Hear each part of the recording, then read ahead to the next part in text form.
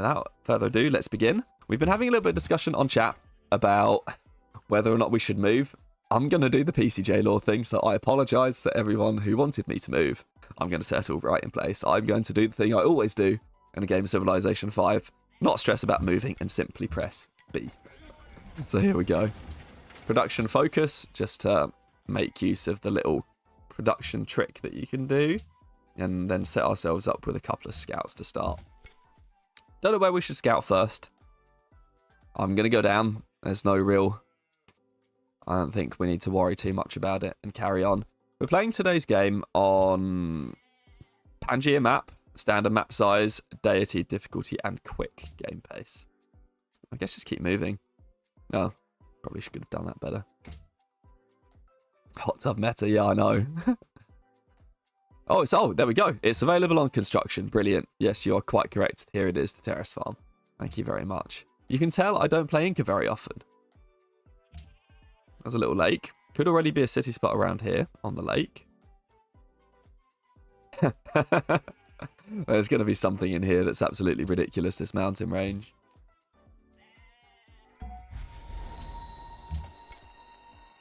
And let's go north now. Oh my god. I mean, look at what may have happened if we had actually moved north. Like, we'd have had no food at all. But we would have had this. There's nowhere to put a terrace farm. Chat, there's nowhere. If I went north, there would have been nowhere to put the terraced farms. Nowhere that we're not going to get it anyway. First ruin. Welcome, Loix. What a pleasant surprise. Yeah, surprised me to be back when I decided to do so. 13 culture. Wow, okay. That's a good start. So already, first important decision of the day. Tradition versus liberty. I tend to go by the rule is that when it goes to picking your first social policy, if you're going to go liberty, you already have to be seeing at least 5, if not 6, settleable unique luxuries. That's different unique luxuries to settle. We do currently only see gold and marble, and we're at the point where we have to choose. Tradition is, of the 4 starting policies, always the best for any empire that's going to be 5 cities or fewer. It's sadly just a golden rule. You can make everything else work, but tradition is always the best, and we're not going to not do that now. Let's keep heading north. A river. Could you explain the production trick? I didn't ever fully understand it. Yeah, sure. So, yeah, it does have to be tradition this early. Yeah, so the production trick it's just a little oddity with the way that civilization collects yields for your city. So you don't ever really think about it too much, but essentially whenever you assign your city has a certain number of citizens. In this case, it's 2. I have 2 citizens because the city is a population 2. You assign these citizens to tiles, and those citizens get for you that tiles yield every turn. So these bananas have 3 food on them. So a citizen on the bananas gets you 3 food every turn. Now, the production trick actually just comes from when civilization gives you that and like how it does the counting. Essentially, the first thing it does is that, in fact, I don't know if it's the first thing it does, but it definitely comes first out of everything that matters. It counts food first, and then if it figures out that you've got enough food to grow a population point, it grows the population point and gives it to you. And then it counts up all the production that your citizens are collecting after that.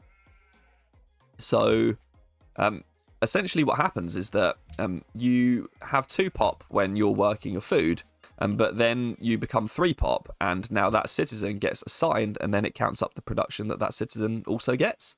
So essentially, when we grow to pop 3, we were working these 2 food tiles. When we grow to pop 3, the citizen will come down on this sheet because we're on production focus, and then it'll add up all the production that I collect for that turn. And that's how it works. So it's because it collects your production after you grow the population and not before. And that's the production trick.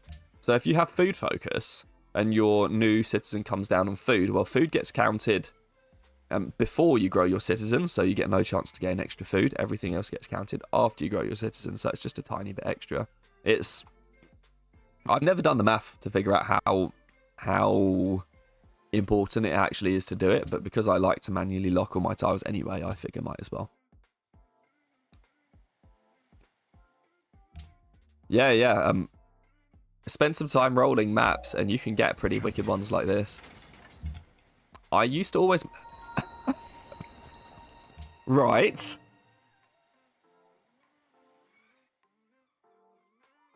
Mount Sinai's here. You've been hiding this from me the whole time. You knew Mount Sinai was there, didn't you? You've just been waiting to see how long it would take me to run into it. Jeez, this map, honestly. Bombos Big Boy, hello? Yo, PCJ Law, my friend Jay is a huge fan. Can you give him a shout out? Well, Jay, hello. Hi, I guess. Shout out from your friend Bomba. I don't know how to do this, but I'm, you know what? I'm forever thankful of anyone who's a fan of the channel. Yeah, I know. Good maps can talk us through your thinking for expands already. That's a good point. I was going to do that, but we'll maybe get there in a minute. Yeah. One could food focus only one turn before the growth, but yeah, it's quite a lot. I heard rolling maps and thought I wanted to... I can't... I'm having my thing blocked by the heart symbol. Like the rest of my chat blocked by these heart symbols on here.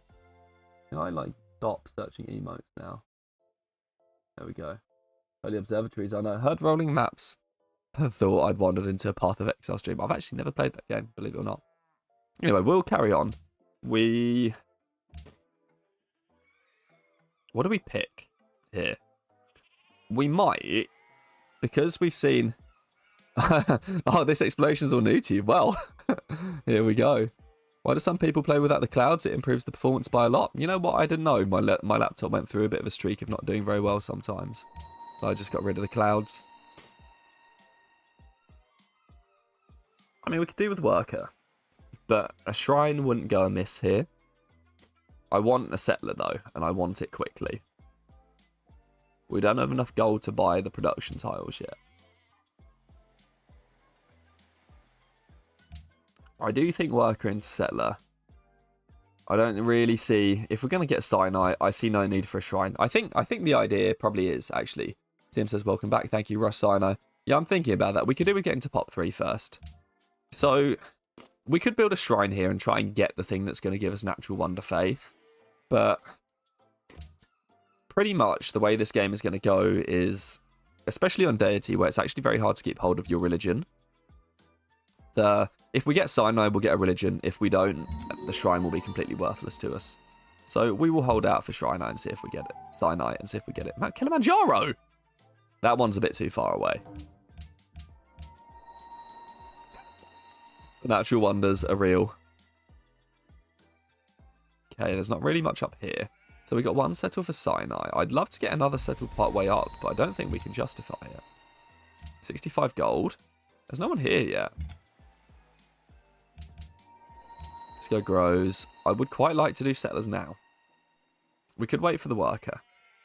We could rush for Mount Sinai. I feel like it's probably just worth rushing for Sinai.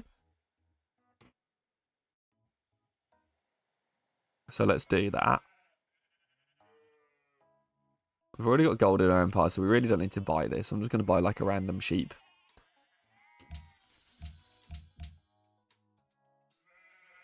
And then we'll go straight for the settler. See if we can get it. If not, positive vibes anyway. Oh, cool. It's a bit of an upgrade. By the way, what we're doing right now, some of you might have noticed, we are not working enough food to sustain the empire. If I take this settler off, we're going to be starving our capital. And one useful trick you can use when building settlers is that you can't starve while you're building a settler.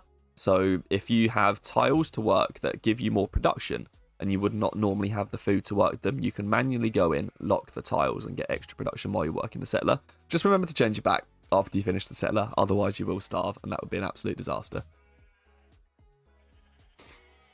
Yeah, this map is pretty Inca Paradise. Yeah, the ridiculous Spain stream was a fun one. What kind of overlay do you use to see all of those stats? What stats? Sorry.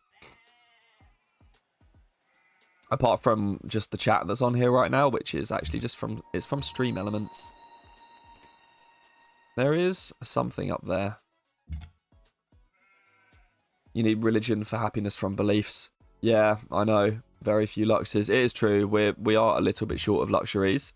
I'm actually going to double back now and see if we can... We have no neighbours, by the way. Also could have been working slightly more gold.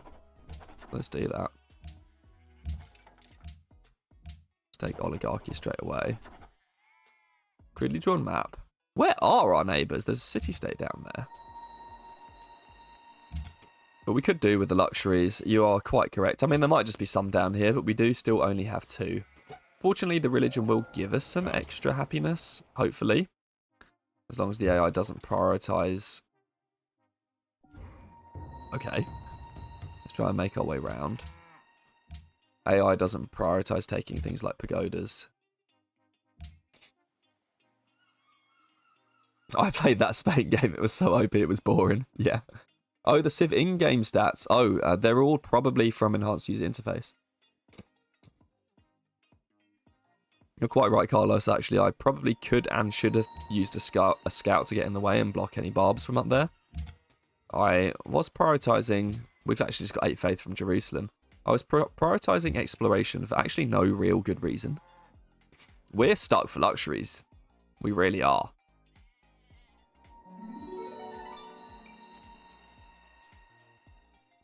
Well, there's the worker steal. So we've done that. Sorry, Jerusalem. Our greatest apologies, but I'm also not really sorry. Yeah, the barb's actually going to have a bit of fun with my scout. Try and make our way around this way. There's incense over there. Let's remind ourselves that this is Jerusalem's. And then make our way back. Need to find some AI. That might be important. We have no neighbours. Shaka. Wave. Yeah, I know. Cusco demands Wales. Yeah, I know. Yeah, Info Addict is actually quite a helpful one. Where's this? Where can this go? There's our settler done. I would like the worker now, so we're going to stop doing this. Maybe we'll try and grow another. Can at least keep the worker moving and take bronze working to try and find the iron. We're going to need to use bronze working to cut down all this jungle as well. We might have to use this scout to try and find everyone else. So, one positive is that if we settle this city right here on the coast for Sinai, which I do feel like looks like the best place right now, we are going to get the incense. So we are going to be able to squeeze 3 cities in here at the minimum. And if we get a decent religion, we can have maybe 4.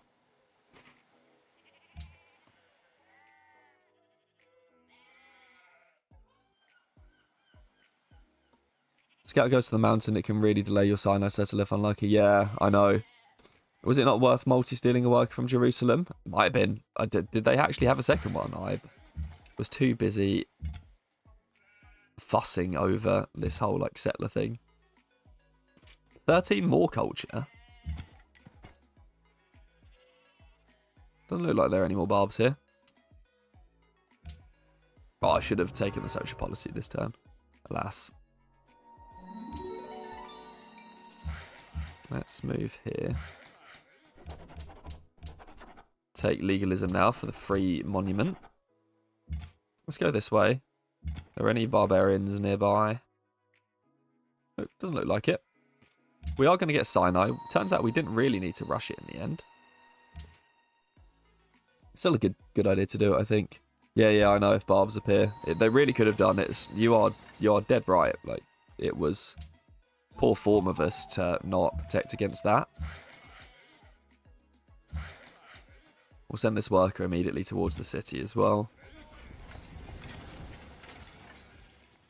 I think we'll do this.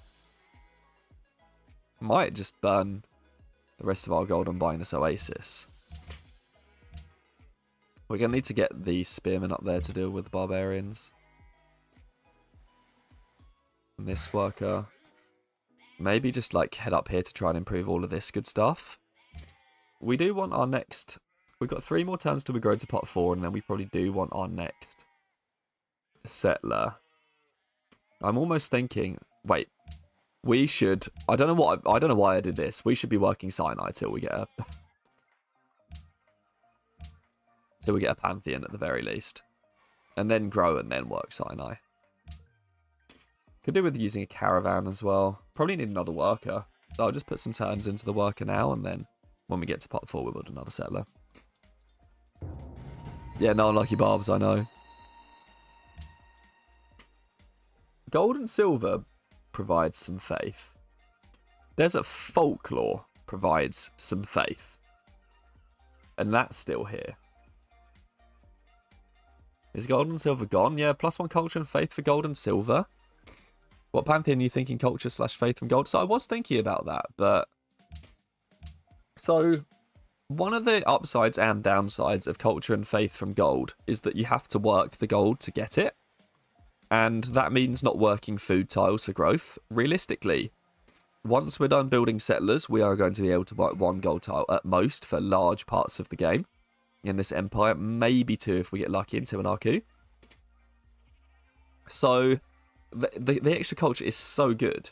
However, we do have the opportunity to probably quite easily work 1, 2, 3, 4, 5, 6, because we're going to get terrace farms, like 7 faith from desert folklore. So I think we just do that.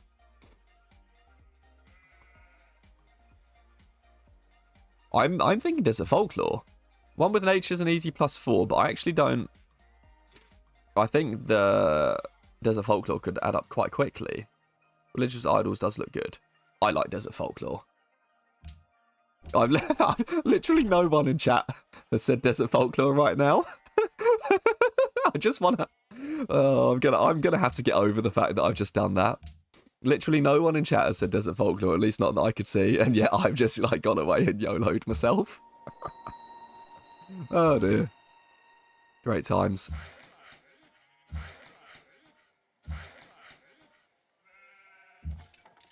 That's ill, I guess. First stream I've ever seen live. Welcome, X. Desert Folklore is so OP, I know. Yeah, I know, it's a ton of viewers. Indeed, this is definitely the most viewers this stream has ever got, so thank you very much for all showing up. And, like, I am aware, right, that part of this will be everyone's excitement for the return. Part of this is because I'm actually streaming on where I used to make all the content. But I'm just glad that everyone is happy to be here. I feel like no other pantheon comes really close. Yeah, Desert Folklore is ridiculously OP. With a spear 11 cubits long. Can you capture a city-state settler? Desert Folklore and internal food trade routes to the desert city. Yeah, that is what I'm thinking. Culture from pastures. Yeah. Nice try.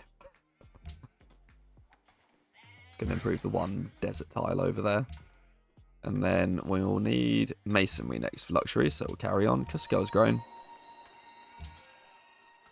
So let's go back to getting some more settlers. There we go. That seems good. Because we can get the gold as well. 6 turns. I don't know where it's going to go yet. I was hoping another spot would make itself obvious, and it might have done. 50 gold. I'm thinking something in here on the other side of Cusco, just to manage this piece of territory. Like, we're pretty good for managing barb camps in our empire. At least in between it, with the exception of this just gap down here near Jerusalem. So if we can get a city down here near Jerusalem, and if Kilimanjaro goes unsettled later, maybe we can expand out. This empire might be just so ridiculous that we might just win the game with 3 cities in a ridiculous time. Yeah, you do deny Aosif's Desert Folklore as well. Oh wow, I didn't realise you could even capture a city-state settler. Yeah, one with nature would get a religion much faster. That said, it means I'd have to work Sinai a lot more than I am now, which has its positives and negatives. Because I would like to grow to an Arku first, just a little bit.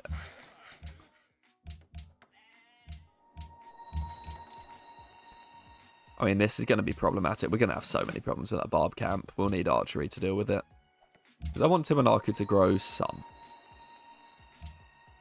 Yeah, I feel like settling around this lake somehow will just probably be quite nice, just to manage all the territory. We unfortunately don't have... Okay, 2 turns to masonry. I guess we'll do that.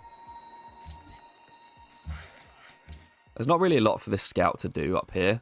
I mean, we could go all the way up here for the furs, and that's another coastal city. So far away from our capital, though. I'd love to put one in this gap here, the other side of Tiwanaku. And there is gems here, so we could do that.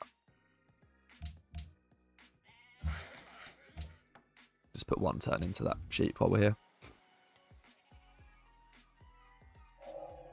Yeah, I know this could be sim to victory. I'd rather not do that. Archery not good for Inca. Your slingers will just run away. The slingers will run away, but I'm not intending to use the slingers to guard my workers here. I'm actually just intending to use the slingers to kill stuff. And that they can do. We'll take landed elite for food because we do have our happiness mostly under control. Finish masonry. We do need archery now in like a really big way. I think I'm going to go put this settle down over here right now to handle the barb camp. Just make sure we can get in range of any of the good stuff down here. Maybe just go a bit closer to the mountain. There doesn't really seem to be a reason to choose a lot over everything else.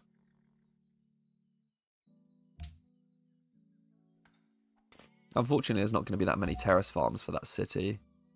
Maybe if we go here, that's quite a few terraced farms, so maybe that's the choice. Like, go right here in the forest. Do we build another settler now? Maybe. Only for like 5 turns, so probably, yeah. Still need to find some more AIs too. Really need to find some more AIs. We can go do that with this scout, though.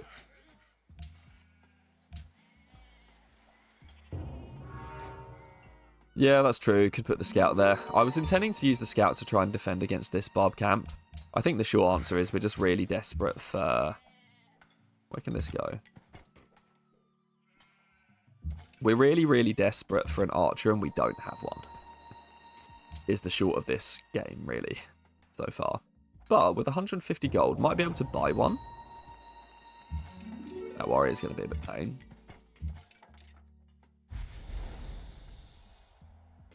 I wonder if... Because we need to get around this somehow. The safest way might be to come up from the bottom. That's not an innuendo. So I wonder if we go this way. I'm just trying to figure out how not to lose that unit right now. We're safe from this barb for a turn. That's fortunate. Where are the AIs here? We can work Sinai now. And get a calendar. Yeah, maybe it would be good to have some eyeballs in here. So this is actually quite an interesting or useful thing to talk about. So between Tiwanaku and Cusco, there is actually only one tile where barbarians could spawn, and it's this hill tile right here. And that's because barbarians can't spawn on picture tiles. So they can't spawn on luxury resources. Nice. Slinger. Done. Oh, come on, Mr. Warrior. Let's go this way now.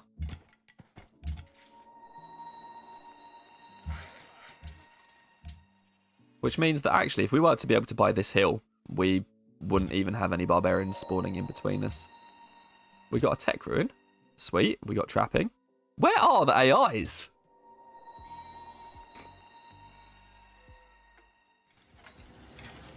Yeah, I know. I was thinking about a trireme. Seems a bit low production, maybe for the city on the lake. Yeah, it will be low production. My argument, hopefully, is going to be that all the other cities are going to have tons. So we're going to be okay. Granary. Probably want to take a worker next here. And just get this slinger out. And now that we're heading this way, be careful and try and get that luxury resource improved. Need to improve the gold so that we can trade it if we ever find an AI. Where are they, though? Like, where's the way through? Probably the other side of Kilimanjaro.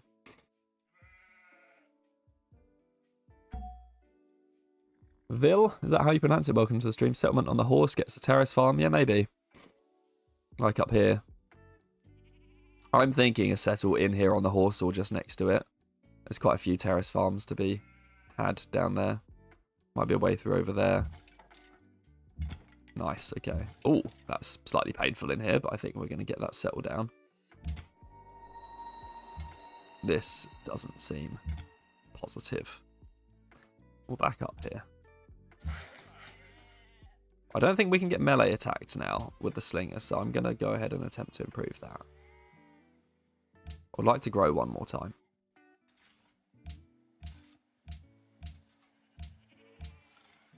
Let's just do this. We've got this other settler out now that can move north. And then we need to stop starving. So let's do that. Something like that feels good. And then we'll build the worker. We'll get some granaries. We'll get a caravan. And then see what's what.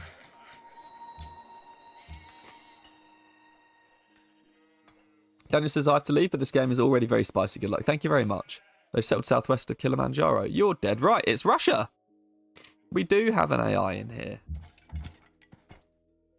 It's going to make us immediately very unhappy. Maybe. What have I done? Oh, Russia. Hello. Приветствую тебя, незнакомец. Hello, hello, hello. Well, we finally met the AI. Should be able to kill that barb camp next turn. Well, we finally met one. That's good. We'll get a granary here. And then...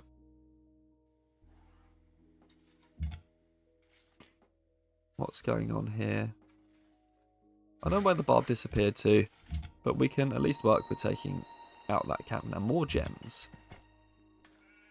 No barb camp there. Probably should have stayed back with this. And I might send the scout to marshal that settler in. Japan, hello. Yeah, I caught the starving capital, thank you. So, It's a boat.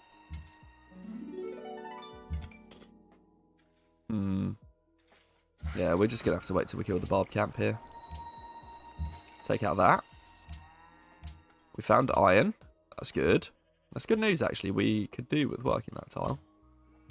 Got another worker. That needs to go to Machu. Can't really safely get there yet. And we have immediately a trade with Russia. Здравствуй. So let's take that. That'll keep us happy. We want sailing for the trade route, and then we'll want to go to writing. Stay here. I'm going to move back with this just in case, because we've now met a couple of AIs. It's not quite so urgent that we get out into the world. No. Can file the barb camp for influence. I could do that, Если я предложу. but yeah, this territory is kind of wild. Alice, not going to lie, it's kind of wild. Who do we kill next? How can I protect this settler as we move, settler worker as we move over? In fact, we can take... I need construction for terrace farms, so we won't do anything there. T180 grew. Now we'll work Sinai till the end of the game. No. This is taking a long time to kill. Nearly done, though.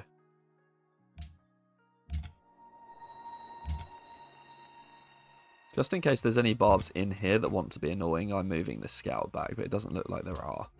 Trouble is, the last thing we want to do is have to run around forever with our settler not settling when we desperately like to. I think we can just kill this. We can. Move into Machu. Nice. That's a wicked tile for T180 to have. I'd happily give up the sheep now, I guess, just for a minute. That's a... that's a horseman. Let's... oh, man, we couldn't even kill the barb camp.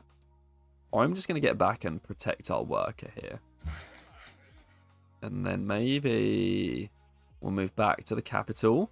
I know we don't need to. This should be okay. I'm hoping if we kill this barb, the barbarian horseman will have to run back into the camp.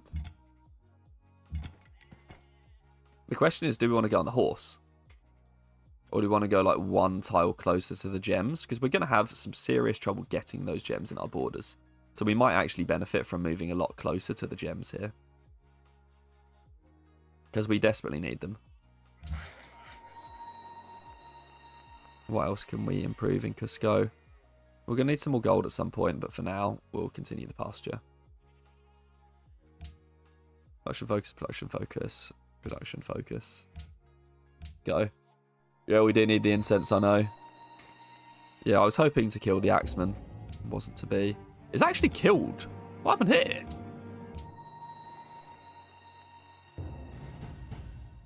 Slinger took some serious damage.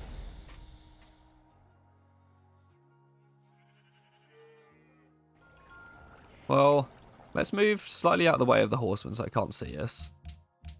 That was more than I expected. There's plains. That's grassland. Need some production here in Marchu. In fact, we'll wait for Cusco to grow one, and then I'm actually probably going to give... Let's take writing. I'm probably actually going to give over this iron trial to Marchu, at least in the interim, just to get the city going.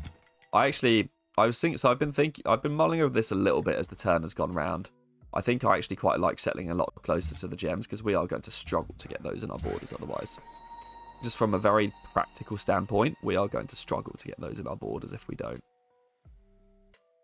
Need to wait for the terrace farm. We need construction. Why am I even getting writing right now? We'll get construction first. Yeah, I know. Slinger rip. Slinger rip. See, it's run off now. So I'm hoping that I can just run into that barb camp next turn and kill it.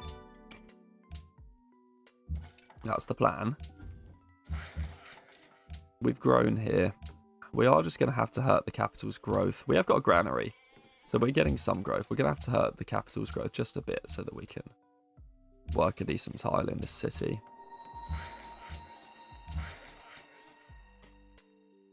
I guess we just keep waiting.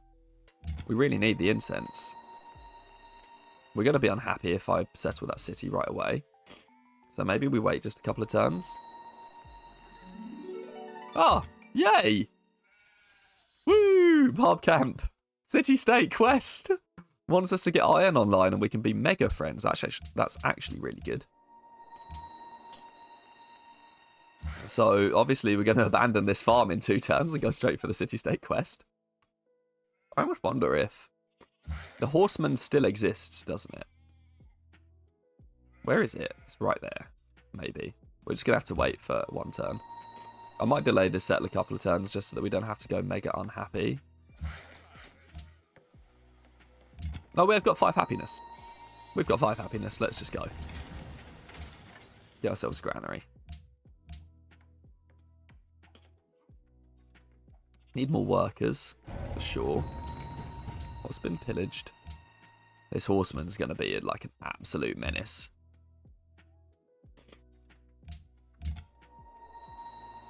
Might have to stay here with a scout, because we're going to need the defense. Is Machu going to grow quicker? No, I'll just leave it like this.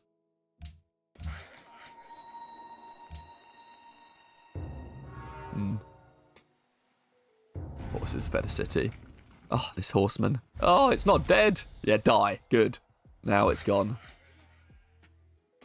Now we're going to go for this incense. We're just going to have to make do with the fact that we've had all of our stuff pillaged for a turn. Not really much else to be done. What else have we got than these orders here? Go back and do this. We're doing okay now. Jerusalem wants us to find the lands of Russia. Would be literally pointless while it's still angry with us. So we won't be doing that. Need more workers, too.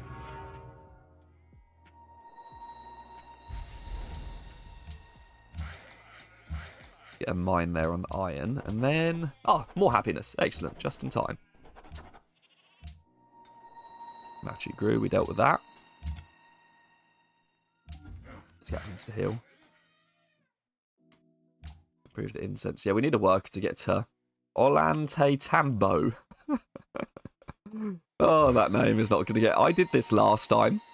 Last time we played the Inca game, I absolutely butchered my Incan pronunciations the entire time as well. And Olante Tambo is going to get the same treatment. In fact, you know what? I'm going to change its name.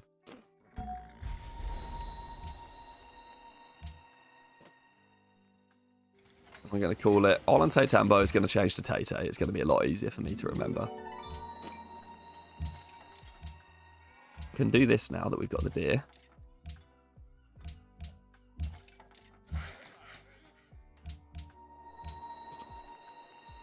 Caravan done. Need another worker, and then we'll get another caravan.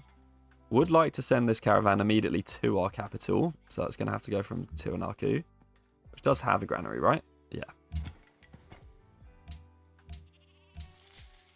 Tiwanaku's actually done. Could do with a watermill. It could build a caravan. It could build another worker. Could build a shrine. Need a lighthouse eventually. That's a good question. I think we probably just want another worker. So let's get one.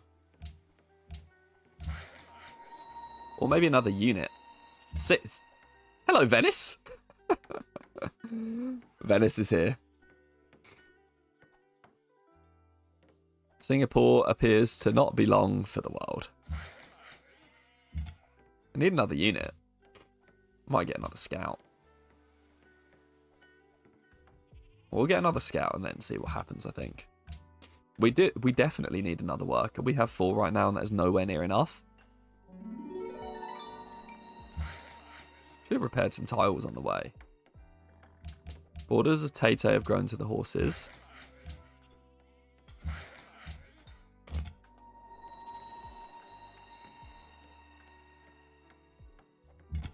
And let's send food to Cusco. The goat returns. Hello, Linkson. Thank you for joining the stream today. Who's been in Matthew? No idea yet. Yeah, Archer would have been useful. We are back indeed. Oh, and we finally got a great profit.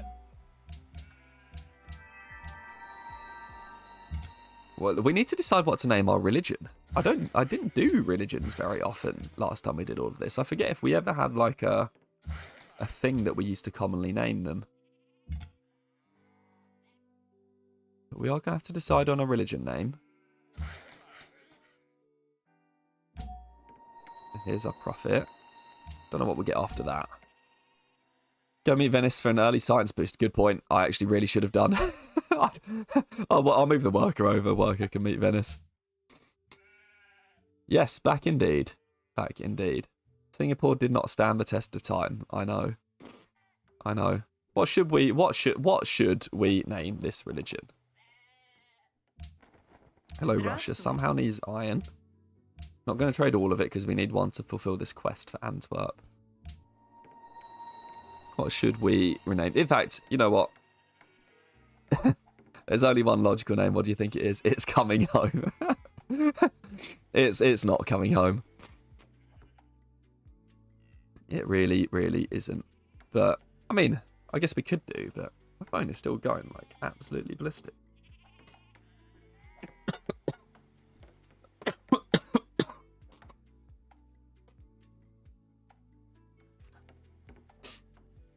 I'll tell you what I'm going to do, everyone. I'm going to be really lame. We are going to be Confucianist today. No, it really wasn't Coming Home. I always name my religion Motorhead. Yeah, I don't have it here right now, but I've been to a lot of metal gigs recently. One of my favourites, I have a t-shirt for a band called Ailstorm. I don't know if anyone knows of them. Welcome, Advanced Donkey. He's going on a world tour, yeah. I'm going to call the religion We Love Civ 5. There we go. Tithe, because it's still here. I guess. What else do we have?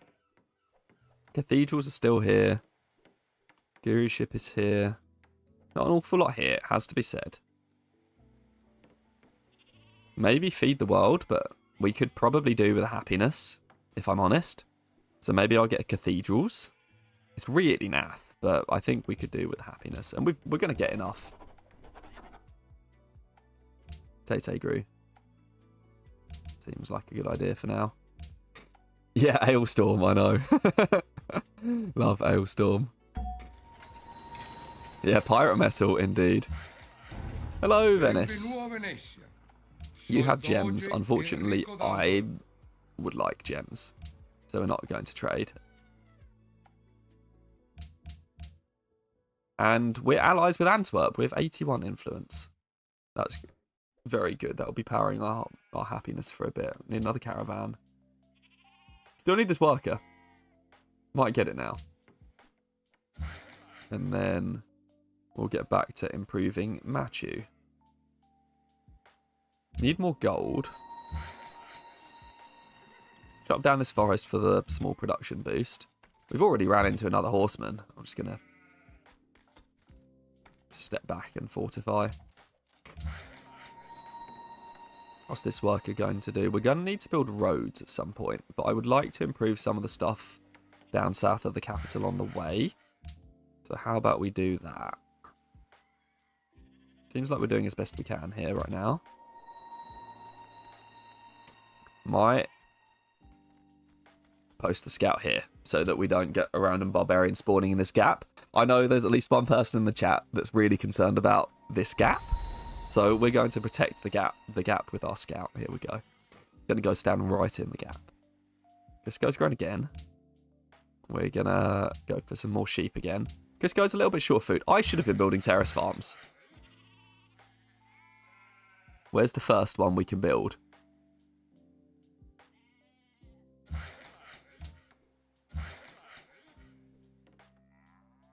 We'll get the deer.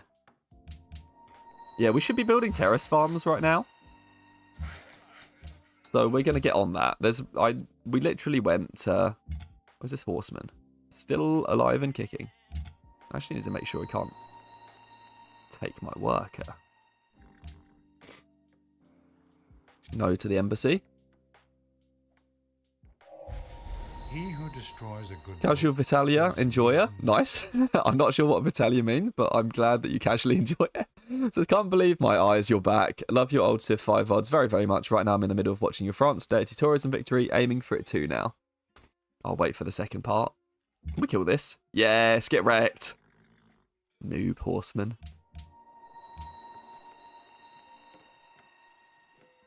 Kinda need a good tile here. Maybe we'll just work the gold for a bit. Let's get this terrace farm.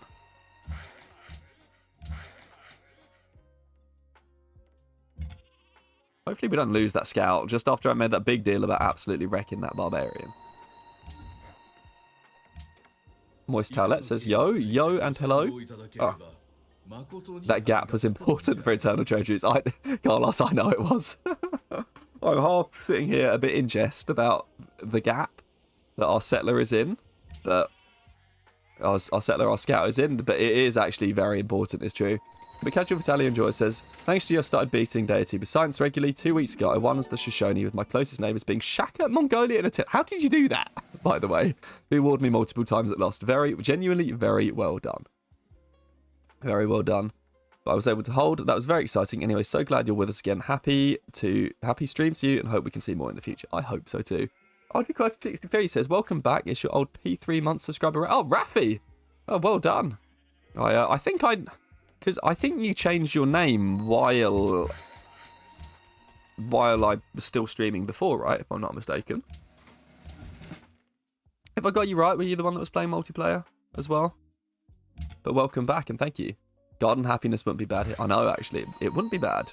We can build 4. Actually. Terrace farm. Look. Okay, look, chat. Look at this. Terrace farm. Plus 4 food. We're going to have a 4 food, 2 production title. And it's turn 50. Absolutely insane. Absolutely insane. What's this one going to be? Plus 2 food. Plus 2 food. It's not even on a river. Do you ever have a chance to play versus Filthy Robot in multiplayer? And do you think he was the original best player around? Might have been. Might have been. Jacob says, happy to see you back. Used to watch you all the time and picked up great game advice from your streams. Well, welcome. I'm glad you enjoy it. Carlos says, sorry, man. No mean to insist it, but I learned the hard way. I cannot forget, even after so much time from losing so many trade routes to Barbs. Yeah, I know. In fact, look what we're going to call this. I'm going to call this... No, we're going to name this scout the Gap Guardian in your honor. Do you want me to change its name again? I was going to add the in front of it. I guess I'm going to have to do it again. Look, the Gap Guard... The Gap Guardian can't even be spelt properly. So we're going to call it the Gap Guardian because it fits. The Gap Guardian is here. Yeah, RG Quad says, yeah, that's me. I never changed my Twitch name, but my YouTube name has always been different. Interesting. No one used to... Yeah, I know. It's probably true. Yeah, this is really Inca nonsense. But anyway, yeah, going back to what Dom said about being able to play against Filthy Robot, I never did. And no, I don't know if Filthy Robot was like the best multiplayer to ever grace us during his time, although he was obviously brilliant. But there is no doubt that if he wasn't like one of the best multiplayer players to be, I mean, he was definitely one of the best multiplayer players to be playing at this time. Don't forget, like, so much of the stuff that I know and use now, people didn't even figure out how to do it on Civ 5 till after Filthy Robot stopped. Like, Filthy Robot was insane and doing all the things that he did before those of us even knew exactly how good internal food trade routes were. So, might well have been, and like people of those times were so good and so different to what we're now. I'm going to send this trade route also to the capital from Machu. And they did all of it without even knowing what we did. Like, absolutely insane. Can we work any better tiles here? Probably not. But it's undoubtable what Filthy did for Civilization 5 regardless. It might have been one of the most, certainly to like high level Civ play, probably one of the most important people, if not the most important person to have played the game. Finished a caravan. I'd like to get another one. Let's get a shrine because it's one turn. We do need to start stacking the faith. What an honour. Yeah, Filthy Robot ahead of his time, but people with today's knowledge look down on. Exactly. Exactly. Vitalio is a Heroes of Might and Magic 3 streamer. Love that game too. Well, I'm glad you casually enjoy a Magic streamer and also me. Thank you very much. I'm gonna work. Can we finish this terrace farm? One more turn. Okay, I'm gonna be patient. We're gonna wait one turn. Could build a watermill. Could build a library. Could build the stoneworks. Could build another worker. I'd like one more worker, then we've got 6, and then I think we're happy. And let's send this to... Oh, the granary didn't finish in Machu this turn. Oh well. Next turn. Filthy Robot's good, but you got more personal. That tile right next to the horses at Tay-Tay is legit, I know. Like, look at this tile right here. We do still get it at Tay-Tay, which is a real positive. I mean, I'm glad some people think I've got more personality than... I also love Filthy Robot. I mean, Filthy is who he is, where everyone is, where everyone's got different traits. Filthy was a bit more prone to being less happy than I am. But fantastic player nonetheless. It's time to start going libraries everywhere. So we can go for our national college. I really want to start dedicating all of our workers to terrace farms. And I will do that. Let's go. Need to send one... We need to get engineering pretty fast. Library in Tiranaku is going to be 10 turns. We're actually going to have 7 workers. That's more than I expected to build. But that's also fine. We're already generating, by the way, our 4 faith per turn now. We're going to get a 5th in a minute from Tiranaku. So that's already better doing than Natural Wonder Faith. Natural Wonder Faith would have been more to start with. That is absolutely true.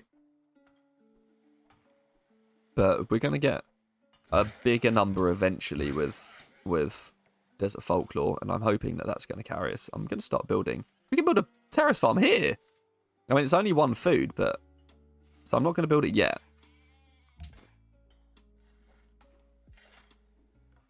Watching that 4-hour tier list while playing the game is nostalgia to me. I know. I can see why you do quick speed for streaming games, but I've moved to standard. It's way more fun. Yeah, like so much more of the game opens up on standard, but actually there's still a lot you can do on quick speed. It's mostly just war and all of the interesting things that come with it that you get to do when you're on standard pace. Should we go for the Oracle? Like, it's still here.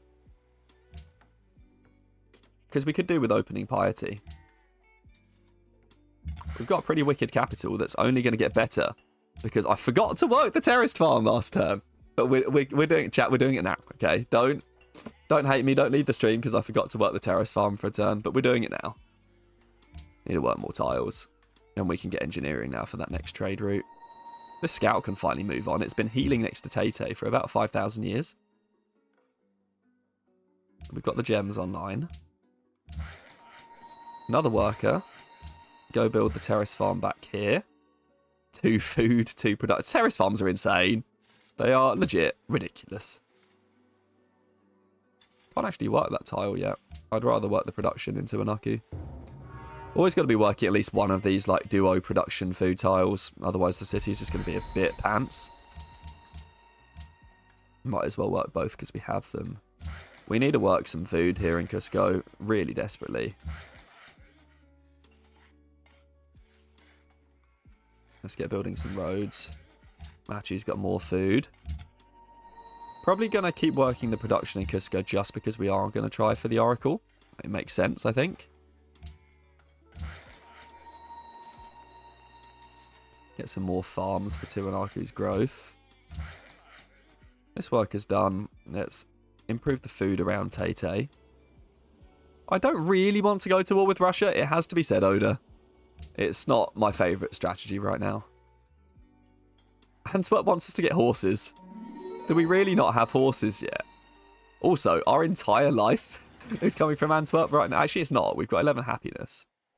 We're going to finish this, and then we're going to get the horses online. We'll wait to enhance our... Well, what are you doing here, buddy? Oh, okay. That is a barb camp.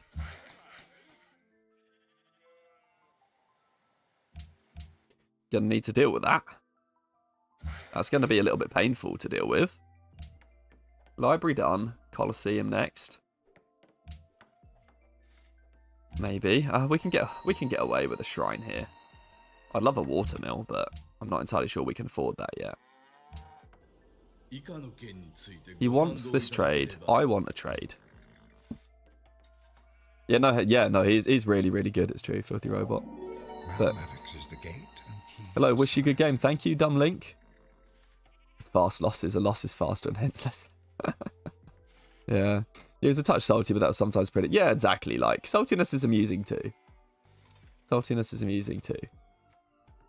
Patronage might be better than piety. It might be.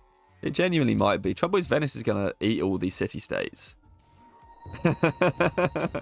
Japanese settler in the barb camp. R.I.P. Right, let's go get this. Archer. Maybe we'll just put the road here because it's quicker. And then get our terraced farm here.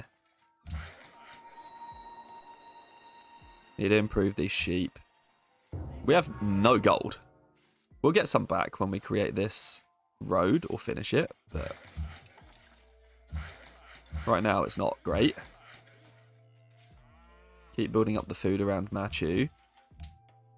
Probably want to perma work this gold tile in Machu now just for the production.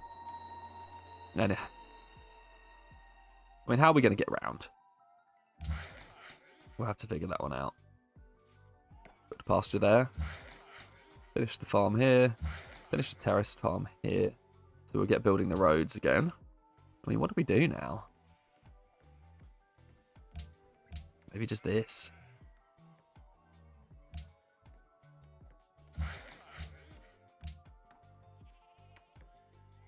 I'll be back for the VOD. Glad you're back, man. Thank you very much, Ismail. Thanks for joining the stream today. A commerce, you get free roll. Yeah, something like that. Spensky. Oh, yeah, Spensky. I forgot to chat about this question earlier, so thank you very much for asking it again. Asks, how does your 2n-1 workers rule change when playing Liberty? It's been so long I've forgotten, is the honest answer. Liberty, so one of the reasons why 2n+1 is a big deal for... Or 2n-1, or even 2n-2 if you're just being a little bit looser with the rule. One of the reasons it's a big deal for tradition is because your cities are working more tiles. Because it's working so many more tiles, you need to get those tiles improved faster because cities only really really get good when they start working tiles that have 3+ food or production on them. That's why bonus luxuries are such good tiles in Civ 5. With Liberty, it's a bit less of an issue. You might actually... So with Liberty, you'll actually struggle to get enough tiles to improve with your workers. So with Liberty, aim for like 1 worker per city. You'll probably want another couple of extra workers so that you can be... Let me just pick what we're going to build in the capital here. Oh no, we just need to assign. We're just going to keep this like this for now. Yeah, with Liberty, you want those extra 2 workers basically to get yourselves roads and to be flexible. But especially if you make sure to go for those early workers, you'll probably manage to get away with probably 1 worker per city plus another 2 or 3, just for good measure. Your cities aren't going to be as big. That's just the way that Liberty cities go versus tradition, which means you're not in such a rush to need to have improved tiles to work. No, I'm getting a little... I had no control, Oda, over getting friendly. Look, I am sorry, but they like me. It's not my fault that I'm friendlier and don't want to go to war with Russia. We're sorry this has caused a divide between us. Venice still really wants my gold. I still want to trade it with someone. Want this deal, though. Yeah, can't imagine playing Marathon, I know. This stream makes me so happy. It brings me back to the simpler times without so much stuff going on nowadays. Nice to remember the good old Civ 5. I know. It's, I feel the same. Like, it is really nice just to be, like, back and doing things that, like, the old nostalgia games, as it were. We're going to need to get to work on civil service farms and finish tradition, which means that right on the queue, turn 61, we've got our aqueducts in all four of our cities, and we are ready to enter what I call the growth window in Civ 5. So on quick speed, between turn 60 and turn 120, is where almost all of the growing of your empire is going to be done. So even if you've had a really bad start, or even if you've had a really good start, it tends to count for nothing if you're not ready to really grow hard through turn 60 to turn 120. It's just the time when all the conditions are right, if nothing else. So after turn 60, because then you can really get your empire set up for growth. Before turn 120, because after turn 120, it tends to be better just to focus on massive production. So, did we just lose this quest, or did we get it?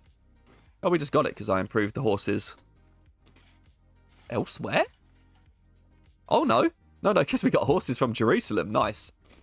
Before turn 120, because after turn 120 on quick speed, you're starting to get to the point where you're going to want to focus all of your cities on maximum production to go for endgame. So, where you end up in endgame is really dependent on how you grow in these 60 turns. Try to focus on happiness. Try to focus on maximum growth. And if you do, your empire will thank you for it. This map is insane, by the way. Like, it's insane. Someone said earlier Venice could be an easy kill. They could be an easy kill. It's a shame we're not closer. Otherwise, I would do exactly that. Edward says, awesome. Is there a stream schedule somewhere? Sorry if already been asked. Hey, we got the Oracle. Yay. Someone did bring up earlier that patronage may be a better idea here. And you know what? You are not wrong. Because we already have 2 city-state allies. And if we get patronage, we can keep them. And if we don't get patronage, we may not be able to. Trouble is, Antwerp might just go to Venice at some point.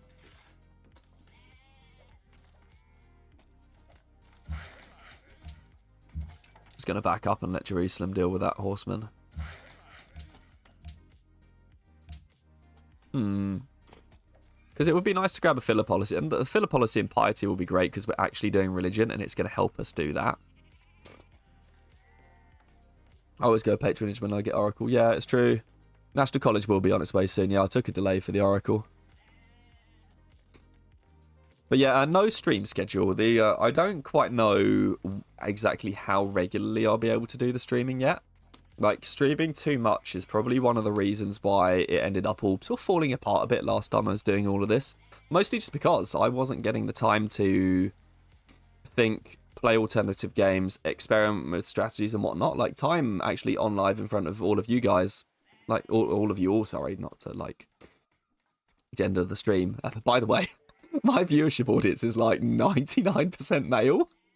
But there may be someone who doesn't identify as male watching it somewhere. So that was amusing when I saw that stat after I came back. But what was I going to say?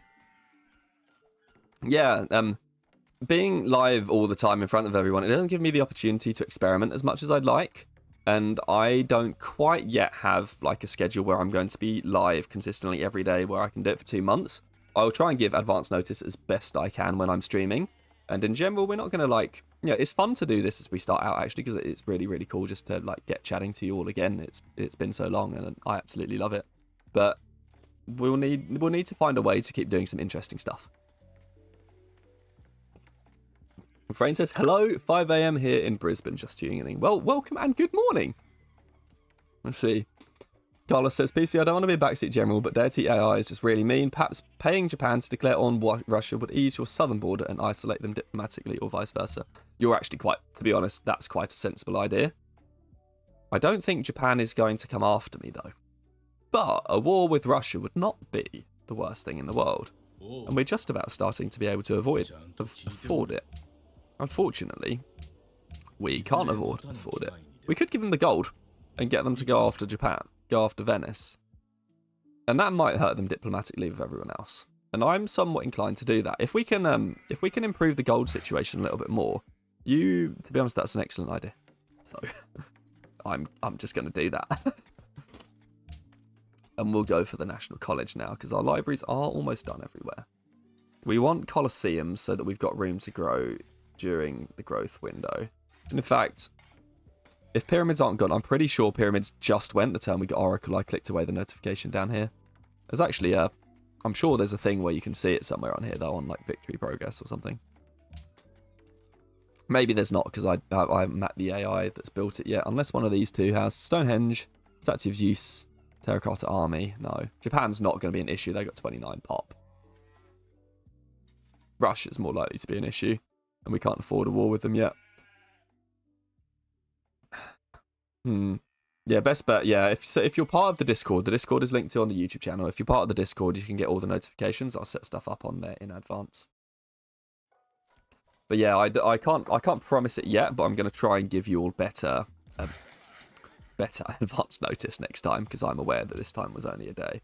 I think we got the time to go Watermill before Colosseum here. Or do we? Or do we? Because, yeah, we do have time to go for Watermill before Colosseum here, so we'll do that. So when doing religion, I really like piety. It's going to let us get shrines and temples up in all of our cities, so I think I'm just not going to overthink this and just go for it.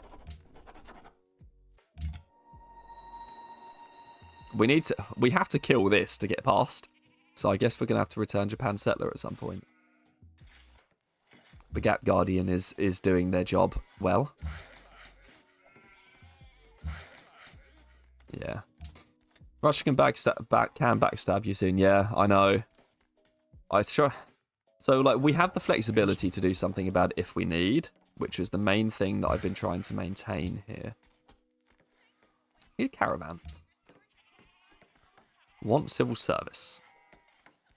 So maybe we do horsebacks for stables, and then we'll do currency, then civil service, then metal casting. Yeah, it would be nice to get a unit on the borders. You are once again dead right. I would actually just quite like to pay Japan to go to war with them, if I were to have a wish list. Need more food here, now that we're done building Oracle. We're working on that. We're working on it. Let's keep building these roads for gold as well. That's more food. That's good. Petra. Would love Petra, not gonna lie. Don't know if it's still there. Machu Picchu's just gone though. We finally got our great prophet to enhance the religion. And a golden age. Happy days. Let's enhance the religion. We love Civ 5. What can we get this time? Garden happiness might be big. We physically don't have the happiness to support our cities getting any larger. Garden happiness might have to be the way. Or we just keep hold of the city-state, but the problem is Venice might take it. I feel like a good hedged bet is Peace Gardens to give us room to grow, even though I don't really like it. So I'm going to go for that. We have another sheep, and just in time as well. What's this terrace farm going to do for us? Just one. See, where can we get some more terraced farms here? Tay-Tay. Yeah, we've got Cusco's growth to deal with now. We need to get these civil service farms up. We need to wait 1 turn, so we can get a 1-turn watermill or a 1-turn stoneworks. We'll take a 1-turn watermill. And then heal next to this archer. Means we should build shrines and temples. Need the faith. Can't you buy Machu Picchu and Machu? I know, sadly it's gone. How good is Swords into Plowshares? Square, it is rubbish. Like, don't get me wrong. If there's nothing left to take Swords into Plowshares. It's perfectly fine. But +2 food, nice. The problem with Swords into Plowshares more than anything is it's +15% growth rate, not +15% food. So Temple of Artemis is the world's most wicked wonder ever, basically. Maybe behind Petra in a good place. But can we build Petra here? Is it gone? Yeah, it's been built already. Yeah, what's the other one? Statue of Liberty, Temple of Artemis, Petra, like 3 of the most wicked wonders you will ever see. And Temple of Artemis is so wicked because it's +15% food. Our entire empire is generating like 92 food right now. I don't know if I've got that math right, but let's say it is. But basically, all of the food that's being worked by all of our citizens in our empire, that just gets added +15% to every city in our empire with Temple of Artemis. It's why it's so wicked. Swords into Plowshares is +15% growth. So +15% growth is going to be this little figure here with 21.25. You're going to get +15% on whatever like your base figure is in here like this. So we've got 32 base food, 22 base eaten. So we've got 10 growth because we've got 10 excess food. We've got 32 base minus 22 being eaten. Is that how it's working? Anyway, like let's say that growth is 10. Swords into Plowshares gives +15% on that, or 1.5 food, and that happens everywhere. It's better than some of the stuff that's there, but if you're going for a religion, you ideally should be getting something better than that. If it's the last one left, take it. But ideally, you're going to get something better than that if you're going for religion. There's nothing wrong with Swords into Plowshares. It's just, it could be better. We've got enough gold to buy this banana now. So we're going to do that.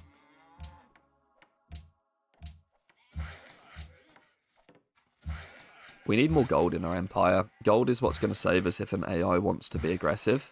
And we don't have any.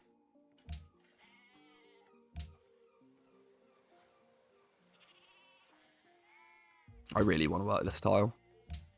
It's too good to not. Need shrines and temples for the religion, so we'll keep doing that. Pasture here in Machu is great. This guy grows again. It's now growing a bit too fast for our own good. But as soon as we start getting these civil service farms up, it'll be a lot happier. We had to chop down a lot of jungle there. Take this now. Keep that faith going. Might as well get a temple now that we've got half-price temples. Tay-Tay's about to grow. Yeah, we can wait here. I think we're all good. What else do we have? Keep going after this barb. Sooner or later, we'll make it through. Maybe we can give Japan back. We're sorry this has caused a divide. Antwerp have been my friends since before we knew who you were. I'm sorry, Venice. Once again, I'm sorry this has caused a divide between us, but they're my friends before yours. Don't eat them, please. We might have to declare war on... If Venice decides it wants to try it on with us, we might have to declare war on them to protect our city-state ally. Someone said it in the chat earlier that Venice could be an easy kill, and they are dead right. They could be an easy kill. And I'm half tempted to do it.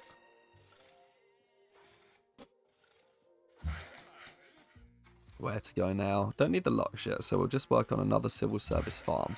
We're going to need the luxury soon, though. We work one of these farms, yeah, in Cusco. Can work one. National College next turn, turn 69. Nice. We have our spy. Antwerp is absolutely crucial to us. Oh, Jerusalem is absolutely crucial to us. Oh dear. Well, that lasted long. We're going to need Colosseums. So let's build them. Don't actually have the horses online here. That's a bit unfortunate. Let's do that next. Terrace farm. Terrace farms. Terrace farms. Tay is going to be so good. Cusco can build a Colosseum. That's going to help. Stoneworks is also going to help. Colosseum here too. We're probably going to need to take a quick break from spamming faith stuff to get... Oh, we still need the caravan. I have been an absolute noob and forgotten the caravan. I always say to build them as soon as they're available as well. And I am currently not following my own rules. Any more terrace farms? We're probably going to have to chop some jungle.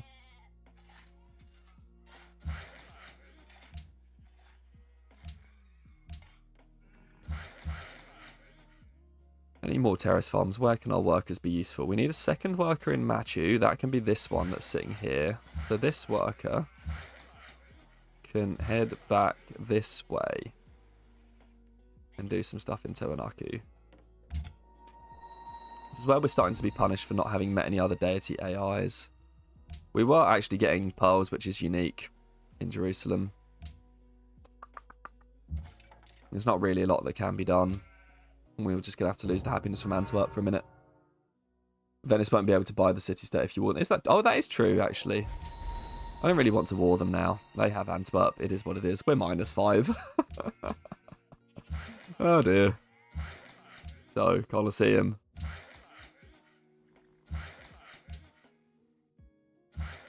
So much for all of the happiness we were trying to have. Well, so what can we do here? What? Здравствуй. We're just going to have to be unhappy for a bit. And that's fine. We're building Colosseums in 2 places. It's actually going to be a little ways before we get out of this. Unless the spy can rig an election in Jerusalem. Problem is there's nothing else available. So we are just kind of dealing with it. We can get out of this gap in 5 turns. So let's do that. Is that... It is plains, nice. I like a terrace farm, but we kind of need 3 production tile here, so let's just get a mine. Well, if we're unhappy, no sense in focusing growth in a lot of these cities. Let's just go max production. And get these buildings out.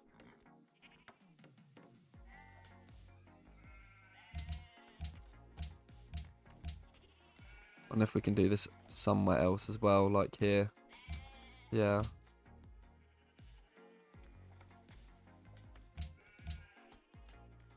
Cool. Happens. Losing both city-states at the same time is always going to be a pain. I'm just going to put a road, and then we'll have actual gold per turn as well. Cambry, welcome to the channel. Can I ask about Civ 7? Do you think it would be better than Civ 5? I hope so. I'd hope so. Yeah, I did think about the war for a minute there. It's usually fine, I think, is the short answer anyway. This cathedral is going to be 1 happiness. I'll buy 1 because it's here. Oh, I can build a Writers Guild too, and that will get us some influence with Jerusalem. I'd wondered how long that would be. Chop down some forest.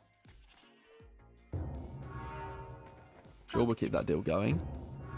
It's a shame none of these AIs got any luxury resources that we could trade with them, because that was what I was hoping to hold on for. We didn't give away our gold at any point because I was hoping to meet another AI to then be able to trade the luxury. Put a turn into a stable. But I want to build the circus at the moment. This horses are online. Caravan needs to go back to Cusco. And we've done the road now. So we have plus 12 gold per turn. That's good. Let's keep on moving. Gap Guardian doing their job religiously. Yeah, this is fixed soon. Nice. Welcome back. Thank you very much, Stephen. Pie Lover says hello. Hello, Pie Lover. You don't have all of the numbers of pie on your YouTube handle either. I remember when you used to on Twitch.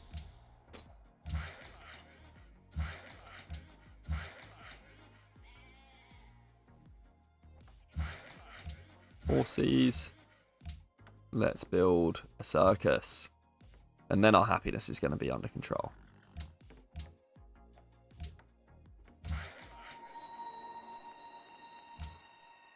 How long till we rig this election? 7 turns. 83% chance of a coup.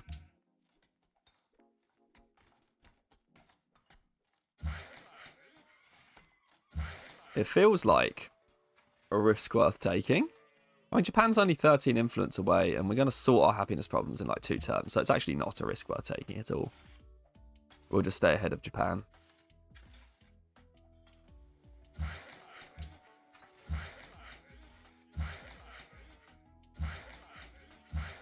Roads. A regular farm or a terrace farm. Both are going to be good enough here, so I'll do that. Roads. Okay. PC, just do one thing, please. I don't want to spam, but look at the gap in the mountains Russia can go through. Yeah, it's true. Gap Guardian could hold it. Oh, dear. You know what? Gap Guardian's no longer needed, because I think we can see Gap Guardian's tile. So you know what, Carlos? Just for you, I'm going to let you choose what we do with Gap Guardian this entire game. If you would like Gap Guardian to go guard the gap between us and Russia, that is what Gap Guardian will do. Well, we got a lot of stuff. I want a Writers Guild. A temple. Because we now need a lot of faith. We're immediately going to go unhappy right after fixing it. It's quite hilarious, really. That's fine. Archer's still here. And this caravan, Tay probably needs some help out of everyone. Can we send it to Tay? We can. There you are, Tay. Have some food. Yeah, yes, Moon Baboon, I'm back. The Gap Guardian's eternal charge, I know.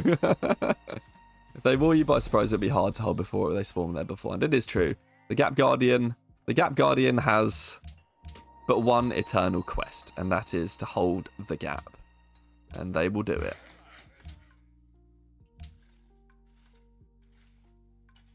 What do we need here now? What do we need here now? A temple. We like temples. And let's start working the Writers Guild as well. We're unhappy again. It's unfortunate. But that will get fixed in 1 turn's time.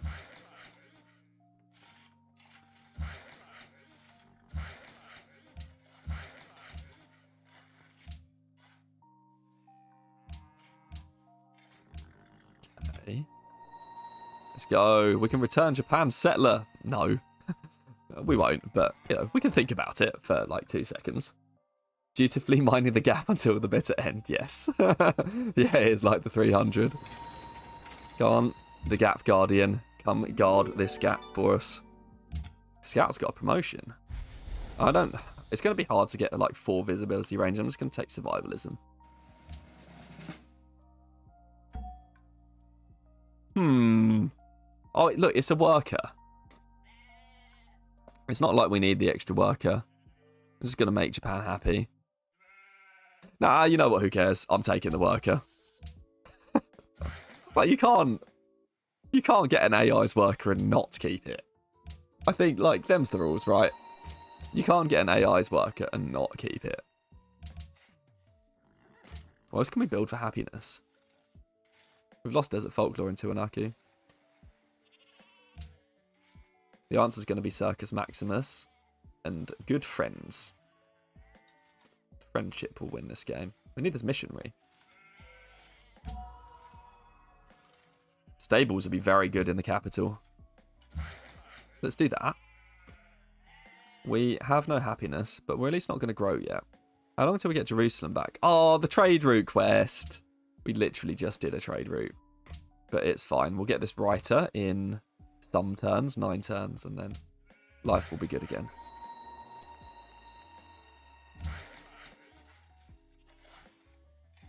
I would quite like the road on this side of the city.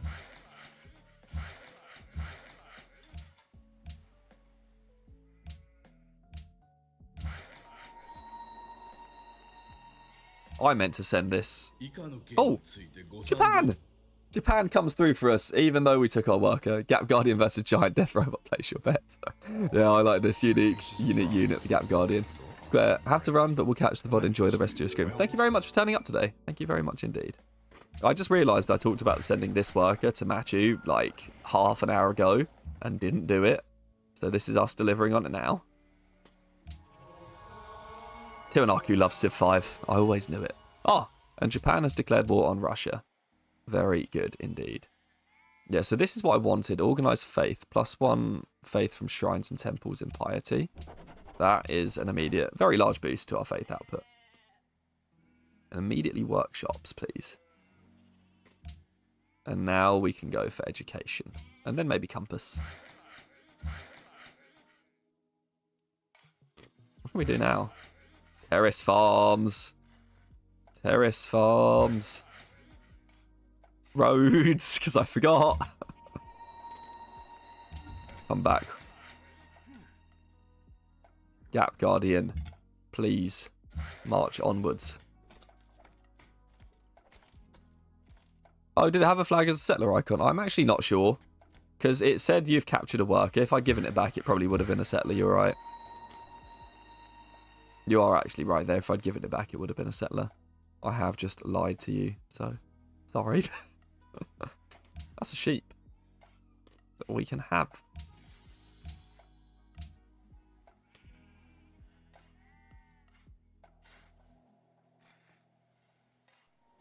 Roads complete. I wanted to go improve this so we'd have a quarry so that we can build a stoneworks into Tiwanaku. And then Tay also loves Civ 5. I never knew, but I'm glad Tay also likes Civ. He's going to build the terrace farm here because it's +4 food. The terrace farms are +4 food. Let's get back to growing. Need to grow capital.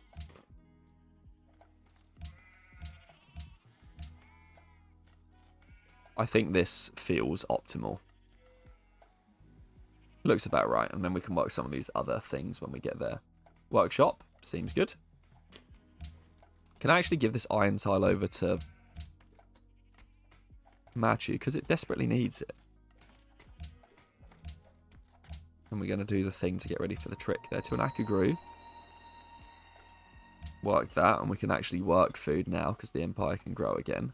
I like that sheep tile, but we actually don't have any worse tiles to work over it yet. Same here, we can begin growing again. We are working all the best tiles here, actually, in Tay. Sell some horses. Здравствуй. Every little helps. Get some more civil service farms. The Gap Guardian gets in their gap. He always says, yeah, it does always say worker. You are quite right. If you give Venice our We Love Civ 5 faith, it will expand a lot due to double trade routes. You're actually quite correct. Unfortunately, Venice is the holy city for Catholicism. And we are going to struggle to get our own religion there. But, I mean, yeah. Because that's the reason why Tiwanaku didn't convert to ours already.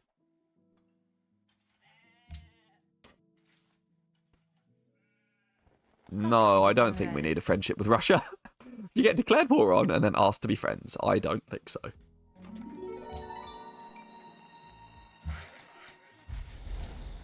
Tay is grown. Very good. What is the button for Terrace Farm? E. I build Terrace Farm so little. I didn't know that E was the universal button for Terrace Farm. Sheep. Machu is good. Stable done. Workshops next, please. We should get workshops everywhere we can. There we go. Gap Guardian gets on the marble in the gap. Was this game lucky to get religion?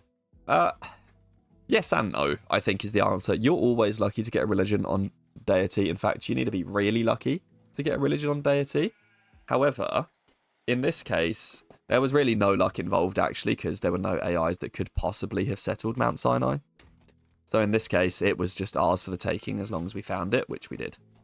And we found the best spot to settle it as well, because this really is the best spot for it to go. In this case, there were just no AIs around to take it, so it was always here for us. But most of the time, you have to be really, really lucky on deity to get one. So many sheep. Did you try to get God of the Open Sky? I didn't, actually, only because we got Mount Sinai, and Tiwanaku is sitting on an absolute pile of desert.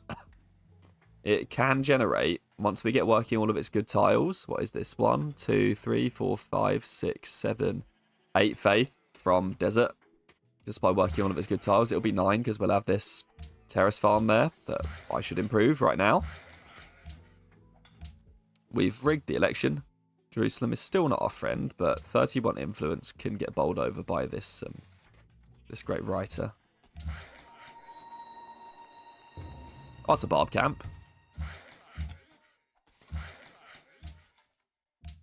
Otherwise, like, God of the Open Sky would have been great. We're so isolated, it would have taken a long time for an AI religion to get to us as well. It is, if this is one thing to know on deity, your pantheon is going to get taken over quite quickly. So don't take anything long term if you're taking a pantheon on deity, unless you think you can turn it into full-blown religion that you can actually defend. And most of the time, you're not going to be able to defend your full-blown religion and still get the benefits of the religion, because you're going to have to spend all of the faith that you would have got to keep your religion. So most of the time, you're best off just picking a really, really short-term pantheon, getting the most that you can out of it early game, and then just waiting and hoping that the AI's religion that takes over you is a good one. Yeah, Sinai plus Venice neighbour, I agree. Even just a little, you can expand tithe. It is true. It is true. We could get tithe in places. Jerusalem's untouched right now. We do need to get one more missionary.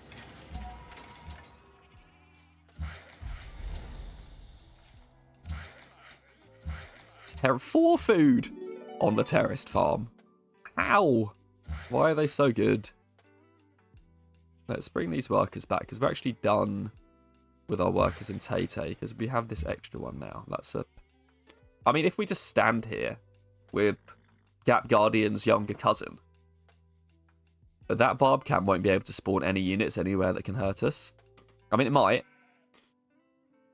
because it might spawn an archer there. We'll see when it happens.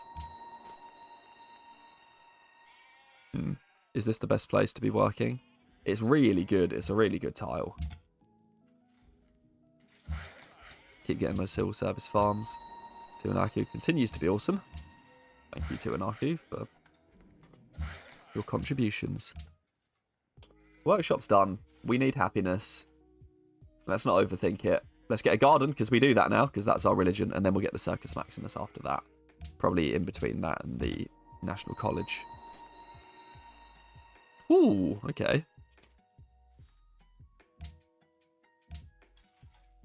Anything else we need to do while we're here? All these cities are getting good now. We could just do with growing Cusco a little bit more. Need that other trade route, I think. This is a God King start if I've ever seen one. I know. Welcome, Admiral Johan, or Johan. I've been waiting for the day you're alive. Well, Master of the Randomful, I'm glad to be here. We were lucky to get this game all together. Are you going to give the Gap Guardian the altitude? Dude.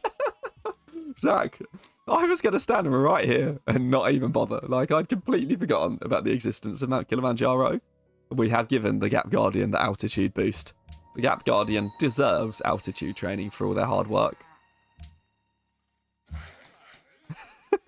I was just going to completely forget. Not going to lie. I was going to completely forget. But the Gap Guardian's eternal calling can be made easier. Did we just get hit by that warrior? I guess we're going to have to go back for Gap Guardian's younger cousin.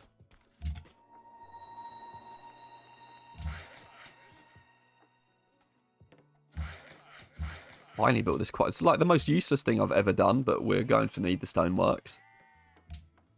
And the stables. And the garden. And the university that's about to come. Let's go convert Machu. We love Civ 5. Yes, we do. Machu. Yes, we do love Civ 5. Do you have any opinions on Civ 7? Not yet. Only because I have actually not... Well, as is like to be expected, right? Like all of the big YouTubers that do strategy games have been given the option to play the demo of the game. I've not done that, so I've not really seen too much, and they've all been using the same stock footage, unless some has come out recently, which could have happened, because I haven't checked in the last, like, 5 days. Which could have happened that I haven't seen. I want the watermill here before it gets too late. I mean, my initial opinions are it's exciting. I think one of the biggest thing for me is, like, one of the things that stopped me from picking up Civ, which is just a complete personal opinion, like, and it's the way it goes, is that I prefer the artwork of 5, and I really enjoyed the gameplay of 5, which made me stay on 5 perhaps longer than I really ought to have done. But Civ 7 looks great. It looks like the sort of game I want to play, and it's got some interesting mechanics that hopefully can have some longevity. At the end of the day, the best and the worst sounding, like, gameplay ideas, they sort of do and don't really mean anything. The worst sounding gameplay idea can be the absolute most fun to play. Can be the absolute most fun game that you'll ever play. Like, even the worst sounding game idea can do that. So I'm willing to withhold judgment until the game is a little bit further down the development timeline. It's the same reason I won't pre-order it until we can see some gameplay that isn't just the stock footage. But if it continues to look good, and it does, it makes me enthusiastic, then we'll definitely do it. Sammy says, hi PC, new to Civ 5 here. Any case where you would trade with a city-state as opposed to just sending internal food production trade routes? One reason, one reason really, and one reason only, it's for a city-state quest, as Admiral Johan said there. Only for the quests. Otherwise, it's just too good when sent for food to yourself. You can do it. If you want money, you can do it, but your empire will be better if you send it to your own cities for food. Yeah, exactly. You want to send, and that's a good point, Non-Turtle. You want to be sending the trade route only when you can get an ally for it. If that trade route doesn't result in a city-state alliance, it is again not worth it. It's just the sad but true fact of how powerful internal food trade routes are. Would it make sense to scout for the other AIs to reduce costs for the text they already researched, or does that work either way? You do have to know them in order to get the discounts on text. Welcome, Hotel Puzzles. That's actually what I'm doing right now. This scout is off doing it. Unfortunately, we need to protect a bit. It might be best to get a trireme, actually, now, into an Arcu. And I might just do that. Because we're definitely desperate for happiness.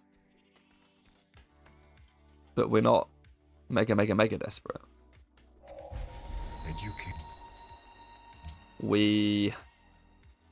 Can we afford to go universities?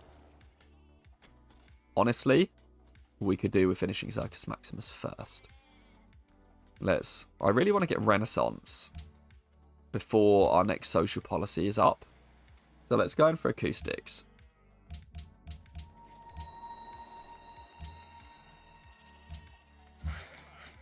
So that then we can open rationalism. Because the one downside of having all of these social policies that we do have is that we are delaying our rationalism because it makes rationalism more expensive. Let's queue up universities everywhere. We do want to build our universities everywhere. We can get a cathedral now for some more happiness. Let's do that. We could probably actually just fill out our cathedral set. Let's think about it. before we enter the Renaissance era. We don't really... We might have the happiness buffer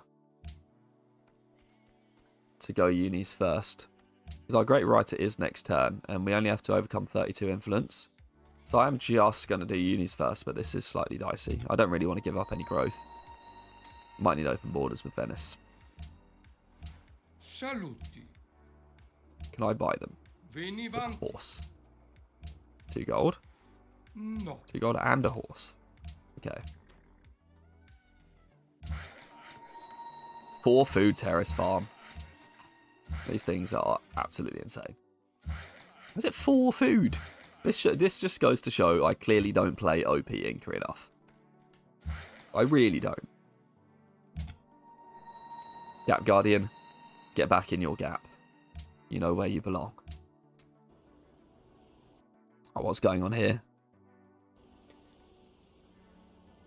So trying probably doesn't work anymore because the shallow water is closed off. Yeah, well, I can go around Venice's borders now. He wants to go to war with Venice now. Gonna boot up Civ. Have a good one. See you later, Admiral Johan. Hope you have a good game. And thanks for joining the stream today. Great writer. And we're allies. Excellent. And immediately, Natsume Soseki. Anyone know who they were? Is going to go straight to sleep.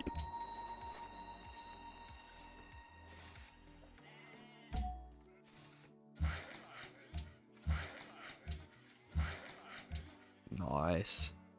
We need a stables in Tiwanaku. We have too many buildings that we want to build. The eternal problem. We're actually working a specialist slot here. That's a bit awkward. I mean, I'm not against working specialist slots. They're actually pretty good to work, but not before we've got the rationalism policy. Oh! Units. To enable it. Terrace farm. It's probably not actually the best terrace farm ever. I've not got optics. Sure. Optics. Oh, I'm not used to not having optics this early because the trade route on Compass is incredibly valuable. I normally try and get it a lot sooner, but I just wanted to rush for Renaissance so we didn't have to take a third filler policy before rationalism.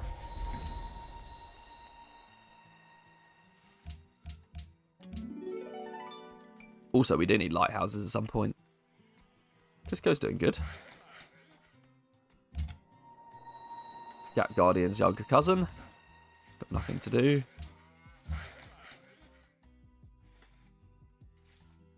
Farms. Our scout can embark now. This can embark now, and now there's just no room for us. So I guess we'll just get in the water. I mean, that's really useless tile improvement. I don't know why I'm doing that.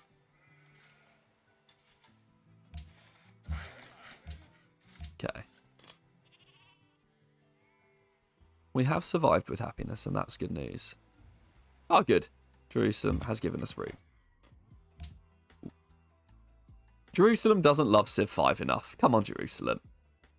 Get your act together. You know you love Civ 5.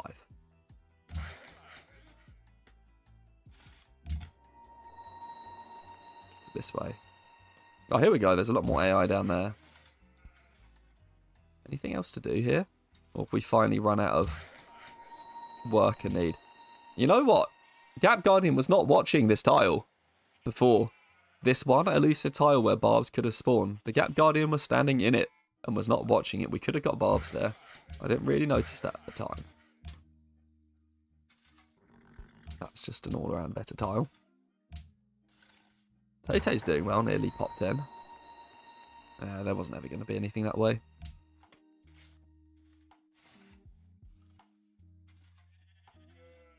Probably need to work our specialists, actually, now that we've got a university in the capital. This is why I don't like queuing stuff up. It's quite nice to use the queuing functionality as a way to, or rather to not queue stuff, as a way to, like, when your building's finished, remember what you had to do when your previous building finished. That's fine, we're doing it now. Tay-Tay is pop 10. Tay really does need to get bigger. In a hurry. Could try and get some gold to buy tiles. Maybe. I want that. We now have one too many workers, which is a good thing. It means we can be a lot more flexible with what they do. That tile. 4 food, 2 production, and 1 faith. Like, that tile is absolutely insane.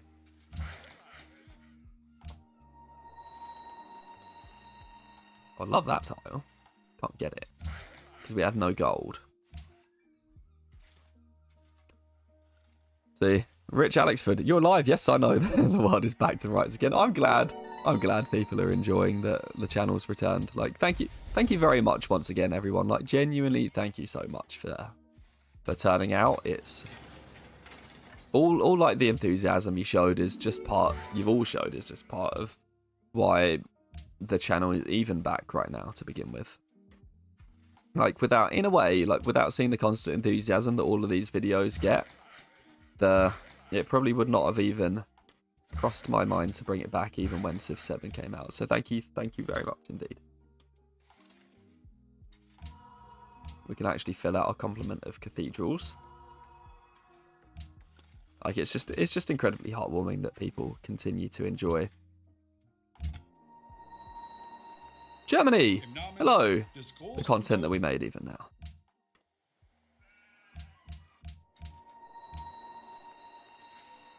I mean, what do we do here? I think, well, this citizen is going to go in the university slot just as soon as we can put it there. Terraced farm. It's only 2. What? I was about to say it's only 2 food. It's 2 food. It's already good enough.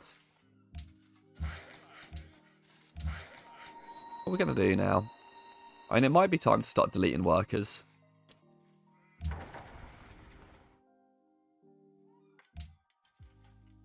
Soon. We do have 8, kind of by accident.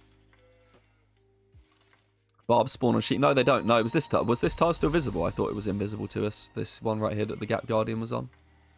I could have been mistaken. I thought it was invisible to us, but it actually just might have been visible to us, and I lost count. Which does happen. I'm not immune to mistakes. Circus Maximus is done.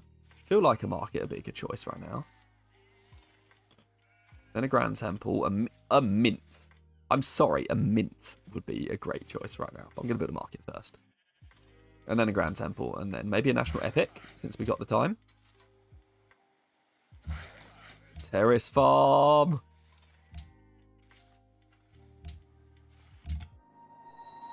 Where is Germany? Let's go have a look. Bismarck. How do you do, my friend?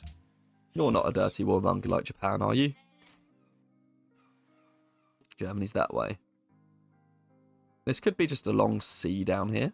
And it is. Yeah, these workers are all really not necessary. I'm going to replace the Japanese worker with this one.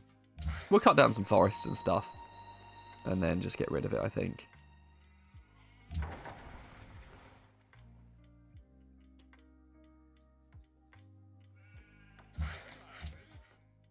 What should we do? In the university.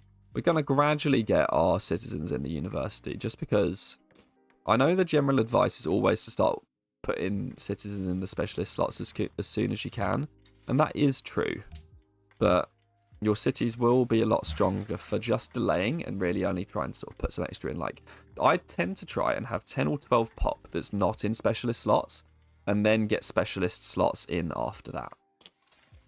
So, for example, in Tay right now, I've only got 1 university slot in because we're only 11 pop, and I like to at least have 10 citizens, if not 12, not in specialist slots. So we've got 1 in because we've got 11 pop here. Capital can have 2. In fact, it can have 4 specialists because it's got 18 citizens, so we already have 14 citizens that are not working specialist slots.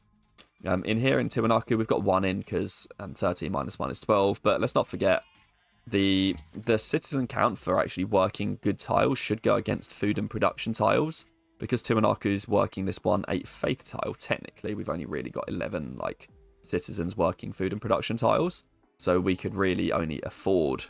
We could do with one more citizen working working like a food or production tile, ideally. And then everyone else can go in specialist slots. And here in Machu's got 13 pop, which means as soon as it finishes its university, we'll be able to pop the 2 citizens that it'll have by then directly into specialist slots. All hail the deity god return. Well, thank you very much. Yeah, so the restriction is that barbs can't spawn on any pictured resources. It's any resource that's got a picture they can't spawn on. Oh, Carthage, hello. You have crabs? Germany. Your truffles are desirable. Thank you. Yeah, I know. That's what I was thinking as well, Carlos. Like, but it's fine. Like that one gap. There might be some other rules for barbs as well. That's the reason why the camp didn't spawn there, even when it may have been able to. But I do know of, at the very minimum, that one. Need to make sure to keep track of all these tiles we're working. I think we're doing fine so far. Really want the Sistine Chapel. Really want a Grand Temple. We've gone Renaissance. And we might be the only one here. So let's go for it. Our capital is far more than strong enough that if we don't get it, it's not a disaster. And that's usually my rule when it comes to building wonders, is as long as it's you've got so much to do that it's fine if you don't get it, then you can go for it. And that's the case that we've got here.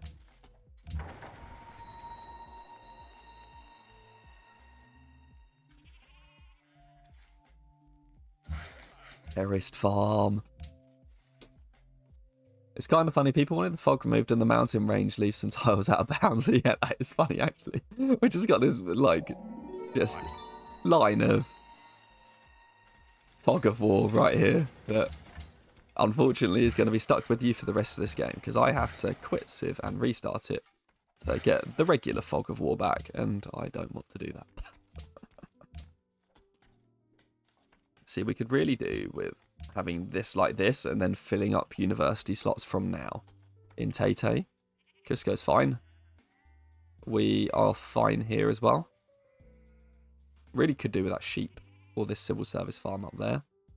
And here we know we're fine. We know what's coming. Garden's done. Probably it would be nice to start getting some gold, so I'll at least start a market in Tay. In fact, there's a better choice than starting a market in Tay. We have 2 observatory cities, so we should absolutely go for astronomy. It's a better choice because I actually need a caravan, and Tay is capable of building it. More insane terrace farm fun times. Honestly, these terrace farms, you never get used to it as a person who plays Civ. Not unless you're one of these people who only rerolls for amazing starts, which I don't. You never get used to something like terrace farms.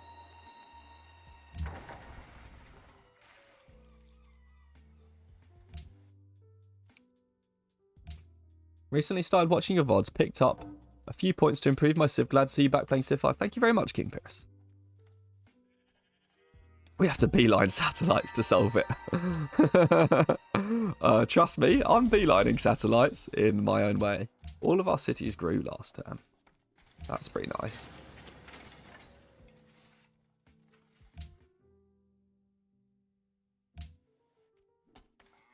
Cool. And a great scientist, our first. Come stand on the banana. Michael Faraday. I mean, what else do we need to do with religion now? We've got all of our buildings. We've converted... Well, we haven't converted Jerusalem, I guess. Russia's totally going to have Jerusalem. I think the answer is we actually need an Inquisitor because of all of these Russian missionaries that seem to be making a bit of a slightly suggestive beeline towards my cities. One underrated positive aspect of not bulbing all of your great people straight away is you could use them to block against nonsense like that. We'll get the market now. I would like to feed Cusco again. Let's go do that. 3 food trade routes to capital is never a bad thing. Start chopping some jungle, because it'd be nice to have more terrace farms. The Gap Guardian doing their job. Let's have a quick snoop. Can't see anything. Let's go back. Gap Guardian's cousin also doing their job. This is a done terrace farm. That's a 4 food terrace farm. Why are they all this good? Like, why are some they're just terrace farms. Honestly, terrace farms. Not a bit debuffed. Holy, good to see you back, mate. Ah, well, I am glad to be back. Great to see that you're alive and well streaming on YouTube now. Yes. Oh, Matt, Baba Luther King, that is a name that's an absolute blast from the past. I remember having issues attempting to say your name every time it came up in the early days of this channel. But yes, streaming on YouTube now, indeed. I mean, it just kind of occurred to me that, I don't know. I mean, it's always the, like, up and down thing about it all, isn't it? Like, where do you stream? Do you stream on YouTube? Do you stream on Twitch? Something like that. I think if there's one thing about streaming on Twitch, is that technically you got to choose, I guess, what VODs end up on. I mean, I'm sure that you get to choose to bring down the stream VODs on YouTube as well. I just sort of, back then, I didn't really think that people were really... I wanted to stream on YouTube, but I didn't really think people were watching streams on YouTube. And, like, for better or for worse, the pervading wisdom at the time from anybody who was doing advice on, like, doing this kind of thing, it was all always stream on Twitch and then grow your channel on YouTube, because YouTube's got terrific discoverability. Twitch has no discoverability. Like, you know, if you're on Twitch, you can watch your favourite full-time streamers all day, every day. Yeah, if you've got, like, 5 that you like, you can just watch those 5 and be done. Got no reason to ever find anyone else. Whereas people on YouTube are generally, like, looking for more content. I guess that's... YouTube's where you go to look for content. Twitch is where you go to watch someone you already like. Always been that way. So I always just kind of thought, to be honest, that, like, people wouldn't watch any streams on YouTube. But right now, you're all proving me wrong, because I've been seeing this number at more than 100 concurrent viewers for the entire stream so far. So thank you all again so much. Like, the Twitch stream never got above 40. So this is just absolutely insane. Thank you. Thank you so much, everyone. Huge farm in Cusco. I know. These terrace farms are absolutely insane. 4-2. This one's going to be 4-2. There's another 4-2 over here. Some 3-2s. There's another 4-2. It's nuts. But yeah. From what point can you say faith for great people and not auto-generate great profit? Industrial era. It is one of the reasons to try and to rush industrial era if you want to not generate a profit. Yeah, now you mention it, you did. I did have trouble every single time. And I always try and full name everyone. It's what we do here. So, you know, just in case there's like a Babbo Luther King and like a Barrow Luther King or like a Babbo Luther Queen, like you have to pronounce the full name. So this is what we try and do. But it always used to give me some issues. Yeah, the problem with YouTube streaming in general is that it's difficult as balls to find streams for what you want. Yeah, exactly. Exactly. But it's also no more difficult to find a YouTube stream than it is to find a video from YouTubers that you're subscribed to at the end of the day. So 6-2 incoming. Yeah, I know. Is that what this one's going to be? We'll see. When it arrives, I'll do the shocked face for you all. Thanks for helping me gain confidence to try deity. Even if I'm losing these early games, Immortal is so much easier. I know. Purple Moon Gaming, I know. It is such a jump. It's one of these things that I always hoped to do with this channel was to... I meant to get an Inquisitor. That I wanted to do with this channel was to help people who weren't able to play deity. Like, you can do a small number of things on Civ 5 and be able to... They're at war again. Japan and Catherine are at war again. I mean, that's fine by me, but it seemingly didn't go well last time.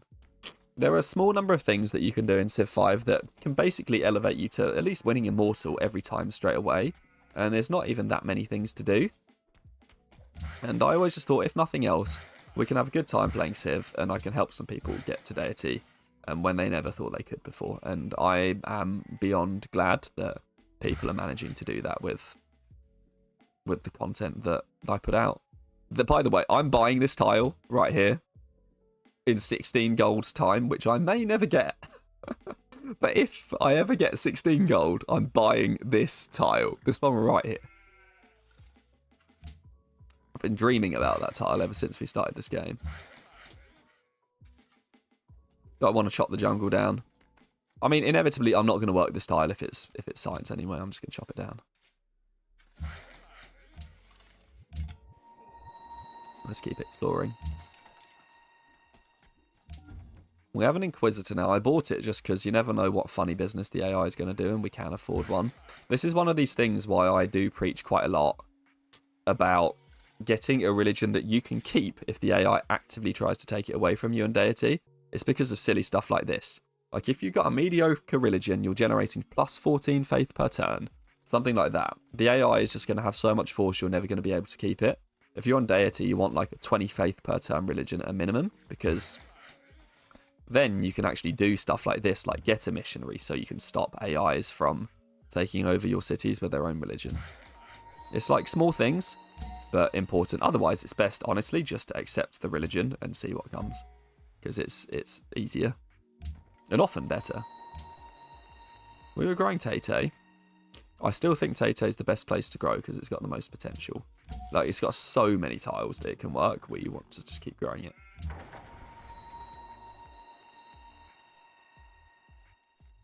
Is there anything else to manage here? Probably just best to check. There we go, a university slot needed. In fact, 2. Get those in. We've got 12 pop minus our specialists, so this is the time when to get specialists in, because we've got 12 citizens working tiles that aren't specialists. Or rather, we got 12 citizens working food and production tiles. In Tay-Tay, could do with another one, but we don't have a good non-specialist tile to work, so that's fine. In our cap, it's doing its thing.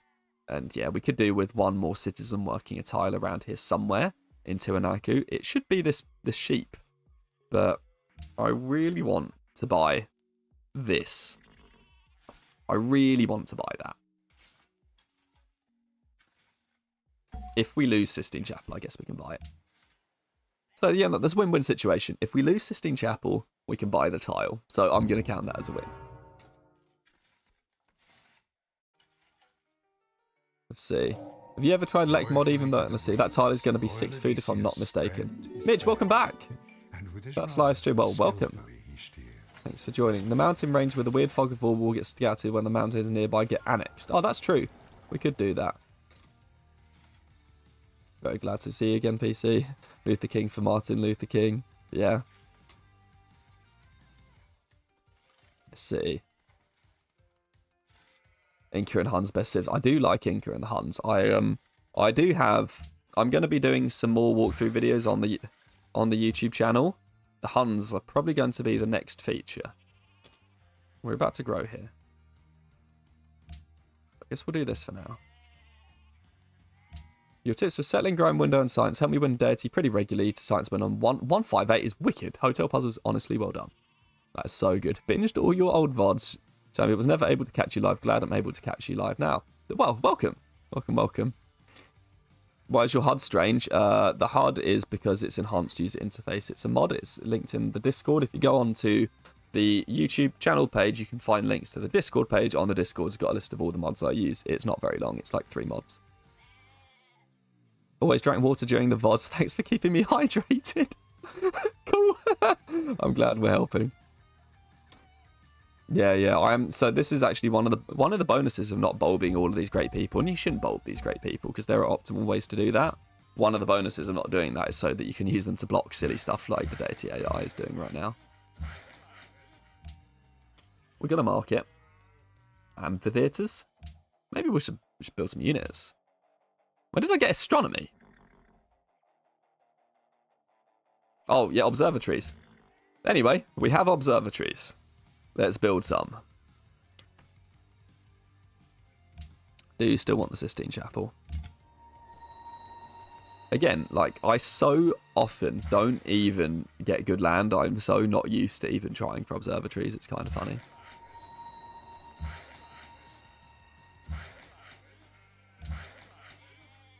Yeah, we got too many workers now. That's fine. The workers have served their purpose. Better to have too many than too few. Okay. I should actually hydrate now we think about it. Just through watching you and practicing, I managed to get to turn 149. That's absolutely nuts, not debuffed. Like, even with, like, abundant resources, that's absolutely nuts. So well done to everyone. At this point, most of you probably have a quicker victory than I do on Civ. Like, genuinely. Tay has grown bigger. Unlucky number 13 for Taylor. In fact, technically, I guess it's not technically Taylor. It was Oliyan Tam. I can't pronounce it. But I hope you all understand exactly what this used to be. Yes. 6 food. 6 food for Tay. What do we do now? We do have too many workers. That's fine. Perhaps it's time to see if Jerusalem has another quest. It doesn't. That's fine.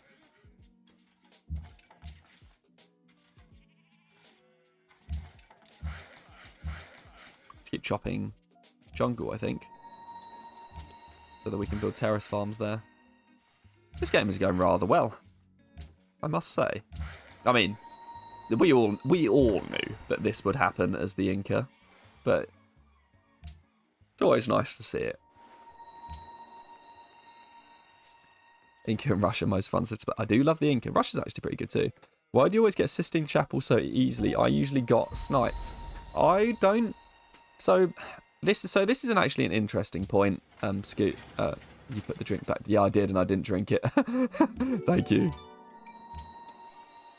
This is actually an interesting point that is worth mentioning now, so I will. Amphitheatre's done. Opera House, I guess. We could do with some more gold. I've been saying that for like 1,000 in-game years, and it is still true. Wait. Might put some of the workers to sleep, actually. There we go.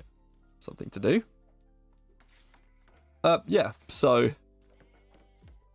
What was I going to say?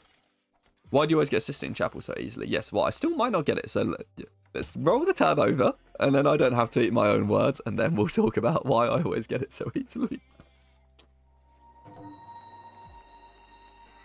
Woo! Sistine Chapel! There we go.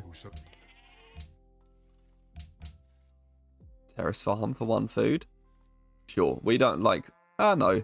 We'll take this as a production tile. Run away.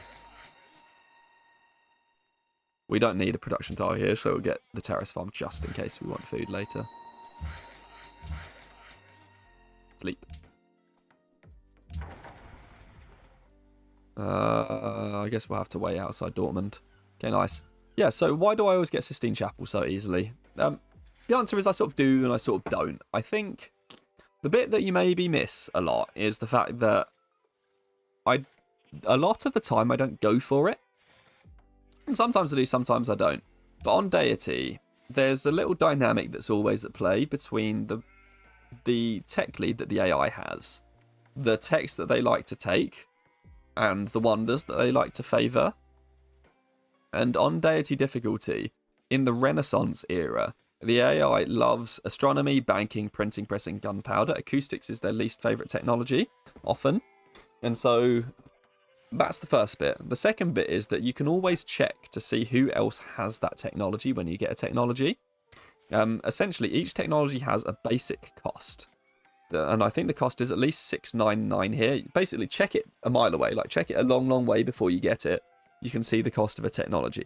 That cost goes down for each civ that's researched that technology, which is why you often see victories being faster on Deity than you do on Prince.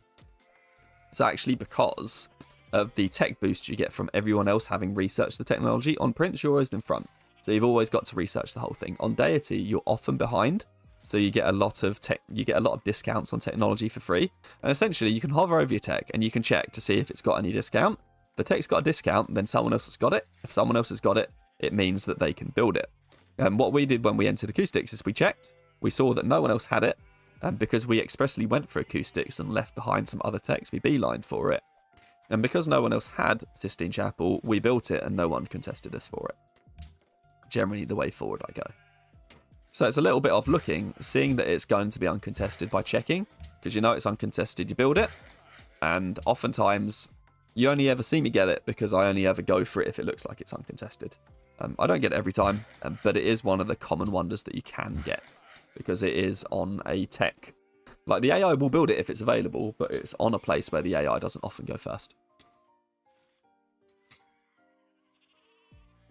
God, game's going well because the Gap Guardian has held off the Russians for 100 turns on their own. Yes, the Gap Guardian is doing really well at their job of guarding the gap. What do you think? Civ will get the fastest victory with regular settings? Babylon or Poland, I think. Generally, they're like the two leading choices. Poland, just because the insane stuff you get by getting all the rationalism technologies early. Babylon, because Babylon. Yeah, I could actually sell the iron for gold. Turn 100 benchmark time. It is true. It's turn 100 benchmark time. What do we have? 63 population. Not like the most wild ever, but, you know, 63 population is really good, and we are still going. So happy days. Happy days. We generally aim for, when we've got 4 cities, we're generally aiming for 45 or 50 pop by, like, turn 100, something like that. So we are well in excess of that number right now, which means we're having an insane game. Usually if you've got 50, you know you're having a great one. So we are on an absolute roll. Yeah, if you don't plant the scientist immediately when you get it, King Pyrrhus, it is much better to hold on to it to the end for late game bulbs. Essentially, like, planted scientists give you science from the moment you plant them onwards. The earlier you plant them, the better you get. If you're not planting them immediately, you might as well hold on to them. But also, earlier on in the game, it tends to be really, really beneficial to be working tiles with 3 yield combined of food and production. So either 3 food or 3 production, or 2 food, 1 production, or 1 food, 2 production. When you plant a great scientist down on your tiles, you can't get a 3 yield food and production tile, so it actually becomes slightly difficult to manage. A trade-off that you don't normally like think about too much, which is actually important to consider when planting a scientist.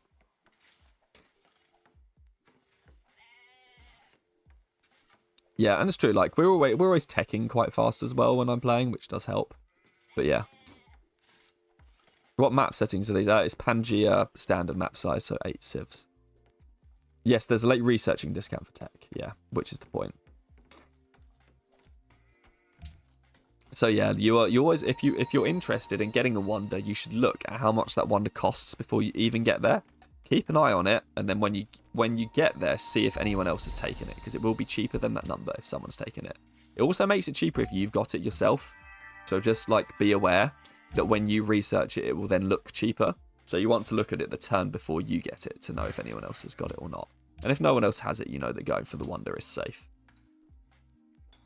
We now need to decide what to do with this profit. We could use the profit just to, like, knock someone else's religion out. Like Venice's, for instance. Or we can plonk it down for extra faith. Personally, I'm leaning towards taking the extra faith. I always do that. It's like a solid strategy which doesn't really ever fail you that much. And we've got a perfect option right here. This, like, 2 food tile that's just chilling.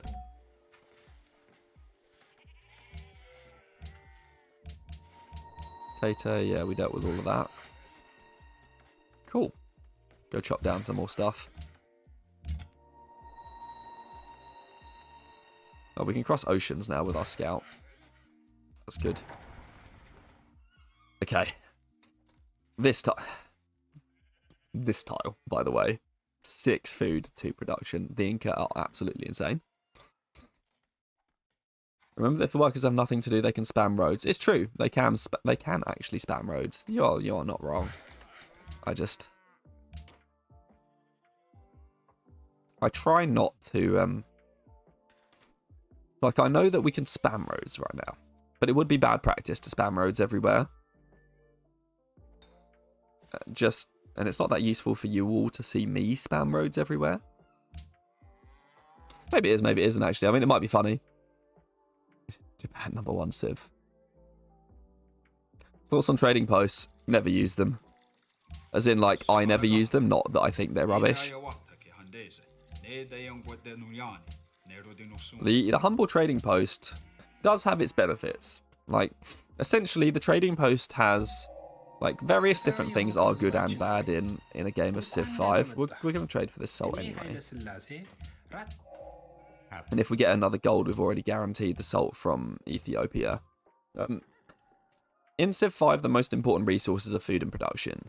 And behind that, the most important resource is probably science, and then gold, and then, like, all of the other stuff. I guess, like, culture and stuff comes into it. But of the stuff you'll be working on your tiles, food, production, science, gold, stuff like that. Trading posts don't improve. Like, every tile has something that you can put on it that will improve its either food or production. Every tile's got that, which means that because food and production is always better than gold, that you would always want to improve food and production. There's only one reason where this rule breaks, and it's because jungle tiles will get 2 science from them in a city that's got a university. And science is incredibly valuable. It's one of the most valuable resources to have. And so when you have a jungle tile, that equation for cutting down the jungle in favor of, like, losing 2, you can cut down the jungle, lose your 2 science, and get an extra food or an extra production, and get like 3 food, or like 2 food, 1 production, or something like that. But that math is different when cutting down the jungle loses 2 science, and that math is different when cutting down the jungle loses 2 science and eventually 2 gold per turn as well. Essentially, it then actually becomes useful to work it if you're getting 2 science and 2 gold versus the extra 1 food and production that you might get.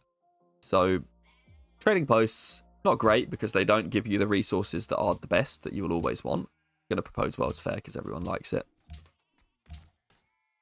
However, we'll go for economics next.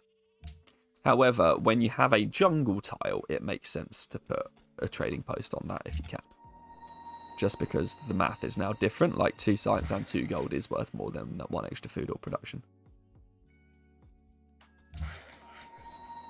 What are we going to do with these workers now? I mean, could spam roads for the memes. But we don't really need to spam road for the memes. Not really. But we could spam roads for the memes. But also just sleep. The workers will be costing us gold. Which is the other thing. It might be worth it just to delete 1. We'll delete Japan's worker when it's done building this mine.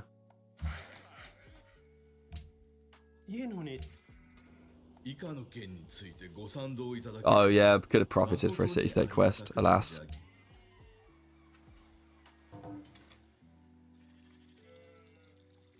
I long for that. Yeah, that throne hill, I know. That throne hill. Unfortunately, if we made it holy site, it wouldn't be a special hill. Like, I'd do it. I'd do it if we weren't the Inca. But unfortunately, this has to be a terrace farm. It's, you know, we're the head of the Inca. Like, terrace farms are our own thrones, really. This observatory's now done. We still haven't built the ironworks, but we absolutely need this artist guild first. Our religion's working out for us in the end. Like, it's just about going well. It could be better. Like, there are... If we'd been able to get, like, a stronger building, maybe, or religious community, but it can't be knocked for what we're getting from it right now. Like, at all. Oh! It's for Prada. One useful point about exploring, by the way, is that when you reveal a natural wonder, you get +1 happiness, just for having found it. The earlier you can find them, the better, because if you only find 2 natural wonders as opposed to 6, that's the equivalent to 1 luxury. And you know how highly we value luxuries, so can be worth it to explore. We do have observatories now, and our science is 268. This is pretty wicked. What can we build that's useful everywhere? Just queue it up. We need to work on the hermitage at some point as well, because that would really transform our culture.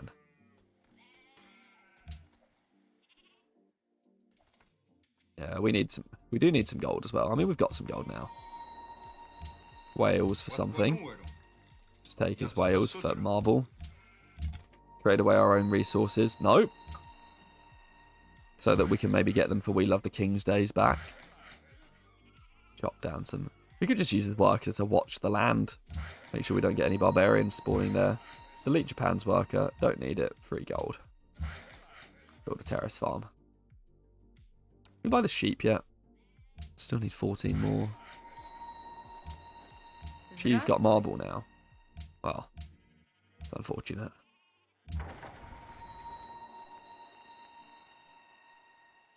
Okay. Progress. Chicken from the garden, PCJ law, you're too pretty, it should be illegal. There's too many compliments today, there really are. What's the difficulty deity, Pimkin? Always deity. I saw people talking about banana fort, kind of hilarious. What is banana fort, actually? Does that mean something? I'll tell you what my housemate said to me the other day. He said, you eat bananas for the flavour, I eat bananas for the shape. Apparently it's an online meme that I never knew about, but that did kill me the first time I saw it.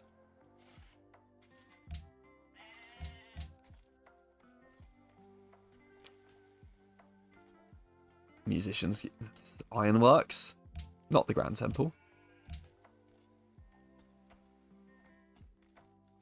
Take that off.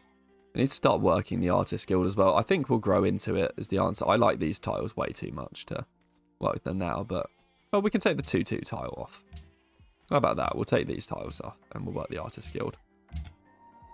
We do actually need a hermitage, so that should probably be prioritised.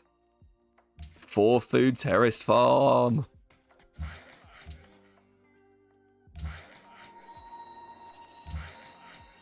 I mean, we have a few gap guardians now, all standing in inconvenient gaps. Bismarck likes us. Happy days. Do you ever do multiplayer games? Pooping Turtle. Used to, not anymore. The community for Base Brave New World Civ 5 multiplayer is long gone, but it also takes quite a while. It used to, if I wanted to play a multiplayer game, I used to have to commit my whole day. And that's in the hope of finding one. You might not have even found a game. It just became a bit too much to sustain.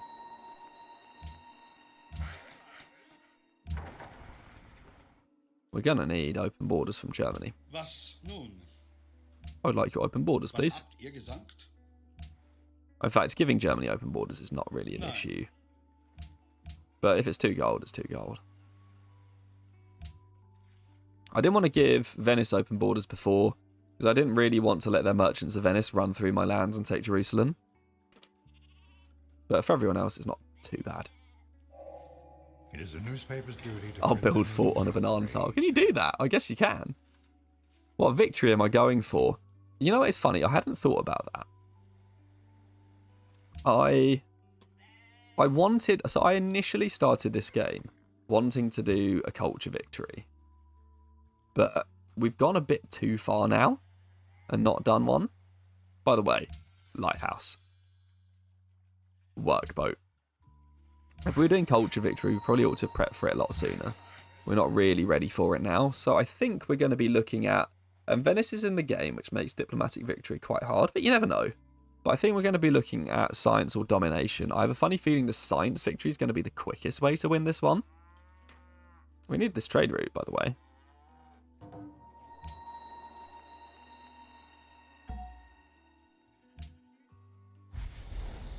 I'm going to build the trade route in Tay-Tay, because it's got no production queue.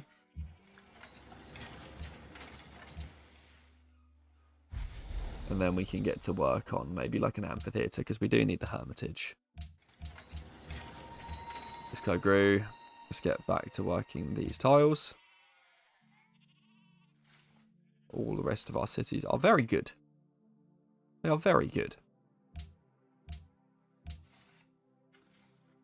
Opera houses where we can. We are going to need the zoos as well. The only thing that's on the back of my mind here as we kind of make our way through this is that we're going to need the happiness that comes from the zoos, which is why I'm trying to prioritize them before we get unhappy. Better to, like, you can never have too much happiness really, as long as it's not over like 15. So it's never a bad choice to do that, because you'll be surprised how fast the happiness disappears. 5 versus 6. To be honest, Civ 6 never attracted me, and I then just sort of haven't played it enough to actually have a proper opinion. I always enjoyed 5 just like far more than enough that I never really will just auto explore the scout now. I never really worried about trying to play Civ 6 properly. Probably should have done. Not gonna lie, probably should have done. I want this mint, but we're not actually working the gold tiles. So let's just make sure we get towards opera houses before we run out of time to build them. This tile in Machu. Yes, please. I kind of want to put the trireme on auto explore now as well.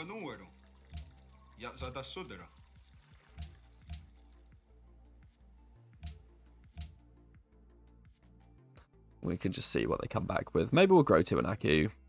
It's the smallest city that we have.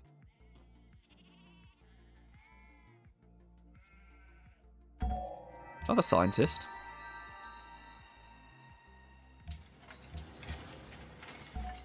Come hang out, Mr. Scientist. Tiwanaku's just grown. I mean, the problem with Tiwanaku is it doesn't really have any more tiles we'd like to work.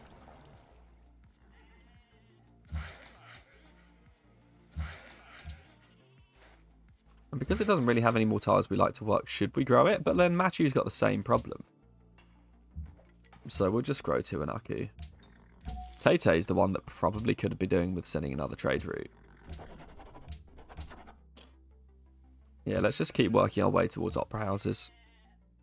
I would like to enter on scientific theory. And then we'll see what our coal situation looks like in a minute. Yeah, see, look, Machu, there's barely an extra tile that we want to work in Machu. Bigger is always better, but there is barely an extra tile we want to work. Victory goal was the stream and the friends we made the long way. Now, that is true, in fairness. Kind of upset about overpowered internal trade routes. The game should let trade routes be more tradish. It is true. I mean, the answer is everything in balance. You can win on deity, but you should probably send your first 3 trade routes for food, but then you can use the rest for trade routes. I'm using all 5 as trade routes here, but it's actually not 100% necessary. They don't all have to go for food. But you are quite right, like, at the end of the day, you'd hope that... Actually, you know what, it's kind of like an interesting discussion to have in a way. Having more variety and more different options that you can take in a game is, like, always thought of as being a good thing, and I'm not disputing that it isn't. But a lot of my favourite games that I've ever played have actually been a lot simpler than you expect, I think. Sometimes, people don't want to have, 15 different options to choose, and all of them can be good, and then somehow you have to synergize it. There is, a little balance to be had between having stuff that you know is right, that you can just, learn how to do, and some stuff where you get to make meaningful choices. I think the one downside, too, because you don't have to use internal food trade routes on really any difficulty other than deity, really, and maybe on immortal. Actually, you probably need it on immortal as well. Yeah, you'll enjoy it on emperor and upwards. You don't need internal food trade routes at all below emperor difficulty if you just prioritize growth. But we are playing on the hardest difficulty, and so the hardest difficulties of the game are meant for min-maxers and using everything optimally to some extent. You got to be expecting to have some strategies be not available to you to beat the hardest difficulties of the game, because at the end of the day, if it's the hardest difficulty, there's got to be some stuff that's bad to do so that therefore you can be good. Is at least the way that I think about it. You couldn't be good at Civ if there weren't some things which didn't work. I guess. But I enjoy the balance between a game but it doesn't have too many choices, but a decent amount of choices, and it is a really difficult balance to strike. If I just turned off all of my things... Okay, good, they're back. Sort of. There we go. The icons are back. Jerusalem has a trade route available. It does. I probably should have sent it there. But is Brian having a night off? That is a throwback, yeah.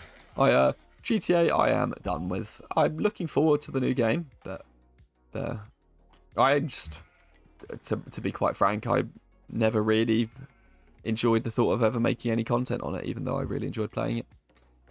Perhaps because I learned the game as Emperor Morocco and then bang, I found it's useless. Yeah, maybe. I mean, yeah. It's not bad, but at the end of the day, like, it's deity difficulty. It's the hardest difficulty. You're expecting to have to cheese. And then cheesing means that some stuff is always going to be correct and some stuff's always going to be bad. Like, if you want to play the game, you want it. Like, that's not the time for playing an artificially increased difficulty. I guess is all that... Not even arguing, because again, like, everyone's right to want what they want, but... We'll get this mint now, because we're actually working. Some gold. And we've finished the Opera House in the capital. So let's work on the porcelain towers here. Would be nice. We're about to get scientific theory, though. So why not get a national epic instead? And then a terrace farm, because they're still too good. Gap Guardian. It's been woken up, because Khabarovsk has appeared. And Russia has a musketman. James Abbott McNeil Whistler. Sure. It's unnecessarily long. The Great Barrier Reefs have been found. Does that complete the set? Have we got them all now? Where do we find out? 5 from Discovery of Natural Wonders. There might be some more. I've forgotten how many there are on standard map size. It's kind of assumed there was an extra one. I mean, this profit is not really doing a lot. We can just use it to try and run over some religions. I don't know. I'll think about it.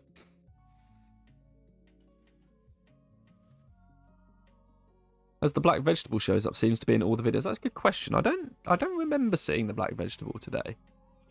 Although I'm pretty sure I've seen a comment by the black vegetable on some of the videos.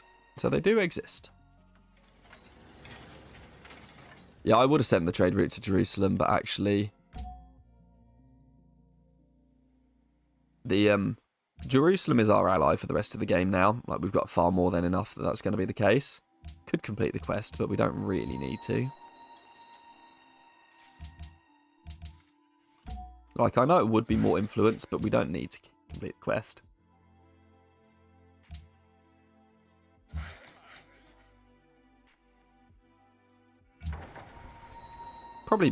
Probably better and slightly more optimal to do it, I guess, but they should be our ally for the rest of the game. Especially because we've got the spy and they're rigging elections, which means other people's influence goes down. Dido wants to be friends. In general, not friending deity AI is a good idea. You don't tend to gain too much from the friendship, but all the AIs that don't like them will hate you. Gap Guardian plus Banana Fort. Yeah, I know. I think I refused to choose my favourite Civ before stopping dreaming Spain with Wonders. Yeah, I know. Spain with Wonders is just ridiculous. Sometimes too good, I could argue. Sometimes too good, you could overthink it. Get zoos everywhere. And then we're ready to build the Hermitage when we get the option. That's all we really wanted. Plus 4 food from yet another terrace farm. I should have sent this food trade route to Tate. We should be working specialists. So I've just remembered one important thing to note. In rationalism, when you unlock secularism, you get +2 science from every specialist. Same rule applies as when we were talking about when it's good to build trading posts or not. Essentially, like, food and production are the best things to get in the game. But sometimes for a decent amount of science or otherwise, it then makes it worth it to give some up. In all of our cities, we can now work a workshop slot over a regular mine. It's only minus... A workshop slot is 2 food. And once we've got secularism, it's also worth 2 science. And that 2 science will be worth the 1 production, usually. So in some cities where we're getting some relatively mediocre bonuses, we're quite happy to start working workshop slots over working direct mines. However, we are the Inca, and most mines are not direct mines. But in a city like T180, for instance, specialist slot, extra 1 production and faith gets traded off for, in this case, like 3 science. So it turns out to be very, very worth it indeed. And that's what we can start doing now that we've got seculars. And we can do it here as well, because probably better than what we're getting out of the gold tile. This caravan, going to Cusco. We want to keep that because it's going to our capital. Get silk from Oda. I've been thinking about it, but we don't actually need it. Unless we need it for a king day, which we actually do. So, you are correct, and I was wrong. Let's get silk for a king day. So I knew that we didn't need it because we weren't giving away a duplicate ourselves, so we weren't going to get any extra happiness for it. However, we've just got 2 We Love the King days, and that makes it worth it. More wars going on. More wars between the AIs is really, really good. We can finish our hermitage right now as well. That is ideal. No.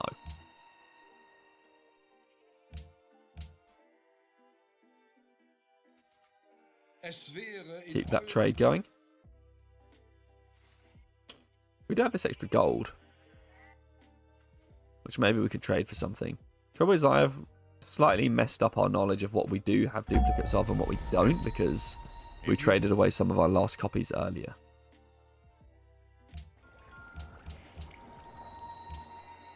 Let's go see the 4 food. I mean, this is a 1-3 tile now. So go for that and get we might as well finish the hermitage before public schools. With the rest of this stuff, though, the zoos can wait. Got another spy. It would be nice to get hold of one of these cultural city-states. 112 influence, 97. Pearls. Spices. So we'll go after Buenos Aires because it's got a unique luxury that we need. We're actually getting pearls from Jerusalem. And then I like to rush to radio for the modern era to pick ideologies. And there's no reason not to do that again. It's only 3 turns to see industrialization, though. And this game, because we're only 4 cities, it is, in fairness, calling out for freedom. And freedom's not going to be particularly competitive with AI, I don't think. Hello, Cuba. I mean, that's not like the... Oh, it could be the Cuba, I guess. But hello, Cuba. Well, hey ho. The Iroquois are here now. This was going to Tate, and we want to keep that. Tate is the one we actually want to feed because it has more good tiles to work. You can AI fight more against themselves if you want to pay them. Yes, it's true. It is true. Like, I know we could pay the AIs to like fight a bit more. I tend to not do that much. I tend to only really do it when we see an immediate threat. Just because you never know. Like, if you start paying off AIs to go to war with other AIs randomly, you never really do know when one of the AIs that you had initially written off is going to start to threaten you. And granted, you can be smart, because only a certain set of AIs can threaten you, because only some of them will be able to actually hurt you, because they're the ones for food again. Absolutely nuts. Only certain ones will actually be able to reach you. So, for example, the only AIs that can really hurt us are Russia and Japan. And even then, they're going to have some difficulty because of all of these mountain passes. Really, the only AI that can hurt us with Russia is Russia. And in this case, unless Russia looks like it's going to try and declare war on us, there's no real need to do anything. We might as well... We can pay Russia to declare war on other people. That makes quite a lot of sense. But I'm trying to figure out who it makes sense to buddy up with here. I'm thinking Carthage. For no reason other than she might take the same ideology as we do, and Iroquois definitely won't. So I'm always inclined to hold on to the gold. Like, I know it's a thing that what's it called? We can definitely start like paying AIs and doing all sorts of stuff. But it's just one of those things, like we could pay some AIs, we can start stirring up some influence and AIs not liking each other.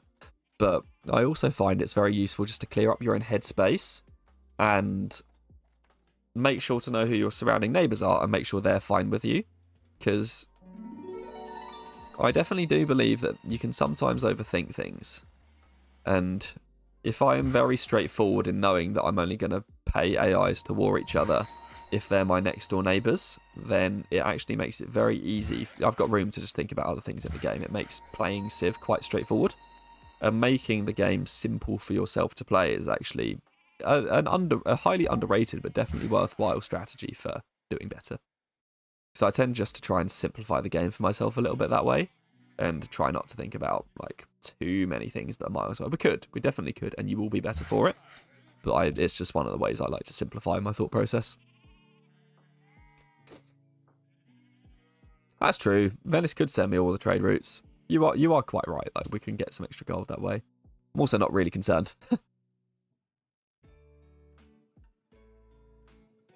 When you go for scientific theory and industrialization, yeah, so the answer is Industrialization. always scientific theory first. Pretty much all of the time. Just because getting on the science bandwagon is incredibly valuable. We're going to have to take down a terrace farm. Essentially, again, like it's a slight simplification of thought process kind of thing. If you go for scientific theory first, you can get scientific theory, then you can research industrialization, then you can reveal coal. And by the time you're done building your public schools, you now have your coal online and you can build your factories. Whereas if you go in for industrialization first, well, one, you might not get coal, and so then you just can't build anything. You can't build your public schools. You can't build your factories. And if you do get factories, well, you still got to get the coal online. By the time you've got the coal online, you've now researched scientific theory, and you've got to be like, well, do I build a factory or do I build a public school? Essentially, you can make it so that when you enter the industrial era, you can build a building that's really valuable for you if you go into scientific theory first. Whereas if you go in on industrialization first, you don't have a building that's very valuable for you to build yet. You have to wait a few turns before you can do that. And then once you have one building that's valuable to you to build, now you have to build two. So entering on scientific theory means that as soon as you enter the industrial era, you can build a building that's valuable to you. Just kind of a nice way to think about it like that. And sure, it is a little bit of extra time down here, but actually these techs are worthwhile anyway. So, like, what is it? Because you're always going to enter on acoustics, usually to the Renaissance era, so the only extra tech you're really getting is architecture. And so I quite like that as a little bit of a trade-off. It just, again, simplifies the thought process a little bit. And we're getting the exact example here now, like it would take us forever to get this coal online. And we're already building public schools, whereas if we're doing it the other way around, you know, I would have had to have built more filler buildings in each of these cities, whereas because we did it this way around, I don't have to build a filler building because I'm building the public schools. There's always going to be caveats to this kind of thing, but it's an easy and simple thought process to have.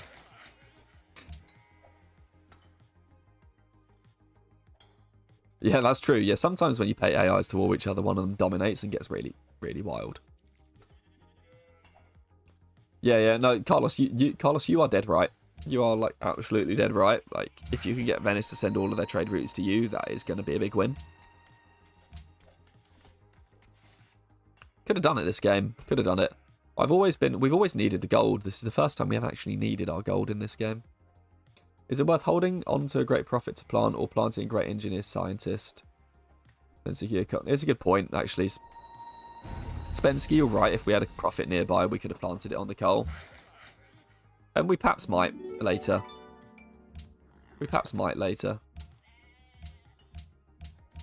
Because we do have a profit. So it is actually a thing that we probably should do. Keep working the food for now. Then we can work the public school slots when we get them. I really want this tile. We're going to get it in 3 turns. No need to pay for it. Ethiopian order. Carthaginian crabs. Dumb. No need to be friends. We're not that friendly.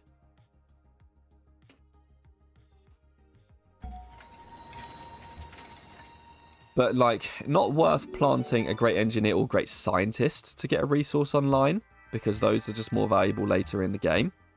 But it is worth planting a prophet if you have one.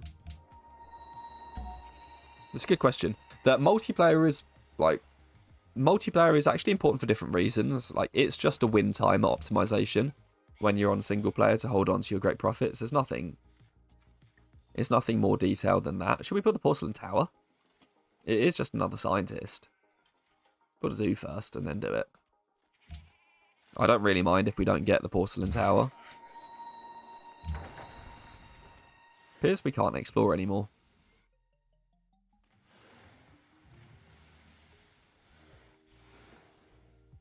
We gift it? I guess we can't gift it. Yes, Samuel, this is deity. But yeah, so it's slightly different on multiplayer. So multiplayer for a slightly different reason. Again, you want to win the game as fast as you can on multiplayer. But the benefit of holding back your great scientists and your great engineers in particular in multiplayer is actually so that you can surprise people. So on multiplayer, incredibly valuable to look like you're not going for a wonder and then get it in one turn. Because if you can build it in one turn, it practically guarantees it for you. So on multiplayer, it can be incredibly valuable to have something like that in reserve. Because everyone's going to be doing what I talked about earlier. They're going to be checking the tech tree. They're going to be looking at your capital to see if they can see the pictures of the wonders, all that kind of stuff. Everyone's going to be checking that to know if you're building it, to know if it's safe for them to build it. And if you have a great engineer, you can, the moment you get the tech, use your great engineer to immediately one-turn the wonder and build the wonder without anyone even really being able to see. So on multiplayer, great engineers are useful for that, so always worth keeping. And then when you're... I'm just going to give this trireme to Leventa, don't need it. And then great scientists, similar. Great scientists, people will be checking the tech, they'll know what technologies everybody has, etc, etc, etc. Let's build a barracks here. They'll know what technologies people will have, like all those kinds of things. And say you want to go and frigate rush your neighbour. Well, if you frigate rush your neighbour, if someone sees you get astronomy on multiplayer, they know that you might be doing frigates, so they're going to get astronomy too. Whereas if you've held a great scientist back, you can probably use your great scientist to get astronomy and use your Oxford to get navigation. And now they were looking for astronomy to see if anyone's got astronomy. They thought people didn't even have astronomy. Suddenly you've got navigation, you're building frigates. So they hold like surprise value. And in general, like if you don't surprise someone on multiplayer, your war is not going to work. If you can surprise someone, it will. So that's kind of what they tend to be valuable for. No War 4 to 6 City tradition is an almost guaranteed win. PCJ law is too good to fail now. It will be tough to lose. It will be tough to lose. Yeah, you can also maximize player tilt. It is true. Yeah, I'm wondering how fast we can win this. But yeah. Oxford, yeah, exactly, Pimkin. Like, on multiplayer, someone is going to be wanting to do the frigate thing every time that there's enough coastal people. And essentially what you want to do with the frigate thing is bulb a great scientist to get astronomy and then use Oxford to get navigation on the exact same turn. That way people will be checking astronomy. They won't even know you're even doing frigates until you've already got them. And then it's too late. Oh, he's built the porcelain tower. Glad we didn't go for it now. Cheap.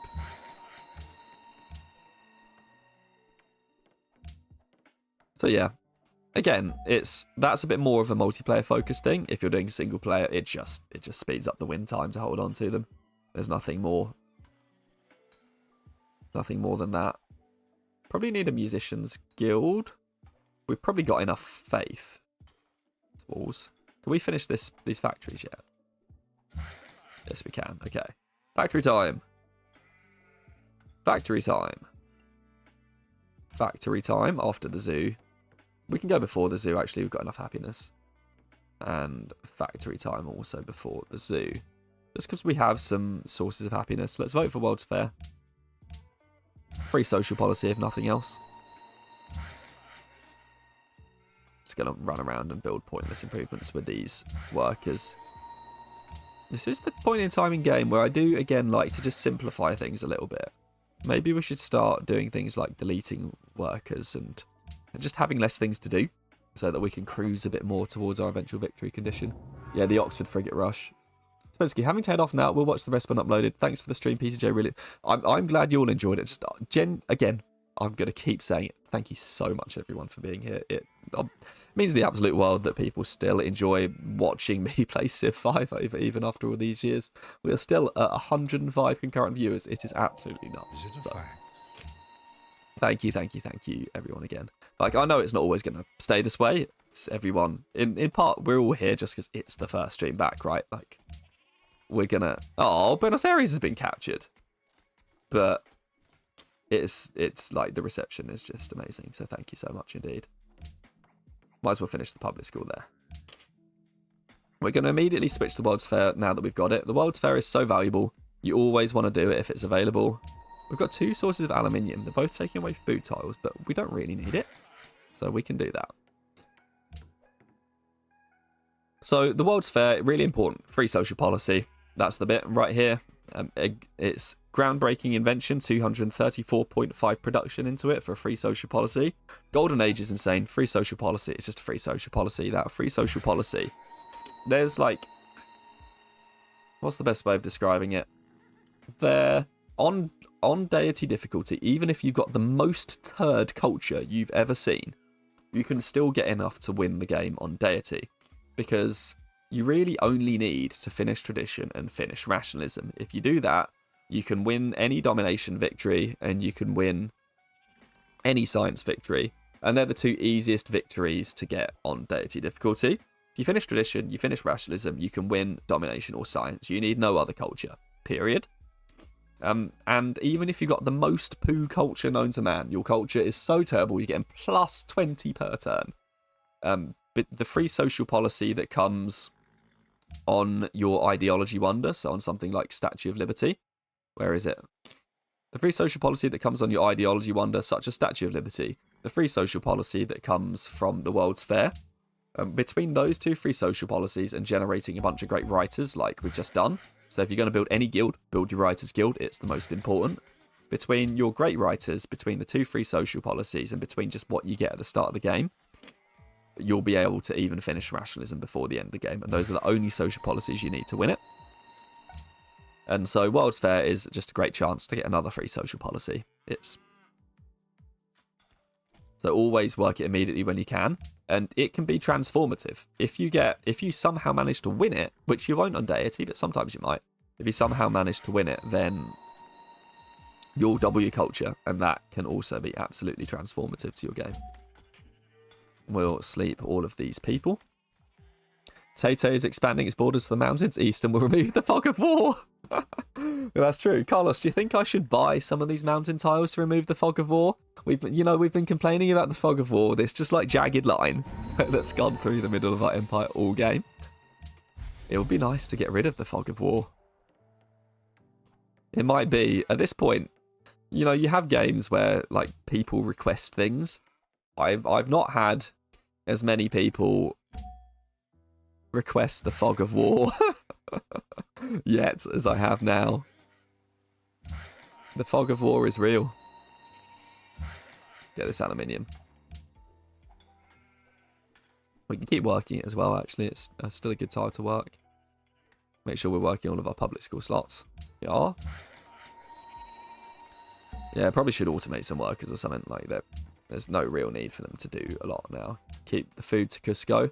Turn 126. When you get to turn 126, so we've just come out at the end of what we would call the growth window right now. And we're essentially aiming for our turn 140 pop benchmark, which is going to be aiming to get... I think we're probably aiming to get... I'd like to aim for 75 population with 3 cities, 85 population with 4 cities, and then like add an extra 5 or 10 population for each city after that. We're actually already at our turn 140 pop benchmark of 85 population. We're starting to get that point in time in the game where we would benefit from finishing buildings faster rather than growing a bit more, because that extra citizen doesn't have enough time to pay off.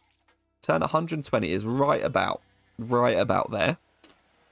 Because this game is going so well, it might be time to switch over now.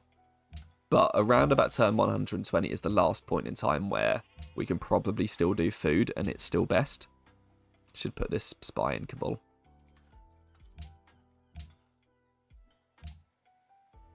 But after about turn 130, because this game is going so well, we will definitely be switching all of the rest to production. To stop growing, we don't need to grow anymore. We will benefit much, much more from building our buildings faster, churning out units, and killing some AI. Yeah, research satellites. So, JJ, I just joined the stream right now, and what a pleasant surprise it was to see you at the top of my recommended. Well, welcome. Non-turtle, I have a question. How many turns should guilds wait or build in other cities like the National Epic City always have more valuable buildings to queue? It's a good question. Like, just build the guilds when you can. I find it simpler to always build all of my guilds in the capital. How much production have we put into this? We're probably not going to win this, so I'm going to take these off now. Because we've got our 234.5 production. So I, again, always find it simpler to put all of the... Just get in the workshop slot. I always find it simpler to just put all of the guilds in the capital. It's not often you get a super powerful second city that can sustain guilds. Just because, for what we've been saying earlier, like, if you're going to build, you want to build a guild, you want to work the 2 population slot, or like the 2 guild slots. To do that, you got to remember that you want to be working at least like 10 to 12, if not sometimes 14 tiles that have a 3 combined of food and production on them, and then all of your specialist slots on top of that. It tends to just work out quite well in a tradition game to do it all in, like, to uber feed your capital with 3 internal trade routes, so 1 from every city, and then have your capital grow so big that it can still work those 14 tiles and then also work all of those slots, as opposed to having to concentrate on growing a secondary city and then suddenly finding that you're in a slightly dicey situation slot-wise. Like, Tay would be... Tay can do it, but it's really good right now. Like, because Tay doesn't have guilds, it's at the front of its production queue. If we needed to build units right now, we could do it in Tay and we wouldn't be losing out. If we put guilds in Tay, that would not be the case. And, like, sure, you might be able to argue that you could potentially do it in your capital, ... it bunches up the production queue. It's true.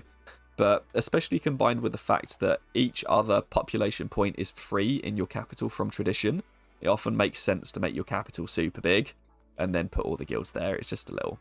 And then it makes life easier too. And because you might not get stuck in a situation where you make a city rubbish and suddenly... What you don't want to do is have to be choosing between working guilds or working your scientist specialists. And you'll find that happens actually very often if you put your guilds in a secondary city. Let's see. There's another question here. How do you tackle the unhappiness when other civs take ideologies? Ideology happiness. The sad part about ideologies, especially on deity, is that the happiness that comes out from the ideologies is most often just spent on countering the unhappiness that you get from being different to someone else. You should be aiming to sustain your empire with the happiness that you're generating without ideologies. Just in general, most of the time, that's the best way forward. And you can see now we're doing it. We're sustaining our empire without any happiness from ideologies right now. And we've got 85 pop, 86 pop. We could stop growing right here. And we know that, and we could do that. And that will sustain the happiness as well. And in fact, that can sometimes be a reason for stopping growth early, especially once all your cities are at 20 pop. Especially once they're already working 12 to 14 tiles with 3+ food and production on them. And they can work all their specialists, including the one for the research lab when it comes. You could stop right now. Like, we could genuinely stop. And that would guarantee that we don't have any unhappiness issues. Like, sometimes you just don't need to grow as big as you think you do. And that is actually a way of saving happiness. Granted, we're getting a lot of happiness from trades right now. And essentially, we're going to start slowly losing all of these trades as the game goes on. And then the ideology happiness will trade off against the unhappiness we get for having a different ideology. And with luck, we'll trade off some of that happiness that we lose for not getting happiness from all our luxury trades as well. So a bit of both, really. Did you try any other Paradox games? I don't actually remember what counts as a Paradox game. Did Paradox do Cities in Motion? Because I loved Cities in Motion. I think that might have been Paradox. See, I don't know about the worker jump trip. Welcome, Callum. Glad you get to see us play live, actually. Gap Guardian staring down the rifleman. I know, Gap Guardian. If you want Gap Guardian to go anywhere else, by the way, just let me know. Gap Guardian can move and can defend a different gap. How many rerolls did it take to find an Incan dream map? I don't know if Ids is still on the stream. So Ids, one of the supporters of the channel, very, very gratefully, came to me about last night. Said, APC, seen you're planning to do a stream again, seen you've chosen Inca. Don't want to have you spend so much time at the start of your stream re-rolling Inca maps till you get like one that would be fun to play as the Inca.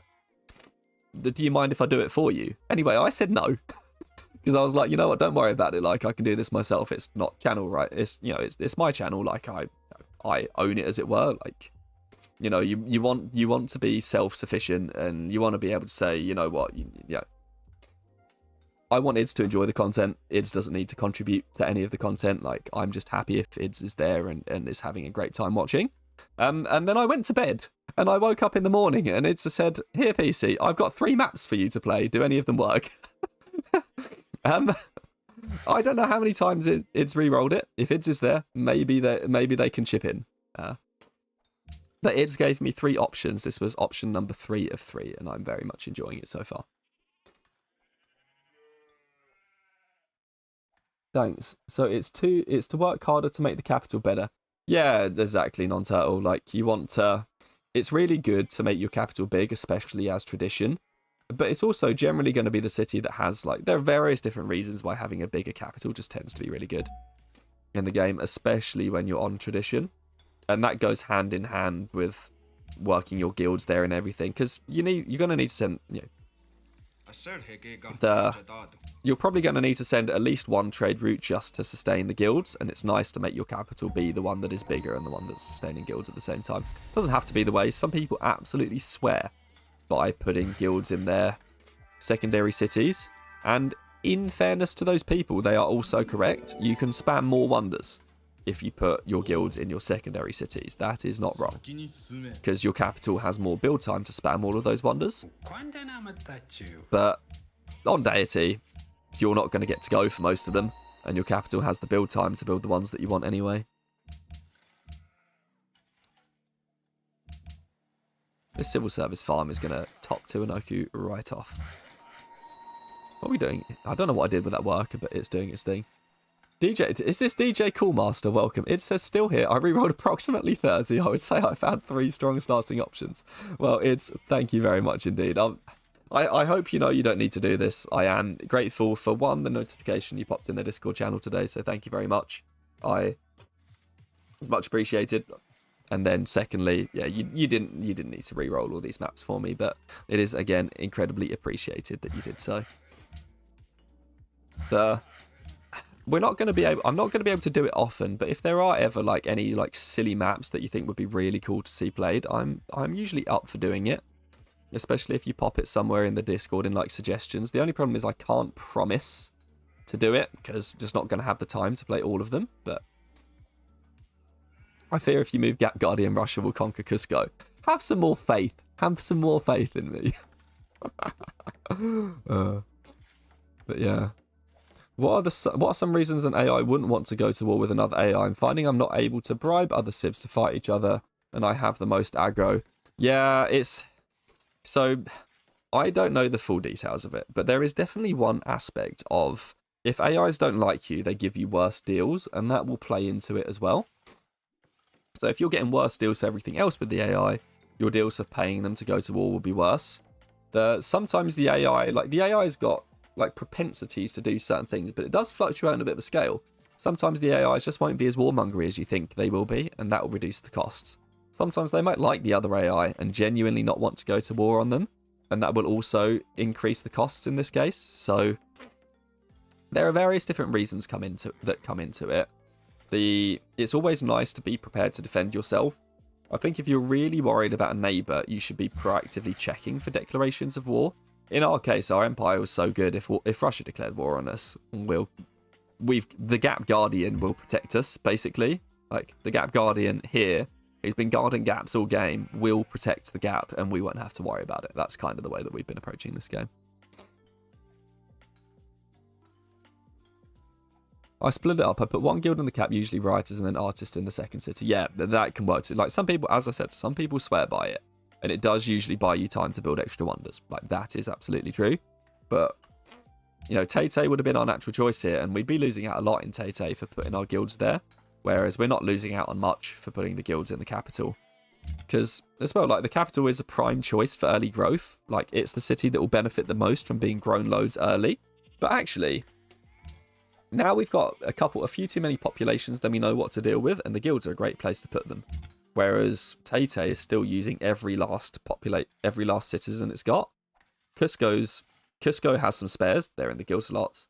Tiwanaku's using every last citizen it's got. Machu is using every last citizen it's got, and so like that early growth for the capital to get it using all of these great tiles around it ASAP is incredibly valuable. And then, once it starts to get a bit too big, then you can put them all in the guilds, and it just kind of works out, really. I just don't like having... Yeah, and that's the thing as well, like, it's not...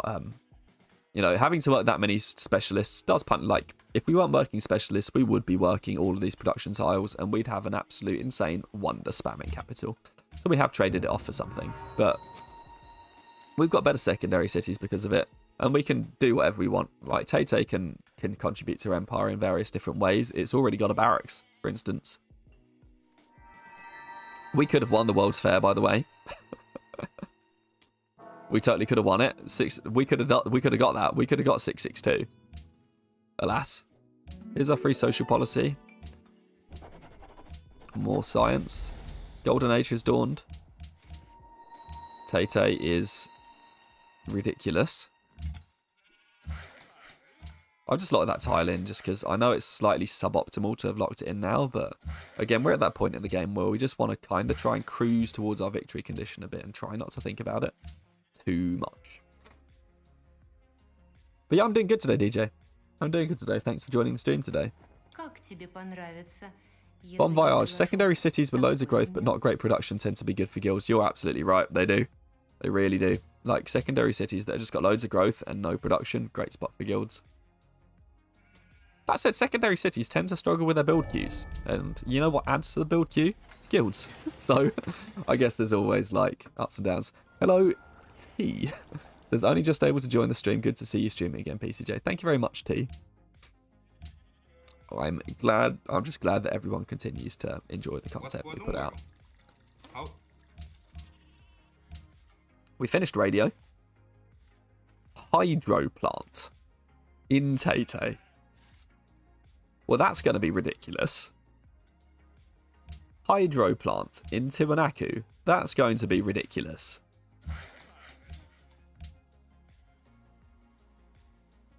What else can we do here? That's a rubbish tile. Probably should buy this tile now. I've just been not buying it for so long. I completely forgot about its existence. We'll just walk back there. Hydro plant in Cusco will be ridiculous. Poor Machu doesn't get a hydro plant. In fact, I'd like to take the hydro plant before the Musicians Guild here. Well, we are going to do the thing, and we are going to... I'd like to go to chemistry here because it's extra production, and then we're going straight to plastics. Those workers can compete to see who gets there first.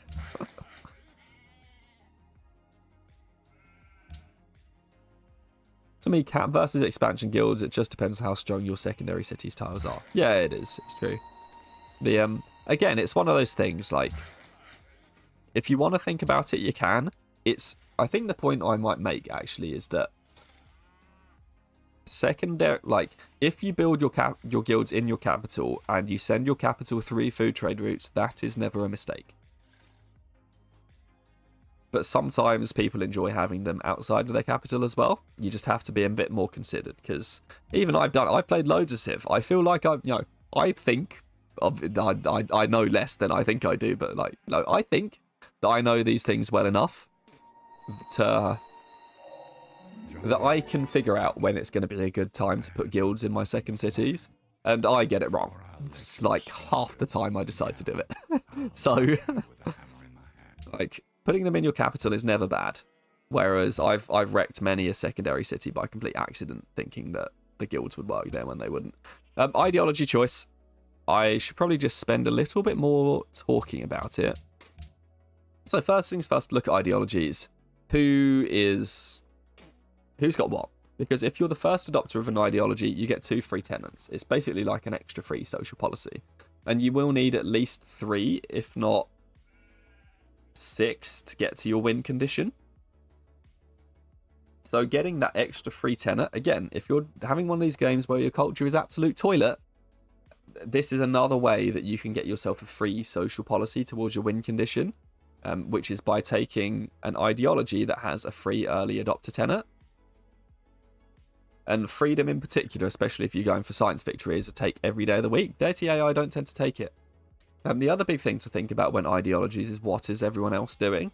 Sometimes if you've got an AI neighbor that is aggressive and has an ideology picked before you, you might want to take it, because if you've got an aggressive neighbor and your ideology is different, they're going to declare war on you, and that time is probably pretty unreasonable.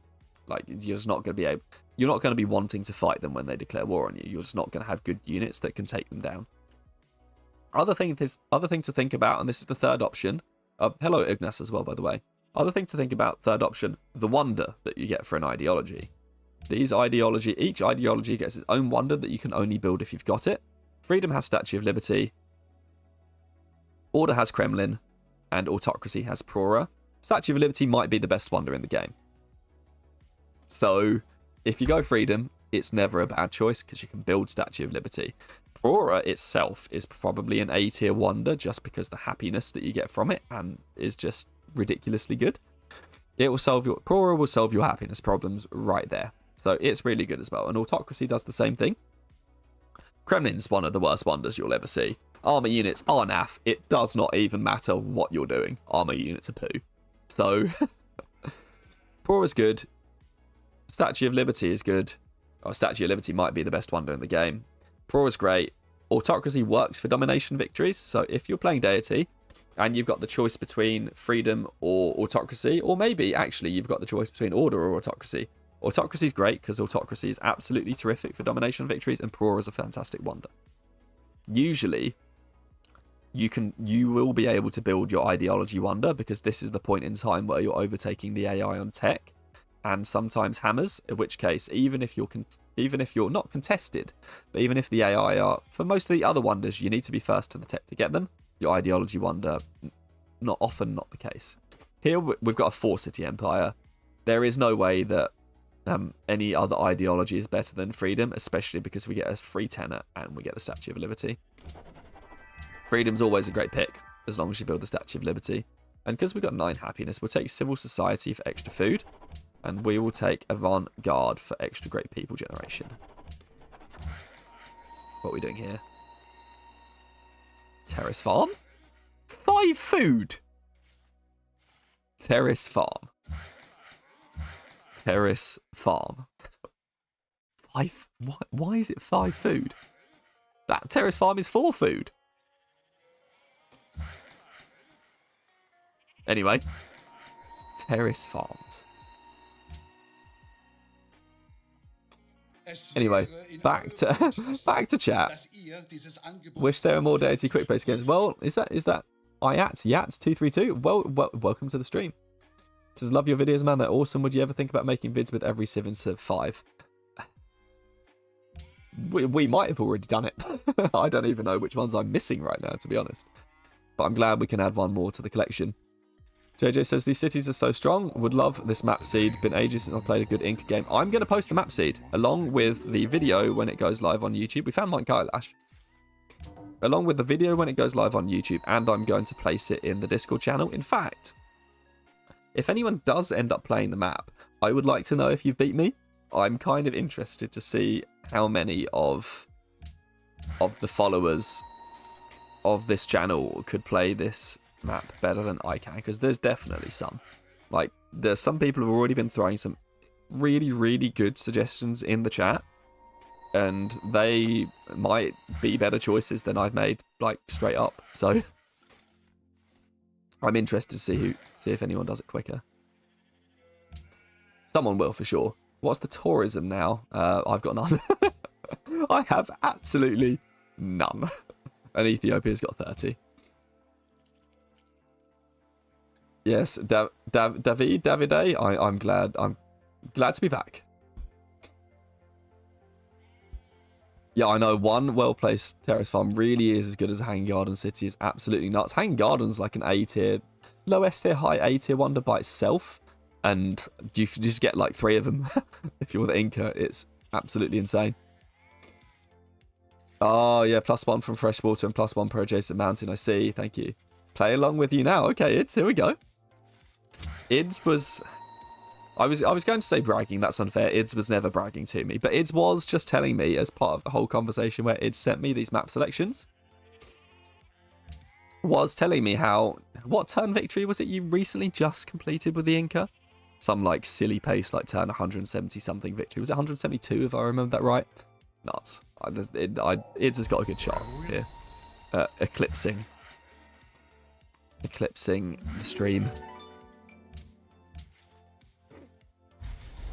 We will take universal suffrage next. So here's something useful. So we've just gone ideology. We had 9 happiness. We've just lost 8 happiness from public opinion, desire for new ideology, because other civilizations have got some tourism over us. I think it's going to be Ethiopia, but to be honest, probably just everyone else as well.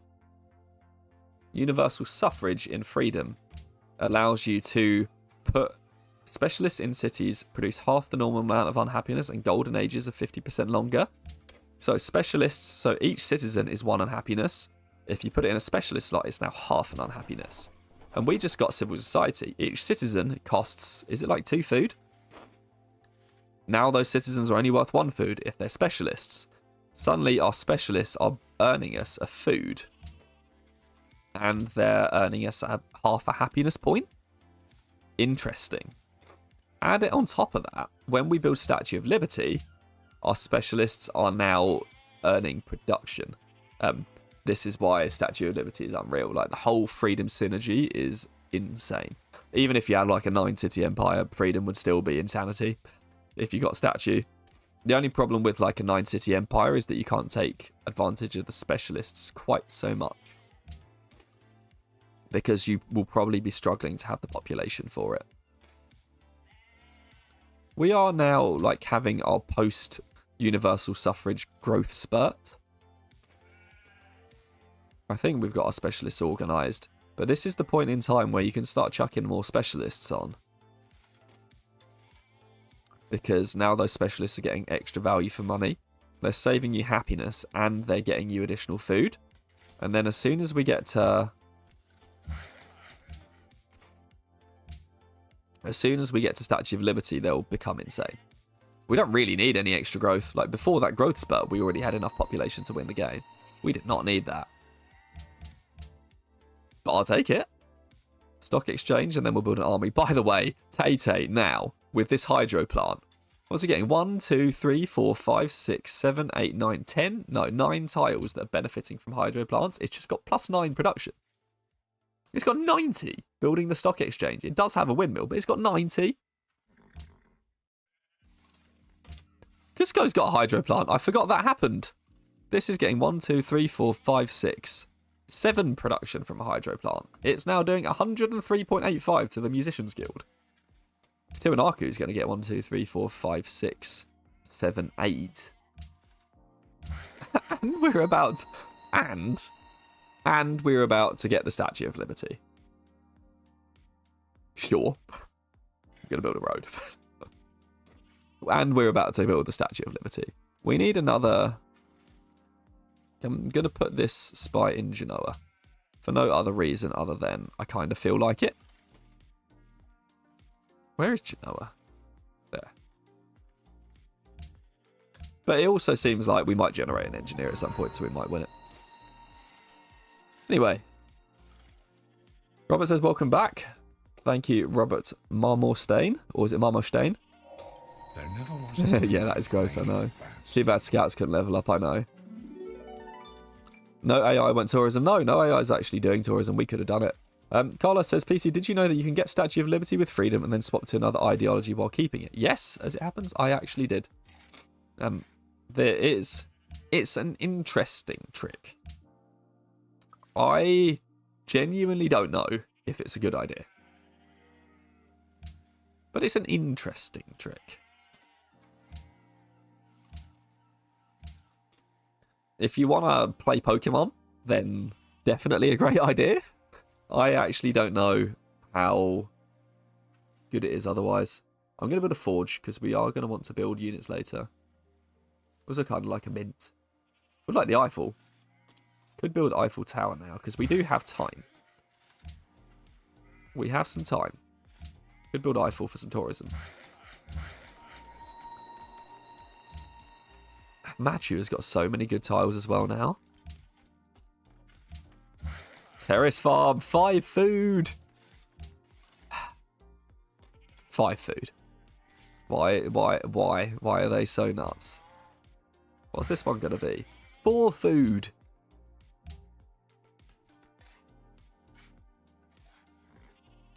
I mean, there's no better way to organise all of this. These are just insane. The Empire is too good. We need more pop. We've got 91. I've gone 5 cities and taken the Mount Kili city in the south. Yeah, interesting. I wondered if 5 cities would work really well.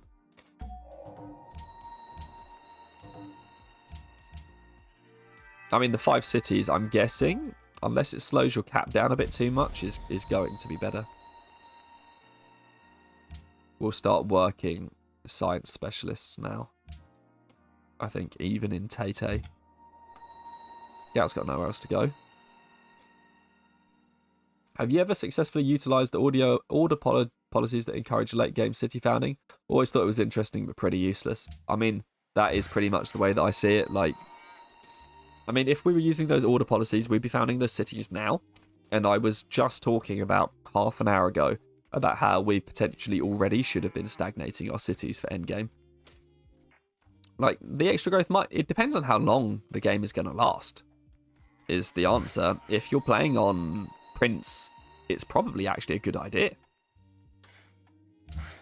Whereas if you're playing on Deity, the game's not going to last enough for those cities to give you any payback. But if you're on Prince, probably. Tay-Tay drains too much earth power. I begin to be concerned about the ecology. Yeah, Tay-Tay is good. Tay-Tay is good. Arsenal of democracy is a happiness tenet. Yeah, I know. And so I mean, Yin, you say this. Also, welcome to the stream. It's a valid tactic, okay? If you're ever struggling for happiness and or you want to win some city-states, Freedom's policy, Arsenal of democracy, plus 15% production when building military units, plus 15 influence for military unit gifts to city-states. If you want influence from city-states, take Arsenal of democracy, spam a load of pikemen or lancers or whatever the cheapest unit is that you have, gift them to city-states, instant allies. It's a secret, not a secret way, but if you want to win a diplomatic victory on Deity, take Arsenal of democracy, do that. If you want to win a domination victory on Deity, take Arsenal of democracy, do that. That for Deity, it's for the production, but for diplomatic victory, the unit gifts, absolutely. Did you do it? You can just spam them and get like 15 influence every 3 turns with city-states. It's kind of insane. Carlos, PC, I brought my friend, is it Ismail or Ishmael, along to the chat. Give him a shout out. We've been declared war on by Russia. I wasn't even watching. Oh, this is about to get spicier.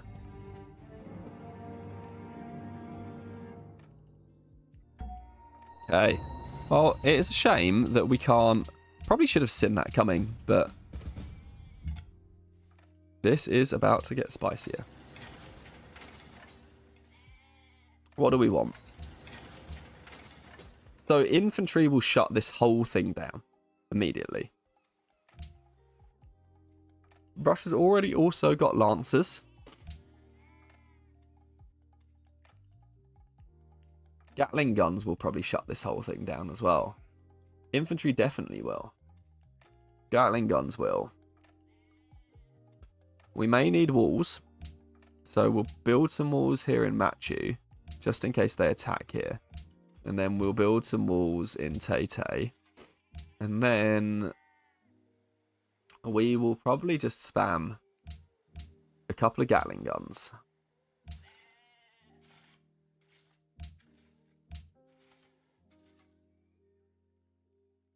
But yes, Ishmael, welcome to the stream today. Thank you very much. Yeah, I know the Gap Guardian has gone. The Gap Guardian has just died immediately upon the declaration of war. We have lost Gap Guardian, which means this game may soon be over. The question now is, what should we do? Because I'm not really threatened by all of this. Like we can knock all of this nonsense back from Russia. The Gap Guardian's gone, chat. We've lost Gap Guardian. We'll save Gap Guardian's younger cousin. But the question is now, what do we do? Because I don't want to... Walls will help. That will just, like, stop anything else. Jerusalem's just going to back down anything that's coming to the south. So we only have to worry about what's going on in Machu. We'll build some walls. And then we'll build some units. And life should be fine. I guess. The question is, we've got 7 workers. Terrace farm. We've got 7 workers.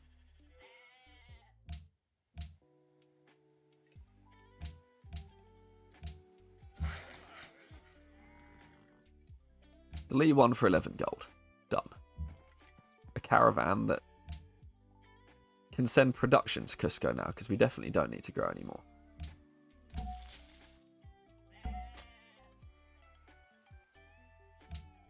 I don't really want to take volunteer army. I mean, this is honestly probably just going to be fine.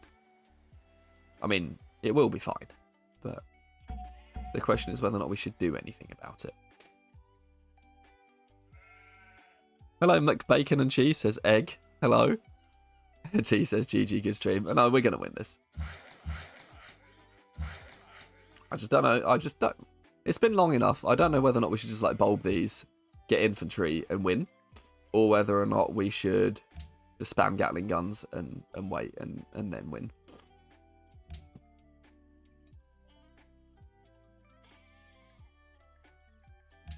Answer's probably just going to be...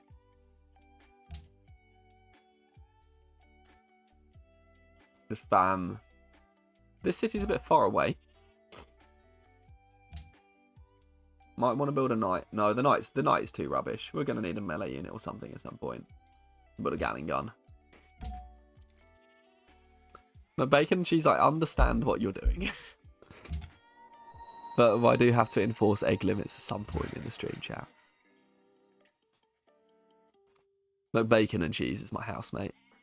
For those who are wondering. Should I build a fort? No, obviously I'm not going to build a fort. We're just going to end our turn. Is it really a science win if you didn't nuke your opponent? No, and I would very much like to do that. Let's just next turn. When we build this wall, it's going to be enough. Potentially should have upgraded this spearman.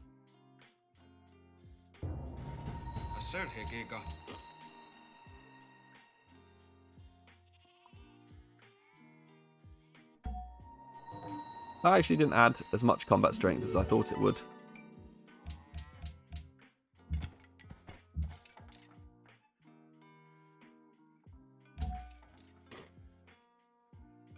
Yeah, we should be good next turn.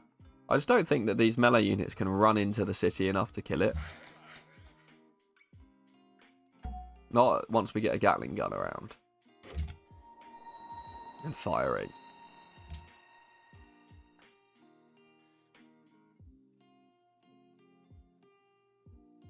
We're going to rename this to the Guardian in honour of the Gate Guardian, who has sadly died.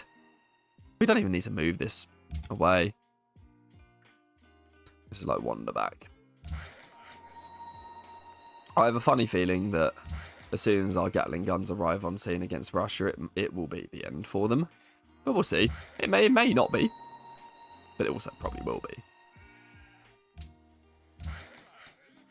Go back to sleep with all these workers. Caravan, where was that going? Tiwanaku for food. Also production, I guess, now. Okay. What's quite nice I mean, I don't really want to be friends with Venice. What's quite nice is that Russia's having to run around being silly with all their stuff. Look, they're not even attacking us. Russia's having to run around being silly with all their stuff because they can only move through one tile at a time.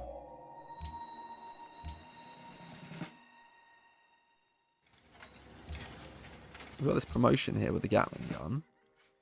I wonder if we can just like put a Gatling gun here in this gap and just defend it.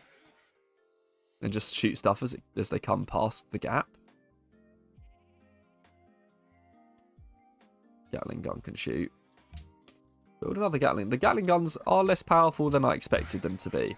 But the point of the Gatling gun is just to kind of take ages to die. While also dealing damage. To be able to deal damage without taking any damage back. And that they can do. I don't really want to get this worker taken. Jerusalem is being attacked a bit. Tay was getting food. Oh, actually, I'm just going to still feed it for a little bit.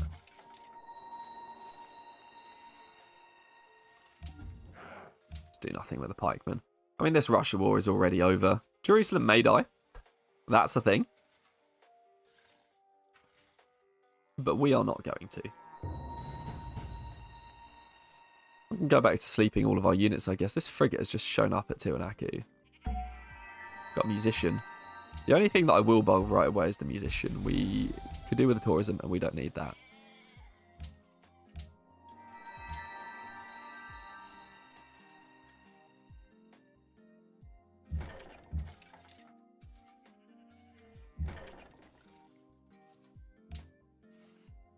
Let's see, what else can we do here?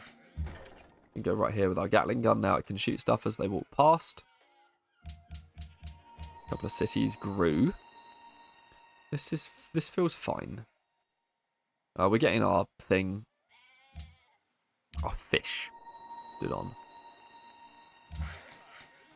These are the things. Yeah, you sometimes have to deal with these on day. Russia was probably fine with us until we chose an ideology, and now that we've got an ideology, Russia doesn't like us anymore. It's probably what happened.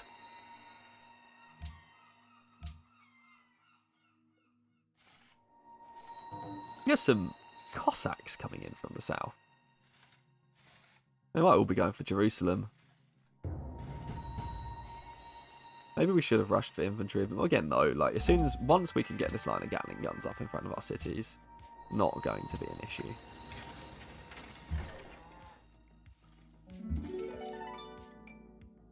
Just stand the pikemen. Russia's unhappy. Frigates incoming apparently to Tiwanaku. It's going to stop us from being able to move them towards the south side. But that's also fine. We've got 0.33 movement left. The Lancer in our territory.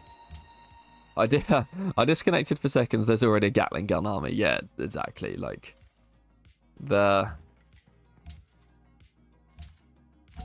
once we get infantry, this is over. For now, we've got to deal with. We've just got to make do with Gatling guns for a bit. I would quite like to build at least a ship here. It's like a galleass to shoot back. I'm tempted to build a. Oh, the Gatling guns just need to run around. Once we get infantry, this is over, and it's just at this point. So the way that, like now after ideologies, it's never usually an issue if the AI declares war because you will get to infantries relatively quickly, and once you have infantry, it is game over for them. We just need to make sure that we last until infantry, and then we can build a few. And if we can, then the game will be up. I'm just kind of moving all these guys around and back. Just so that we don't end up exposing any great scientists to a random Lancer unit. I mean, there's workers here who can take it. Russia just taking a relaxing walk. I know. No need for open borders. Machu is slowly going down. Oh, there's cannons here. Maybe we should have worried about it a bit more. That's died. And then, can we just like shoot from both of these? Yeah, we can.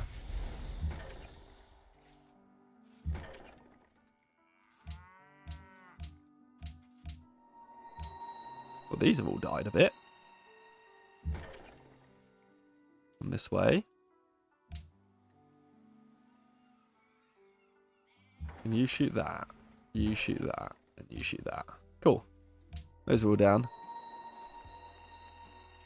Yeah, I think so. I mean, even if we lose Machu here, which we might just not if we build a castle.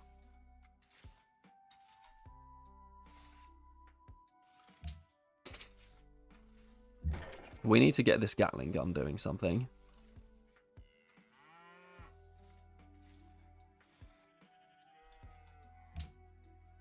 We've finished the Galleass now. We do need to get the Gatling gun doing something.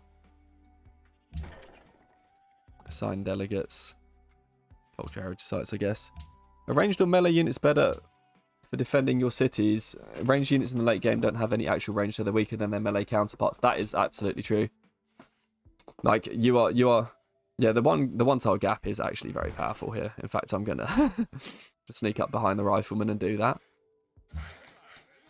We can stop stuff coming through that gap. The problem here is actually the cannons right now. If we can kill the cannons, we'll be in decent shape. If we can't kill the cannons, we might actually lose the city. It's not out of the realms of possibility, though we will probably win, even if we do lose it. What do we do here? I'm beginning to wonder if we should have gone for infantry. I mean, we've got plenty of combat strength. They might just run out of... They may run out of melee units. The problem is that these cannons are going to shoot us. And we need to kill some cannons. Just sleep, anyway. That's fine. That's fine. That's fine. Sleep. Sleep. Sleep.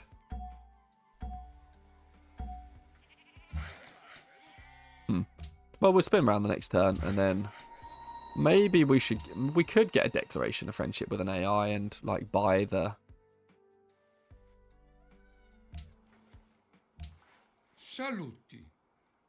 What's Venice want? Si? Who's Venice at war with? Japan. You know what actually might be interesting? Venivanti. Well, we can't make a declaration of friendship. Because they asked us for it and we didn't say yes. Was nun? If we had done that, though. What numero? Welcome. Yeah. Still streaming. Well, actually just restarted. Yeah, we'll see what happens. If these cannons kill Machu, so be it. Venice is plotting against us. I'll keep doing this. No, the quick window doesn't have like a big window. But it might be, because of the cannons, might be enough. But actually, we're starting to win this back now. Because we can step forward here with the Gatling gun. And we've got this tile with the Gatling gun now too.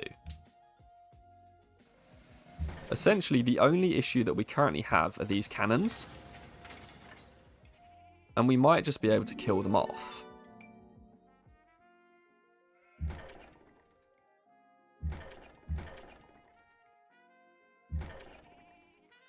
There we go. The only issue we really have are the cannons. And if we kill the cannons, that city doesn't go down because the melee units will be taking too much damage from hitting the city that they won't have any hitting power left.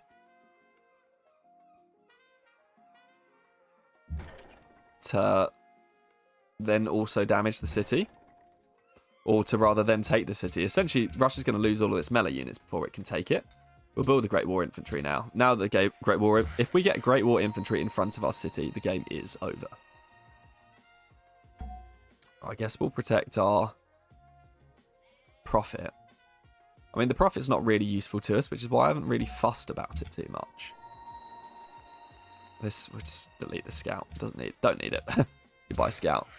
Yeah, yeah, exactly. No, I was declining friendship offers. It's just because on deity friendship can be a bit of a double-edged sword. Because if you're friends with an AI, AIs that don't like that AI will also not like you. And so it's often helpful to not be friends with too many AI in that circumstance.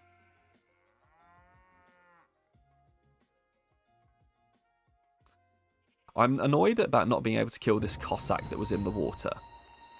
Because it's a prime opportunity to actually kill a unit. But I'm going to be able to kill the Lancer that's in the water here. Take the instant heals because we're in wartime. Kill the Rifleman that's in the water. Kill that. And now Machu's fine.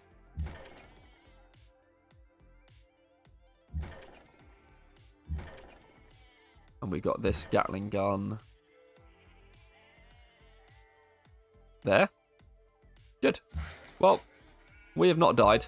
And this Prophet is not going to get shot by a frigate. These frigates that are just chilling around our borders are a bit annoying. But there's not a lot we can really... Is there something we can do about it? The answer is actually there might be. Right, I've just switched the units by accident. We'll come out of the city and just bombard it from there. That's fine. Do we need another Gatling gun? Honestly, more Great War Infantry. And we'll build an arsenal, but we're not going to need it. Cool. Well, that was exciting for a few rounds. Not going to lie, I was curious at some point when those cannons showed up. I'd rush plastics and get 2 to 3 infantry. That'll, yeah, I mean, it's already gone. AGM, I'm glad you're so excited that we're back. I'm glad. But yeah, like, now that Great War Infantry are on the field, this is dead. When infantry are on the field, they are definitely dead. Now that Great War Infantry are on the field, they're already dead. This is already done.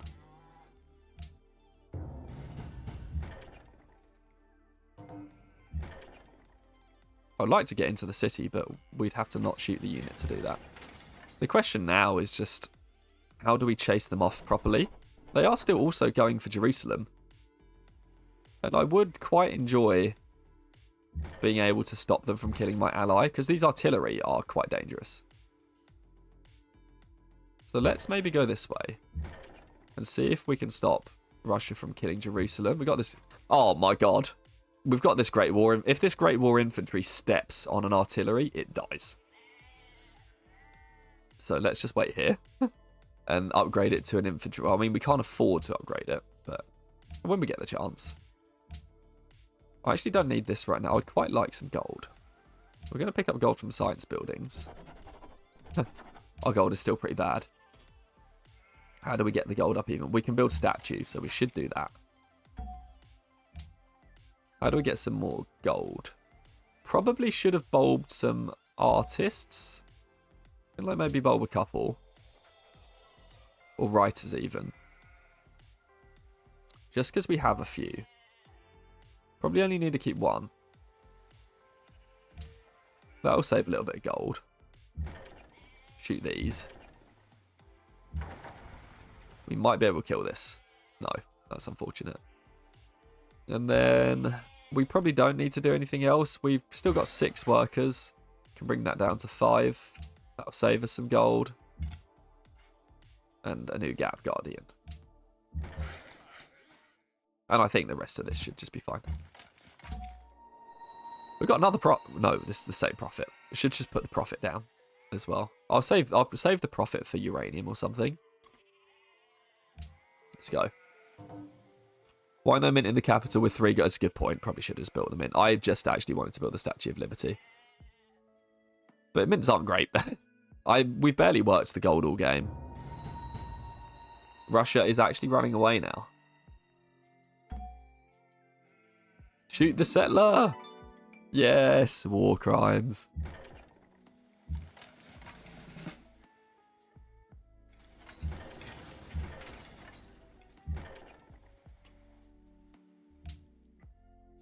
Just try and kill units, I think, here.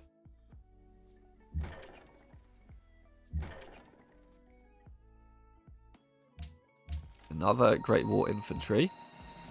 These should be enough now. We do got this. Let's block the settler from being able to encroach on any more land. And we can get back to building. I think here we'll get an armory.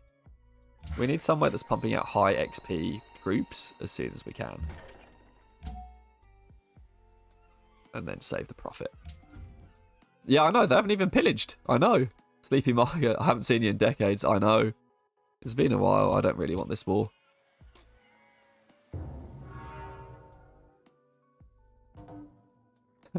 Caleb, thank you very much for the fans message. A neighbour with a different ideology equals war is so real. I know. But this is why I don't tend to fuss too much about it. We're starting to see why, I guess. We're actually going to need this Gatling gun back in the cap. In the cap into an Aku. Why? Why? Shoot the settler! Yes. Coffers it. I mean, our gold coffers are not empty. Okay. Kill that.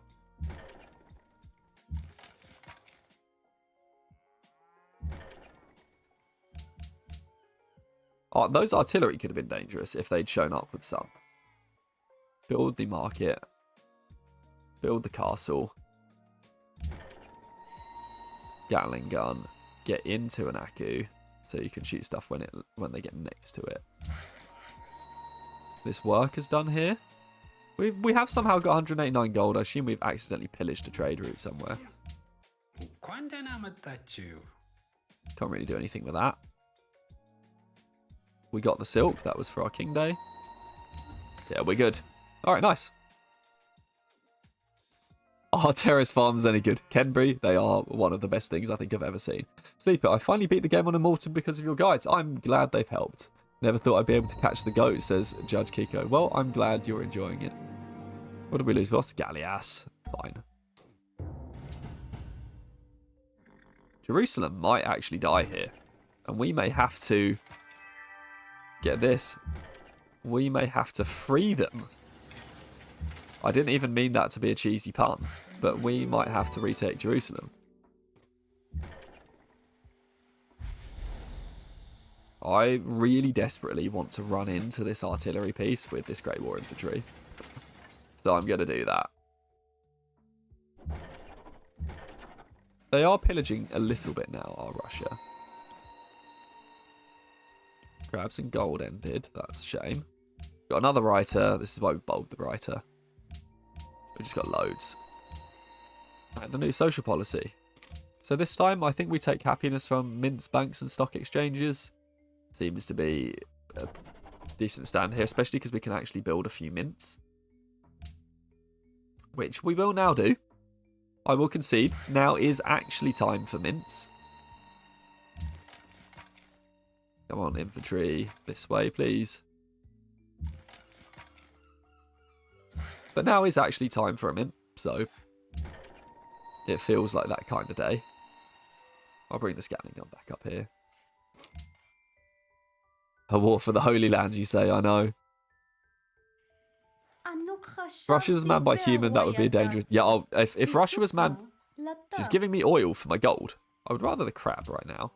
But she does have oil. I mean, she's giving me oil. I don't have oil. I've never seen that happen before. Jerusalem's not yet dead.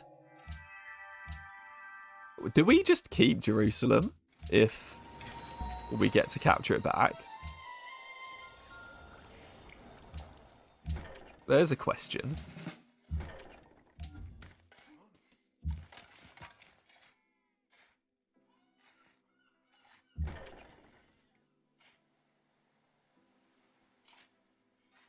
Just gonna go here. We'll see what happens. I mean, we might not be able to capture it back. That might be a pipe dream, but... Is any other AI freedom yet? I guess we'll take biology now. Is any other AI's freedom yet? No, so we can afford to delay statue, but it's 3 turns away. We might as well just finish it. And have all the fun that comes with it. Voltaire may sleep. Well, that's that attack batted back. Not too many issues. We've got an obscene number of Gatling guns all of a sudden. We have 8.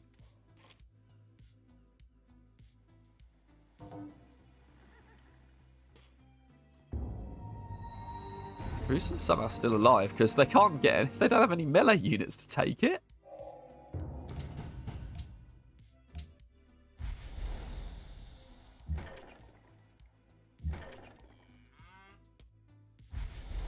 That's quite funny, actually.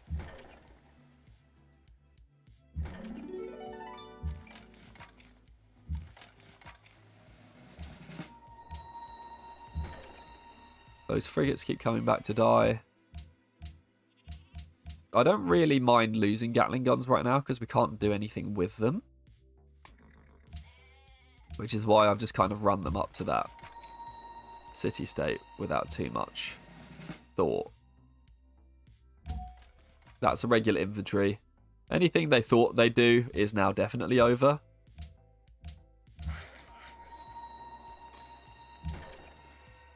So I think we're good. We'll just keep annoying Russia, I guess, down here next to Jerusalem. I'm hoping that if they take Jerusalem, 2 Gatling guns and a Great War infantry can just take it back. But apparently, they're not going to take it. Carthaginian order. Really? No, thank you very much. I'm having your worker.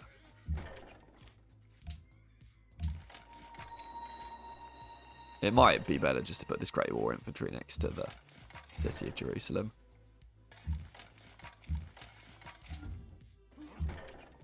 Then we'll just move up and attack this Gatling gun. And we'll wait. Oh, we've got Wallenstein, a great general. Should we do something silly with it?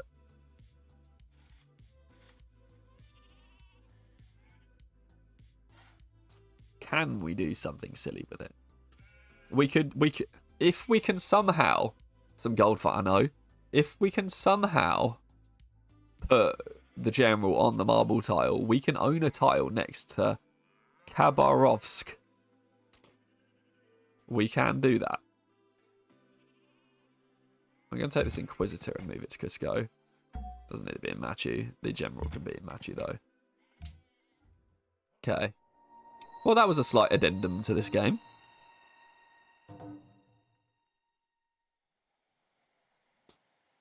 Let's see what happens to Jerusalem. It did flip. It's got 43 combat strength. And we have Statue of Liberty.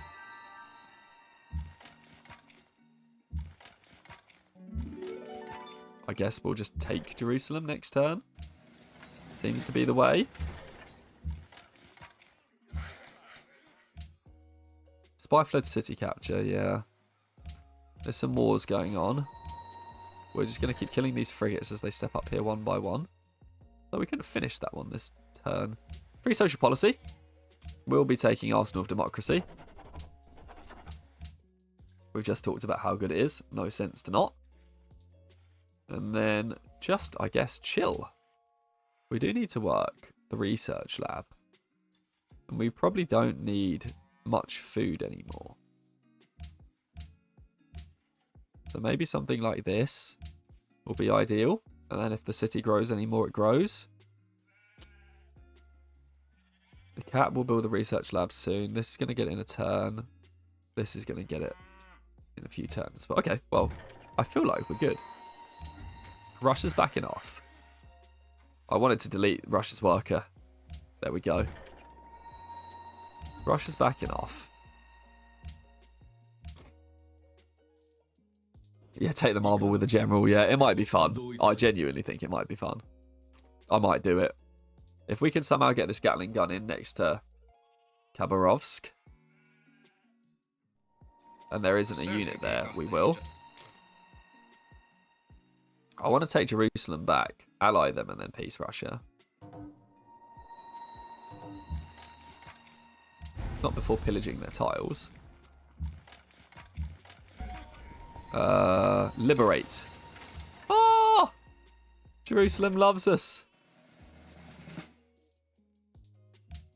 There we go. What? Wait, what's happened here? Oh, Jerusalem's been converted to another religion. That's fine. Research lab's done. We'll build a harbour in case we need boats, and then we'll just build some military buildings. Research lab. Factory. Don't need food. Let's get a market slot. Okay. Keep building this road. Can we peace Russia now? I mean, I don't want to yet because I want to go into her territory, actually. Oh, yeah, no, we can't get there. We can take the marble by putting a fort on the bananas. Maybe. The good old banana fort.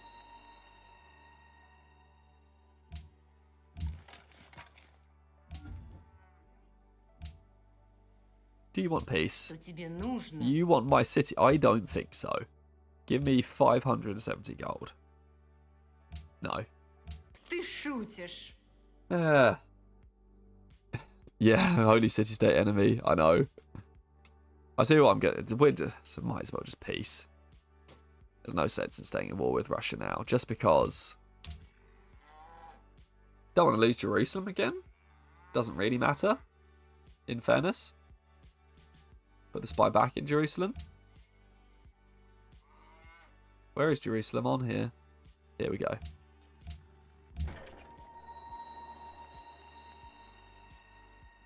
Yeah, exactly. Well, that's what I'm thinking. Just put a citadel on the marble and just sit on it. That is exactly what I'm planning to do.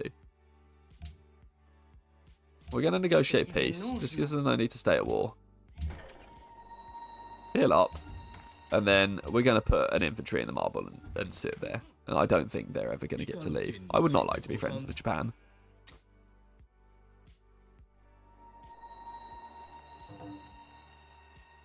We can already delete all... No! Why would I want to join you in a war, Russia, when we've just been at war? Where are the workers? We've got biology, so we can now see oil. Repair the terrace farm. I'm having this citadel, Russia. I'm sorry.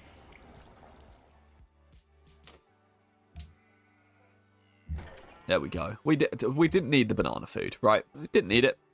We're having a citadel. I think that is the only rightful thing to do in this situation.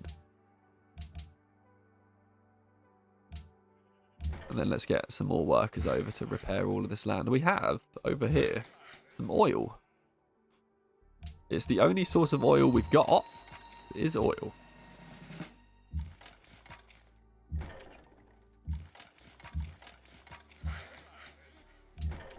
Gatling Gun's got a promotion. Sit in the city. All these deals ended. German freedom. Well, that's a positive. Bank. Happiness, I guess. What do we do now? Maybe here. Not just an infantry, a Gap Guardian cousin. You're quite right. A Gap Guardian cousin. And here will be the infantry to do it.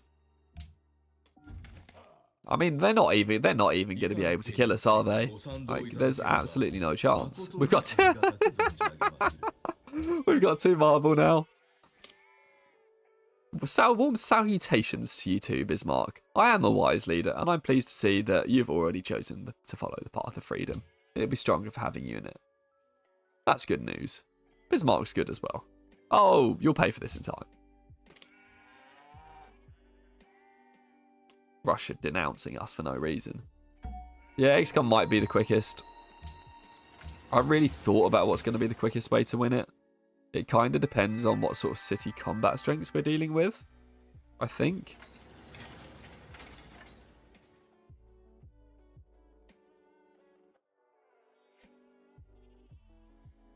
We need to work the research lab. We want to work a factory slot. That's all of our slots worked, so the rest is just what it is, I think. Don't need to grow anymore, so we can do that. And we can do that. And that feels good. And let's get a mint. Bank. Research lab. Arsenal done. Hospital, I guess. So we've got nothing else to do. Gatling gun. Gap Guardian. units keep moving over. Where are these workers going? To repair our tiles with luck. And then we can go to the oil. It's a shame that that's the only oil we had. It'd be nice if we had more.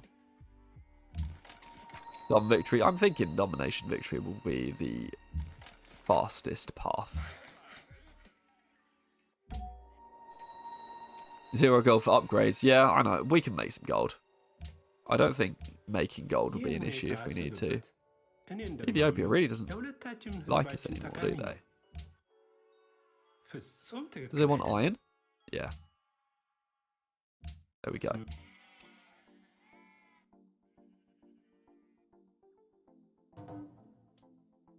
I mean, we need gold. So this might be the time to start trying to get some.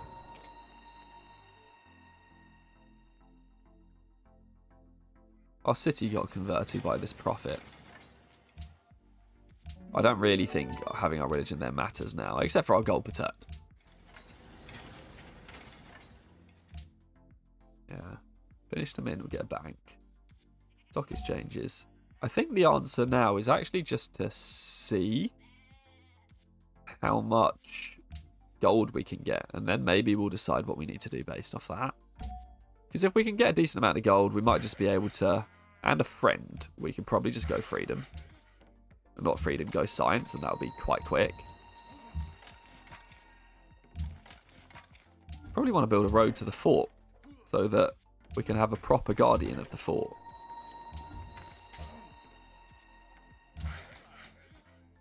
Like, here, why don't we just build a road there?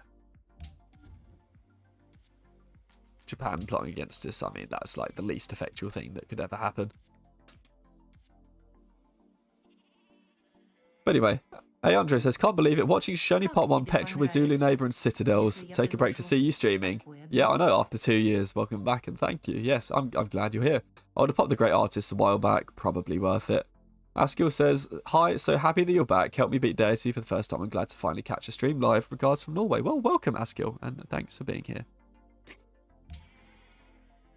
Yeah, I'm wondering what the quickest way to do this will be. Because we do just have a lot of capital. So if we were going to go via the domination route, we do just have a lot of capitals to jump through. Addis Ababa. Onondaga. Carthage. Was Carthage?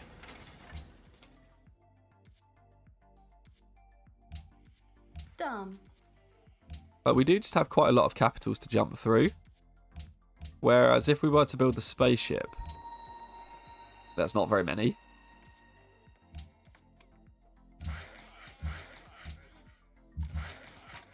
Terrace farm repaired. Road built. It depends on how much gold we think we can get, I think. Big hospital here. Let's get the caravan. Because if we can get a good amount of gold, we'll be fine. As well, because we don't have... We could buy some oil off the AI, but we don't have that much oil to upgrade for stealth bombers for. The science will be quite quick. Science would be also probably quite quick. We also have, just for what it's worth, like 7 great scientists. And 975 science per turn, which is actually quite a lot.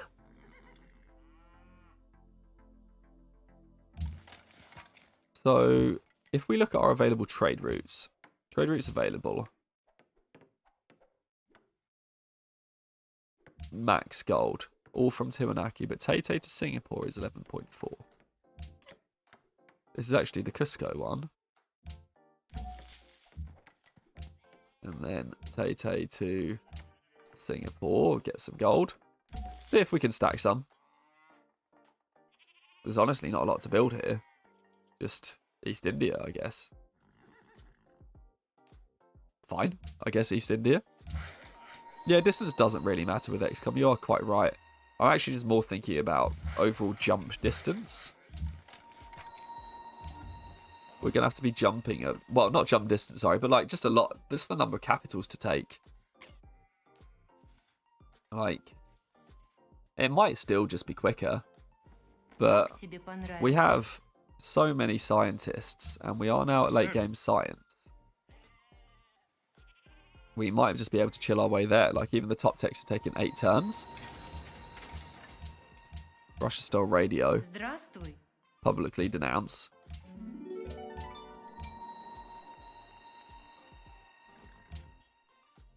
Yeah, just keep stacking stuff up. Stock exchange done in the cap. Build a forge just in case we want to do war. And then I think a seaport here for the same reason. Stock exchange here. There's nothing we want to build here at all. Like, seriously zero. Research, I guess, in Tay-Tay.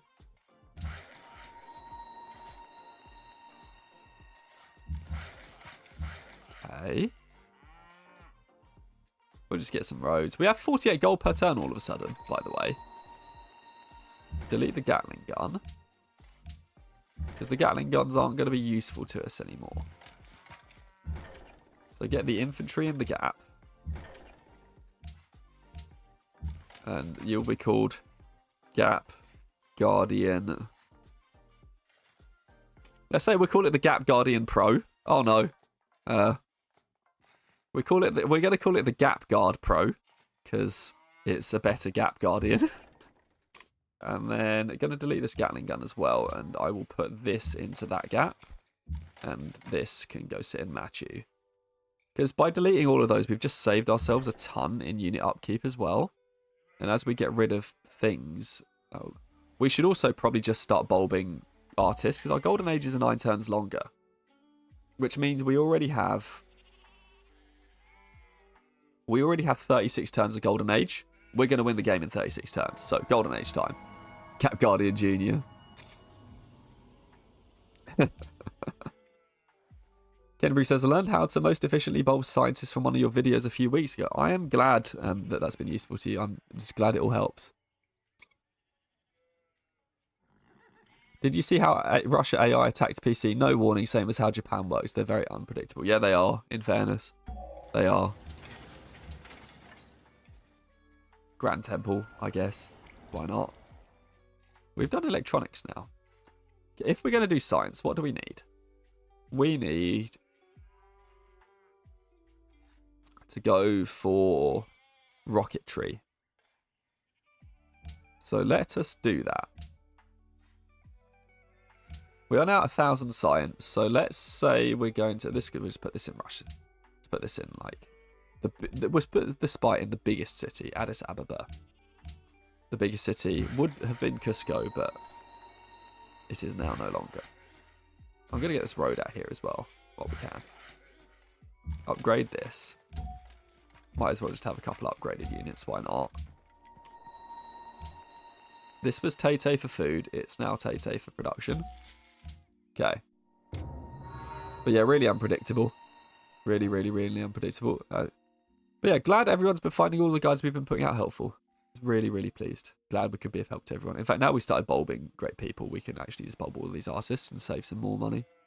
The only problem with having all of your units standing around in your empire like this, they actually cost unit upkeep. We save 3 gold every time we bulb one of these. But they do stack, so we're going to do it all now. And we have 34 turns of golden age to the end of the game. So I think we're going to be fine.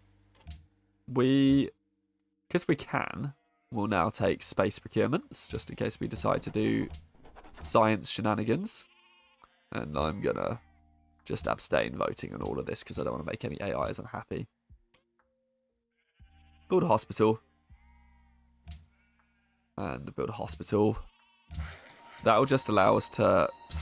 like put specialists in even harder, or even put even more specialists in if we need to. Probably should just wait for railroad. 4 gold for the last while. What do you mean? Sorry, 4 gold.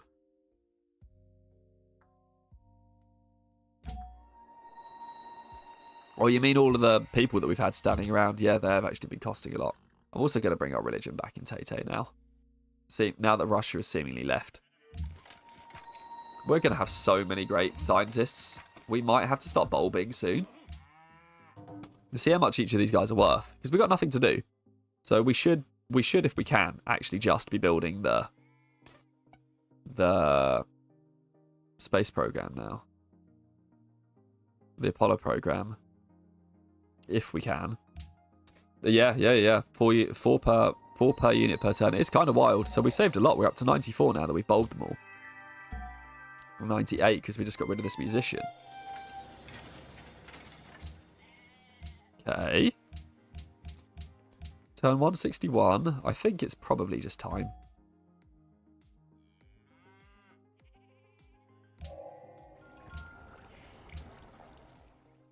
Hospital. The barracks, I guess, just in case we need it. The hospital in case we need it. Could probably afford to do this again. We'll wait for this turn. Get ready to build railroads everywhere. Where are all the sleeping workers? Because they should be getting ready to build railroads everywhere. We're just building roads everywhere.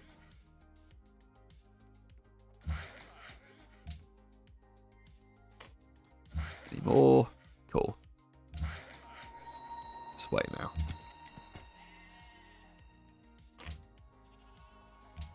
Okay. We are getting there.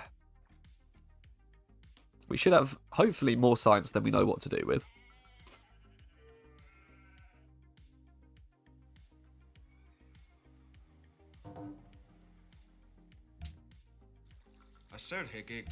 We could do with a friend. I wonder if we can befriend Germany now, their freedom. There we go. Okay. Probably just going to click like the research button or something. Yeah, this is slowly going up. We're in the atomic era. Okay, next turn for rocketry.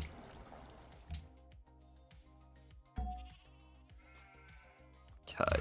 If we're going to get another writer soon.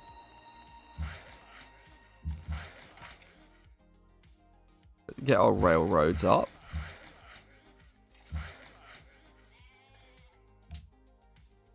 Yeah, it becomes quite a lot in the end. We're sorry this has caused a divide between us. I'm not really sorry. It has to be said.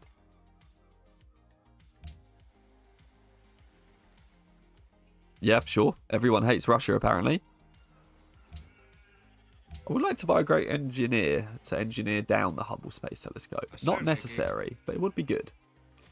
We'll also be able to, like, buy a few spaceship parts if we can. Who's also got a load of gold, because maybe we can friend them as well. Venice still alive with a load of gold. Saluti. Ethiopia. I don't know if it's going to be possible to make Ethiopia like us. Don't really want to demand anything. We should just start rinsing Germany's gold, though, if we can. Vorwärts. How much is the gold worth? Is it like... Is one gold worth like 25 or something?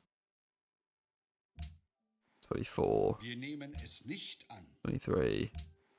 22. Wir nehmen es nicht an. One gold's worth 21. Okay, we should start thinking about rinsing Germany's gold when it's available. A little bit of extra cheese to throw into the mix. Probably should stop growing here. What can we not do? There's a lot of really good production tiles.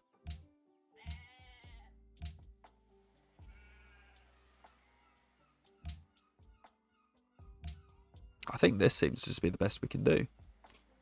No, we can do a bit better. Like the gold. And then... This is probably just fine. Build a barracks in case we want it.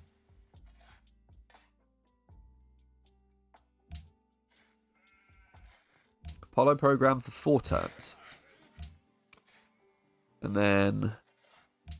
We could great engine, like the Hubble Space Telescope. Pre-spaceship factory in the city though it's built.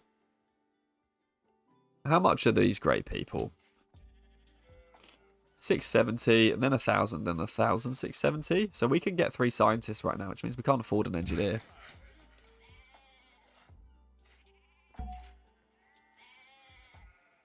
I guess we'll just like wait a couple turns. The bit that needs to go is the Apollo program now.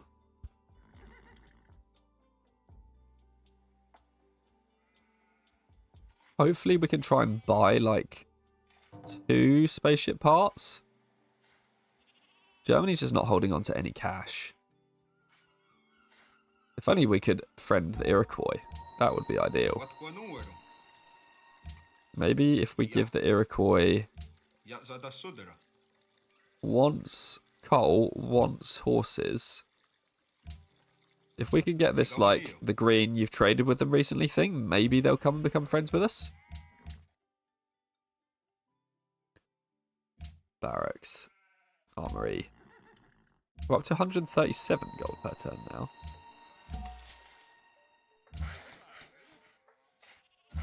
That's 1 railroad done. Oh, it's the furthest we can go here.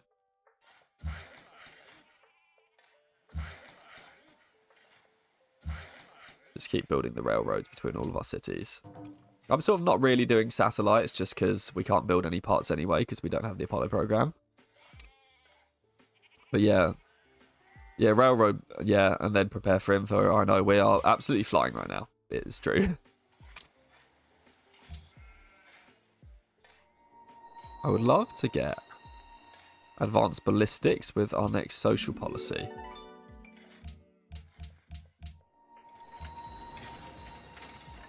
Whoever that new citizen was can go in here.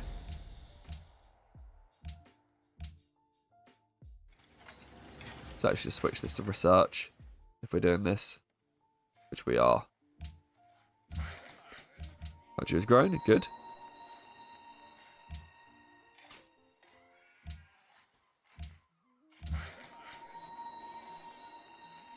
Let's finish these bits of railroad.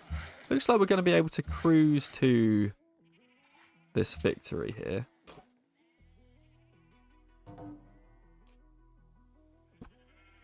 Are we gonna have to hard build Hubble? Are we gonna be able to get enough faith to get 1 more scientist by the end if we engineer it down? Because it's gonna make building spaceship parts far quicker. It's only 670. We get that in like 10 turns. So you know what? Gonna do it. Scientist in 20. Scientist in 20. Scientist in 9. Scientist in 29, yeah. We'll engineer down Hubble Space Telescope. It'll be faster.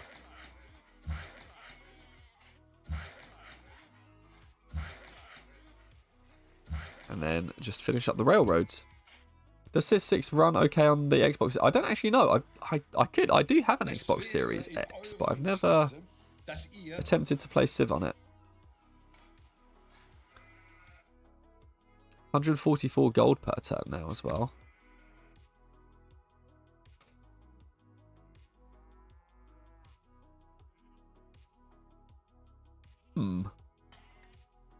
We definitely could have like bulbed faster. Should have been a thing, really. We have satellites. We see the map. We finally got rid of the fog of war, everyone. We finally got rid of the fog of war. 6 turns on Hubble. Very nice.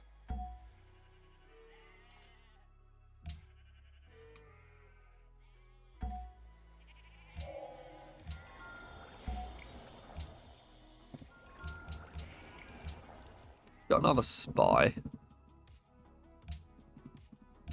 How long is it going to take to build a cockpit? 11 turns, 9 turns, 7 turns, 11 turns.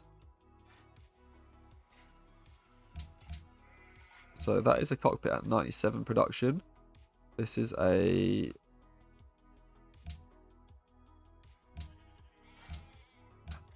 I feel like this could probably go quicker.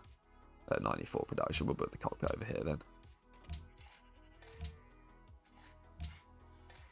Yeah, I know. GGWP Fog of War's gone. Yeah, the inside of mountains is just mountains. Look at this.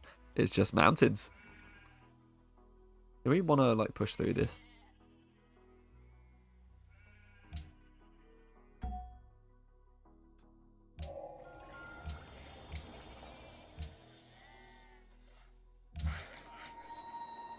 We might be able to build spaceship parts so quickly in the capital that we might not have to build as many as we think outside of it.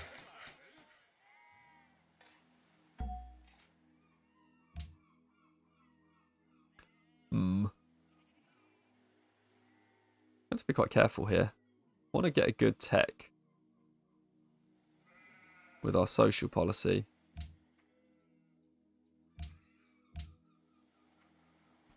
Yeah, isolated mountain tiles. Yeah, I don't really know. I think they're always like programmed to be in together. I guess this is just a hilly map with a hilly section. I don't actually remember how much a spaceship part is to buy. 2260 is the answer. Seems like quite a lot.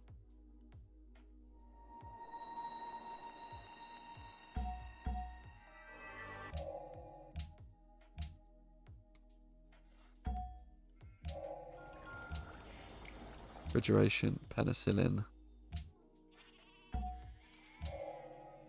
ecology.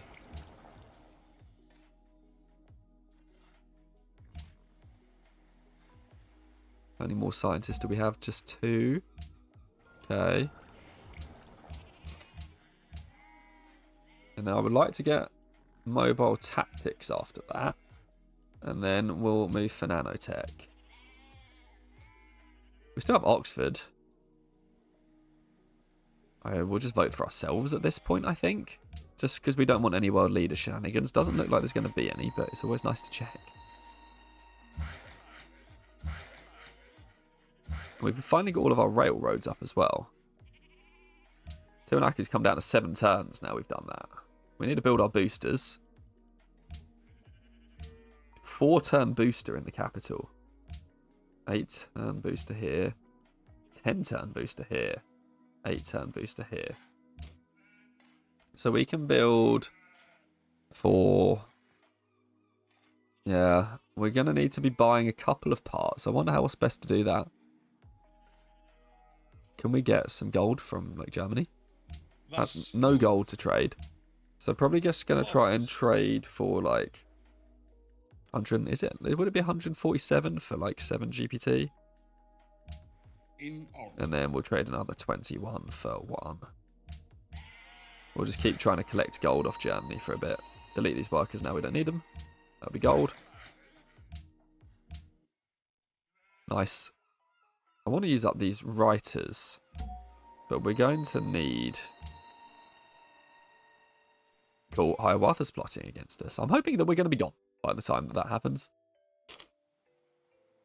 It's a shame Germany doesn't give more gold, really. Yeah, big empire. It's tall. Yes, this is a Pangean on total. I think. How long is this going to be? Probably 8 turns. Maybe a bit more. So slower than I actually expected given this game. But, you know, we played it a bit chill. So, always could be a factor. Delete Jerusalem's working now. Oh, just tabbed out of the game. Okay. We're actually now finally getting our railroad bonus in Tete, which is going to speed that up. That'll be good. Can we get any more production in Cusco? Let's grow, I guess. Mobile tactics in 3 turns. Want to go to robotics now, so scientist. Next turn. Okay. That seems fine. Done. I'll tell you what we're going to do just for the minute. We're just going to use the profit to convert some cities over to our religion. Might actually be some extra gold per turn. Yeah, 1 gold could go for a little bit more. You are right. Actually, asking, I wonder if 1 gold goes for 21.5 or something. This is a rather small change. Germany is using all of their gold. Asko asks, do you have a schedule for when you're playing so that I can catch the next stream from the start next time? No, sorry. Although I am aiming to... So I will mention when the next stream is supposed to be on the Discord channel. You're always going to get notifications for that. I'm hoping to announce the stream a lot further in advance than I did for this one. This one, it was a bit touch and go with finding the time for when I was going to do it. I'd originally wanted to do it yesterday, but things happened and eventually I just kind of ended up needing to do it today, basically. Which is why we just get more production. I guess so. which is why it ended up being today and why the announcement was such late notice. Do we have any more one production tiles at all? No. Do we have any more high production tiles? Can eke out as much as we can get, maybe. Something like that. More gold per turn too. Now that we can take particle physics here, we should take the rationalism finisher. Choose our free tech as being... Wait, oh, I needed telecommunications, lol. Anyway. R.I.P. We should get particle physics next, though, and then just run for nanotechnology. But we can buy our great scientists now. So we'll buy those 3. That should hopefully get us through a large chunk of this, and then we can just see how long the game takes to reach the end after that. So let's grab a great scientist. We don't have a religion here. Let's buy a great scientist here. A great scientist here. And we need to wait 4 turns before we can get the last one. Unless we can up our faith somehow, but... Nizef says, really nice to see you stream. Hey, Nizef, welcome. Well, I was going to say, like, welcome back. I'm glad to have you here. All names I remember from the old times. Let's go and, like, convert Singapore or something.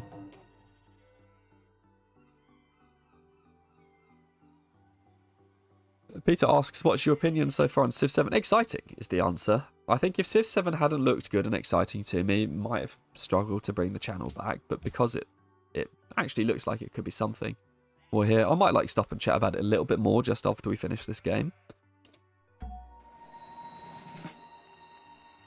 Need to remember to keep like getting gold from Germany. Not that they're very useful for it. 200. Okay, we're going to try 211 for 10. Okay, that worked.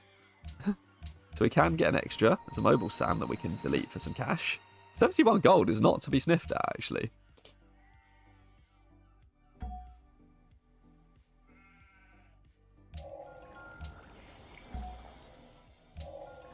Okay, and then combined arms next turn. And then we're going to have to research our way through robotics at the end of the game here, I think. Unless we can somehow squeeze out just enough faith. How much more faith do we need? 184. Yeah, so we are 3 turns away and there's not a lot to be done about it. Yeah, we are working the faith here. Yeah. I hate antiquity site jungle before building trading posts, especially if I don't go for cultural victory. Yeah, I know. It's a bit of an awkward one. Like, trading posts as a whole are just slightly awkward things.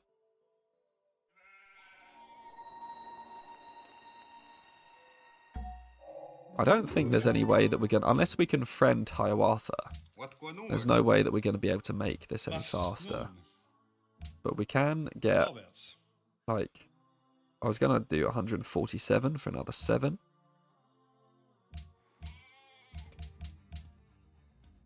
Put this on. And then build the next one.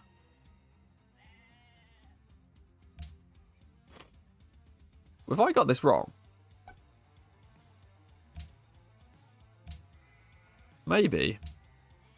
Might actually need slightly more gold than I expected here. Mostly just because.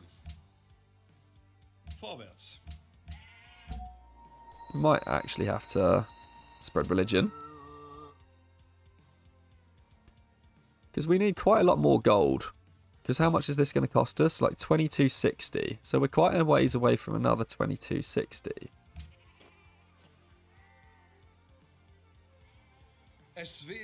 Oh, wait. Forgot to put the SS engine on to the production queue.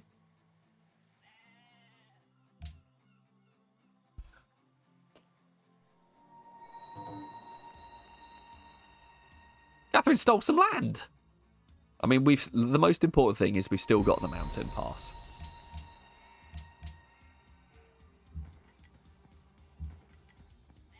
Okay. Yeah, we do need a little bit more gold. Here. See, 168 is actually just going to be all 8 of our GPT. I wonder if there's some stuff we can delete here. Is there any way to get some more gold? Maybe if we take commerce next. And then... because we're now up to 31 something. Germany trades are done. If we became friends with anyone that has loads of gold, that would immediately solve this problem.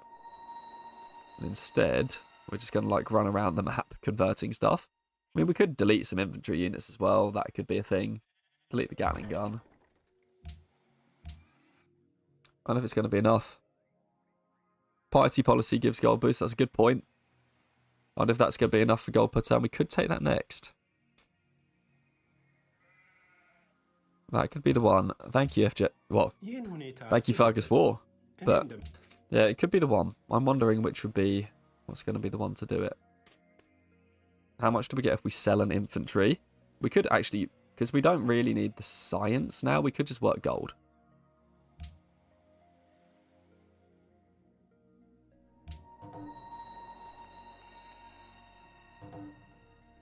Because I think the science is not going to be an issue. And if we do just work gold, where's that going to get us? Because that might get us up to enough gold. I mean, we do technically still have like 11 turns worth of research left. I don't know if we've got any more scientists coming. Another writer coming. 1628. Okay. Yeah, 2 trade routes are unused, you're right. I wonder if that's the way. Get the caravan here. I actually think science is going to be the bit that slows us down in the end. I did think that it might have been gold for a second, but we're slightly 1 turn short. We could have saved a couple of turns if I'd remembered to research the right policy, but... it's interesting, actually. I guess this probably could have been done faster somehow, but I'm not entirely sure why. We've just friended Carthage, who's got a bucket load of gold.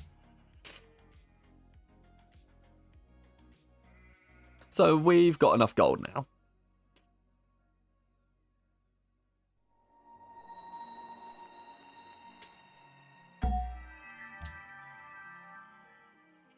Anything that will give science? And the answer's definitely no. Honor, liberty, nothing in here.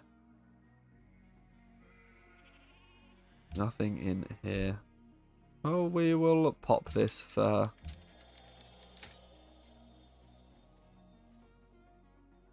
theocracy, I guess. We'll take the gold policy. Up to 220 per turn. Yeah, we're actually good. For...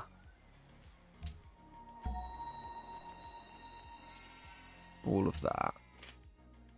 And we're good for gold because we can just take Carthages. We'll just give away like 100 gold per turn. Fine. And then that means we can buy this booster. And build the engine. And we can get ourselves the scientist.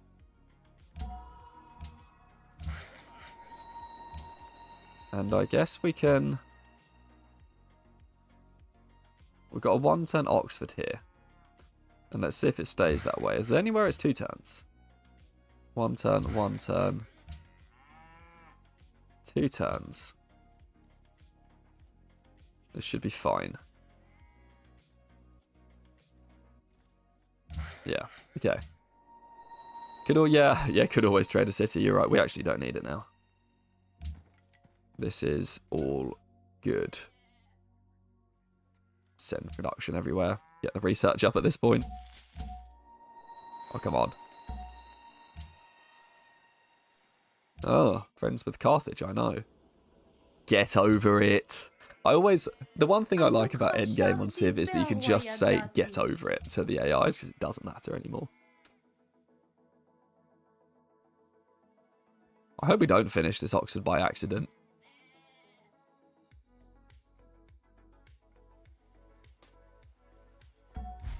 We haven't, that's good. But it is ready to finish now whenever we need it. Parts. Parts.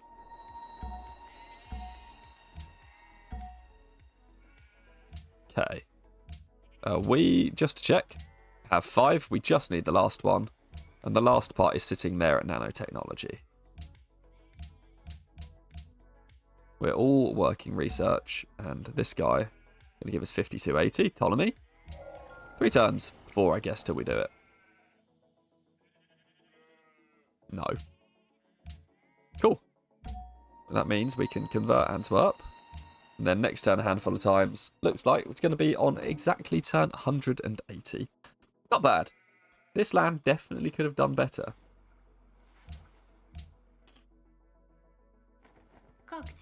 And I wonder if, like, there was maybe some, like, focusing on food or science in the middle of the game that might have done it. Potentially spamming out all these units towards Russia held us back a tiny bit. Although, I don't necessarily believe how much that may have been. What city of ours got converted? Machu.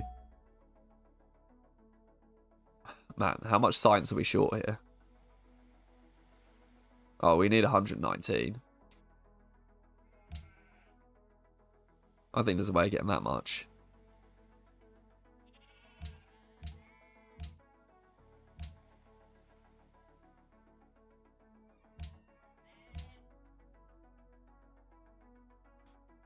Maybe.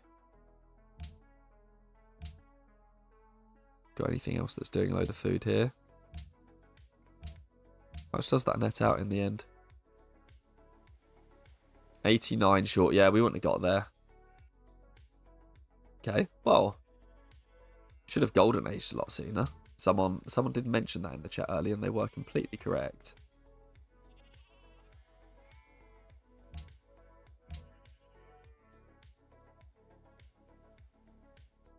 Starve the capital because it's going to take 77 turns to starve it. Maybe we should have tried to nuke someone. That would have been nice. Although, it is what it is.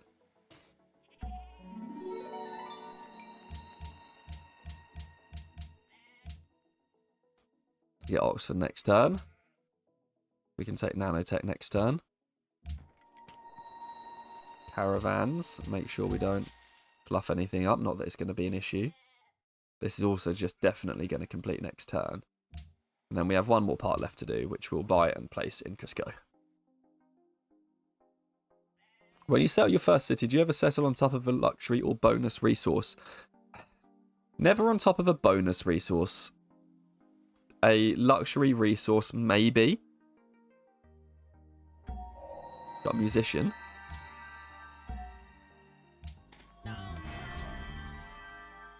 We've got nanotech. We've got the stasis chamber. And we're going to click on stealth for fun. Oh, here we go. 109 pop in the end, and only for research agreement. Hey, Phoenix. Yeah, still alive. But yeah, like Golden Hearts ones maybe, but yeah, luxuries is... I'll talk about it actually just as soon as we finish this game, because we are about to put the final spaceship part on and go to space on turn 180. All these deals ended. Carthaginian coup in If. Cusco starving. I'm going to unstarve it just for the... How do we make it not starve? Just need a bit of food. There we go. Just for the end of the game here. I wonder if this still works. We'll see. But there we have it. It's going to be a science victory on exactly turn 180. I'm interested. If anyone that has been here in the chat does get to play it, do let me know if you managed to. How much faster? I bet this can be done an awful lot faster. I'm curious to know how much faster it goes. Let's give this a go. Turn 180 exactly. Not the fastest one we've done in the world, but some wild Inca stuff. And every city above 26 pop. And, yeah, we did have to fight a war as well while we're at it. There we go. Pachacuti is one. Where's the spaceship? There it is. There it is, taking off. You have achieved victory through mastery. How do we do in the demographics? Yeah, literacy first. It's all that matters. Literacy first. Then maybe Abraham Lincoln ranking victory. Close. We can maybe take a look at the map, or maybe just some of the graph. I always like to look at the science per turn graph is sometimes interesting. Like this one right here. We are the Inca, so we're this line here. We're actually leading in science per turn for a moment there. Production per turn, the Inca, we actually did pretty well. But if we can see number of known techs, the Inca, here we go. Number of known techs. I don't think it was really close with the AI in the end. You know what, actually, you know where this could have slowed down a little bit? Because we didn't know everyone for very long. And that tech bonus for knowing people for longer would have been quite good. So that might have been where this slows down. So building, if anyone like tries this after me, a third scout might be one of the ways to speed this up quite a lot. Because knowing the rest of the world will speed up that early game tech a huge deal. And then maybe actually just beelining terrace farms, which are the way to go. But that does take us to the end. I'm going to click this just one more turn button, and I am going to zoom in. Thank you very much for watching, everyone. It has been fun to be back. I remain incredibly flattered and thankful that you're all here to join me today. So just thank you very much for being around. Apologies to everybody who I guess was here waiting for a stream, wondering where I've been for all of this time, but just glad to be back. And thank you all so much for watching. That'll be for everyone who's watching the replay back later. This will be the end of where we do all the Civ content. The stream's going to close up now. I'm just going to hang out and chat with chat a little bit before we close it off. So thank you very much, everyone. Just to go into some of the chat comments, let's see what we got here, because I did not get through all of them for a little while.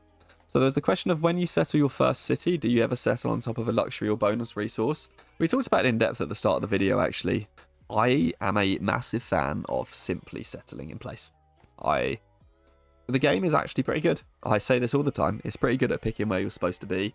There's rarely a Civ game where I don't immediately press B to settle city. That's the hotkey for it. I really don't like wasting a turn. If I see something insane on the first turn, I will often move for it, but the game sometimes knows about some of the strategics like horses or iron that you've got around your capital that you don't see when you start off, that you will eventually claim, whereas you might lose them if you move around. You might also kind of screw up your city placement a little bit if you move around. Game tends to be quite good at giving you a good central spot for your capital, and if you move your capital, sometimes you might lose a city spot because now you might have had one good expand to one side of your capital. You might have moved closer to it, and now you won't be able to get a good expansion either side. That tends to happen. Other things you might do, you might just lose your good 2 food tiles. You want to be working 2 or 3 like tiles that have 3 or more food and production on them, and at least 2 food right at the start of the game. And often, if you move away from where you've initially started, you'll be losing those, like either 3 food or 2 food 1 production tiles. You might actually be moving away from those, and those will screw up your capital much. Losing that will reduce your capital in strength. More. It'll be worse for you, basically. You're better off to be next to that food than have a slightly more optimized position. Phoenix said, holy shit, he's alive. Yes, I am. But yeah, happily settle on top of some stuff. I don't mind it. Never on a bonus resource, sometimes on a luxury. You get almost everything you would get out of a luxury resource by settling on it, as you would do by improving it and then working on it. The only exception is salt. Whereas most bonus resources, you lose something by settling your city on it. So in general, I will settle my city on luxuries, except for salt, and won't really go on bonus resources. You just get a lot for improving them. Thanks for all the GGs, everybody. What else have we got here? I'm trying to find out. My chat just got skipped forward. Top stream, thank you. GGWP. Kind of tiles don't have lots of food hammer, yeah. Celestial Luna said, I only recently started watching you and your last video was 2 years ago. Do you only stream now? No, actually, I took a I took a hiatus for a while. There are many reasons about that. Maybe we'll go into them at the start or at the end of the stream at a different date. But I've actually just returned. So, welcome and thanks for being here today. Good to see you playing a real game again, says Robert. Thank you very much. Pooping Turtle, Ethiopia got info here at turn 178. Brain says thanks, no worries. Thanks for being here. This was quick speed, Pimkin Hank. Yeah, it's a decent speed for quick speed. Could have been faster, I imagine it must be. Phoenix has got to go back and watch the rest of the stream now. Funny. Your teaching videos have been my favourite, says Peter. I'm going to be releasing more. So, and if there's one thing I have to do, that video that's on the channel that's got like 100,000 views, it needs some love. I have sort of refrained from doing anything about it for such a long time now, but that video can just be better. So I think I'll release a sequel, maybe updated with some of the stuff I know now after having done all of it for a year after I released it. Blue Jean Boy asks, when do you usually pop writers and artists?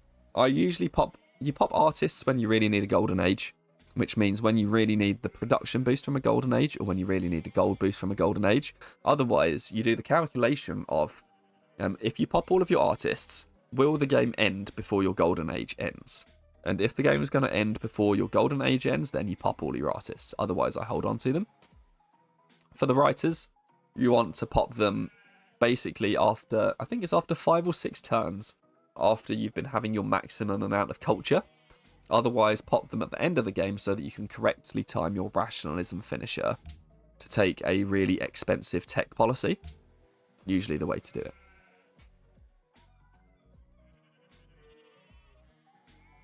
Yes, plans to make plenty more videos, Phoenix, don't you worry. I've been doing shorts on the channel, and that's just because I haven't had time to do a long format video yet, but hopefully the first long format video can come out.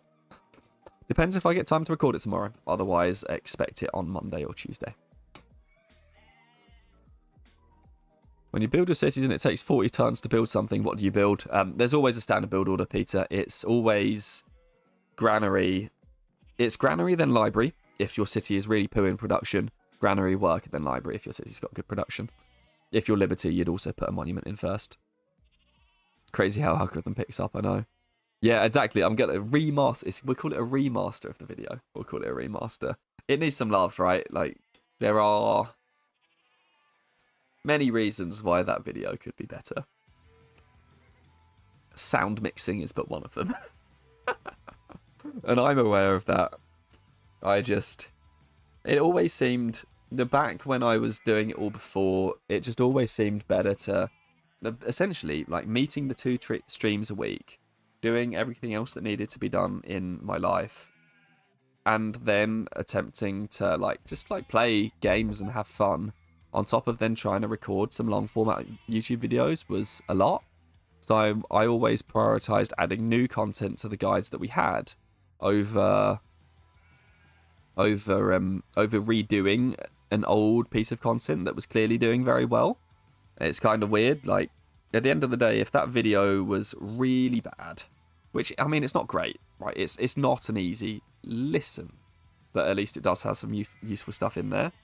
But if people weren't actually, like, watching it and it wasn't the biggest video on the channel by a mile, I would have redone it sooner. But I sort of prioritised getting out guide videos and all the other aspects of Civ and making sure to do all the live streams.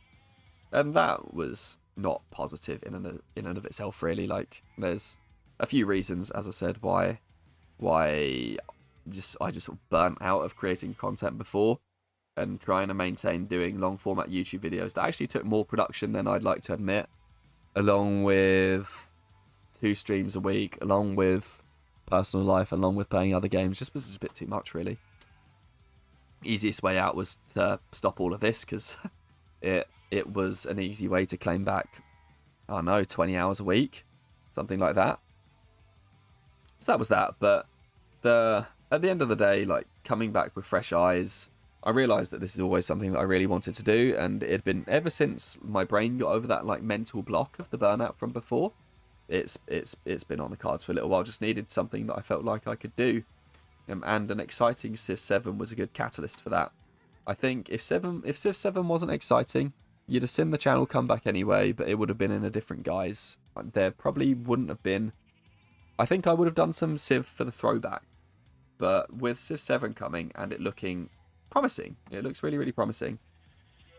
It means that we can at least main Civ on the channel for a little bit and then see where we go. But I would very much like to get some other games on here.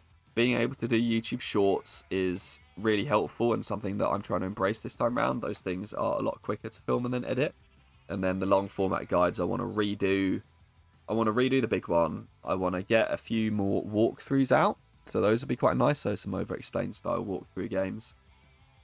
And then we will pop up with these streams probably once every couple of weeks. I don't think I can maintain a weekly schedule. I've got too many weekly things that I want to do and would like to carry on within my personal life to stream every week. Because essentially we're going to get to the point where it's either going to be long form video or stream. And like on weeks where I get a lot of time, we can have both. And so the streams will probably end up being slightly more regular than once every 2 weeks, just like long form videos will be slightly more regular than once every 2 weeks. But right now, can't really do both because we can get 2 or 3 shorts out a week. That's easy enough. There's plenty of content we can cover with that. There's already one that's due to go out. I think Saturday. I'll probably put the next short out on Saturday, though it's already been recorded and filmed. The t-shirt and the wet that I wore for it. Just right up there. It's right around the corner. And that's already been recorded, filmed and whatnot, and it's just ready for us to put it live. So we'll probably put it live Saturday, just because we've seen this again. And then we will hoping to record the next long form thing either tomorrow. I want to do it tomorrow, and if not tomorrow, we'll record it on Monday, which probably means it's going to be, which means it will either come on, I'll call it Sunday or Tuesday with luck, but you never really know. Yeah, life can be busy sometimes, Carlos. Thank you for being here, by the way, everyone. Like, so much enthusiasm. Like, incredibly grateful. Yeah, so as there are more shorts coming soon, absolutely hoping to find some useful things to condense down into the shorts. The challenge of explaining Civ in short format is a difficult one. It's difficult. You have to leave some stuff out, and so I've been putting a lot of focus into the shorts on. Essentially, like, I'm not calling it like low effort ways, but essentially the stuff that's going to come out on shorts is going to be the stuff that effectively, like the really simple stuff, like you can optimize stuff to get your win time down from like turn 180 to turn 160. But actually, there's a whole load of stuff that I do that you don't even have to think about.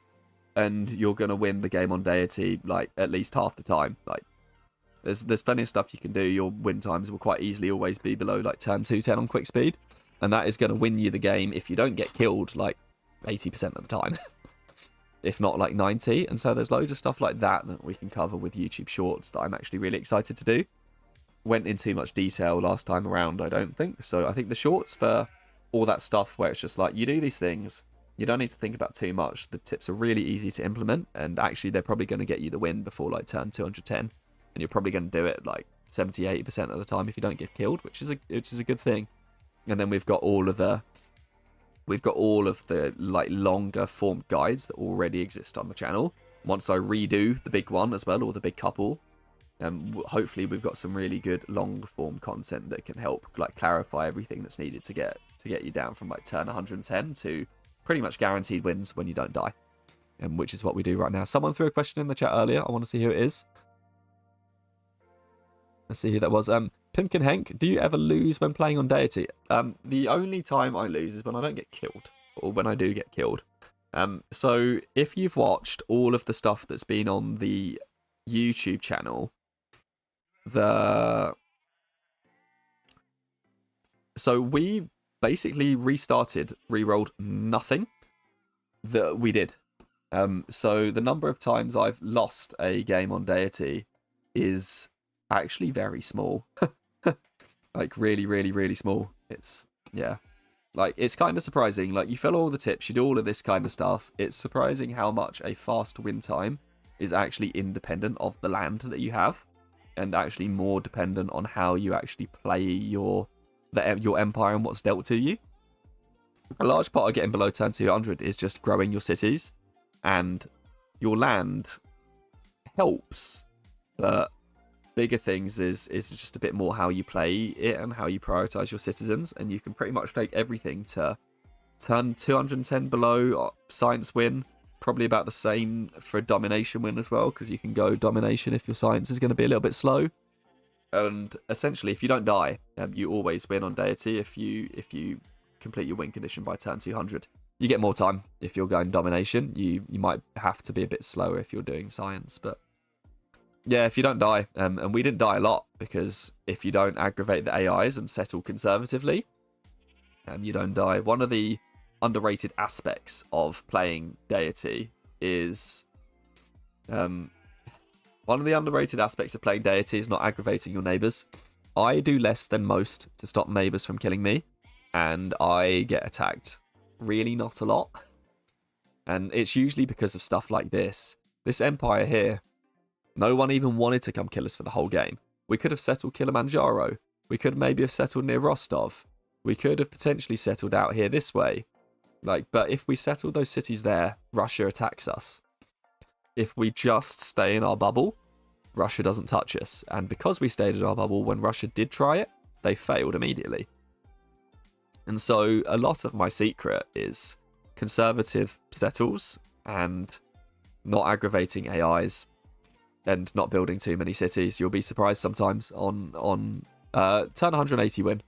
You'll be surprised sometimes on how far that gets you just by not having an aggravating settle. The covets land penalty is massive. And if they don't covet your lands, they're probably not going to kill you. And AIs that will covet your lands, even if you settle conservatively, are usually the ones that you can pay toward different AI for very cheap. And there's one other underrated technique which you can use as well if you find yourself close to an AI. Just kill them with chariot archers. Chariot archers and catapults. The latest, one of the shorts that went out on the channel recently was a kill against Greece with that. Not Greece, Brazil with that. A good chariot archer catapult rush can take down a troublesome AI whose capital is a little bit too close to yours. That one's a bit more of a gamble, but if you don't see swordsman, you'll achieve it. So, and if you only see 2 or 3 swordsmen, you'll achieve it as well. That type of thing only tends to fail once the AI actually gets pikemen. But yeah, so that's always a surprise tactic you can use as well, and usually pretty good. It says, GG, well played, just finished. We'll share the screenshot in Discord shortly.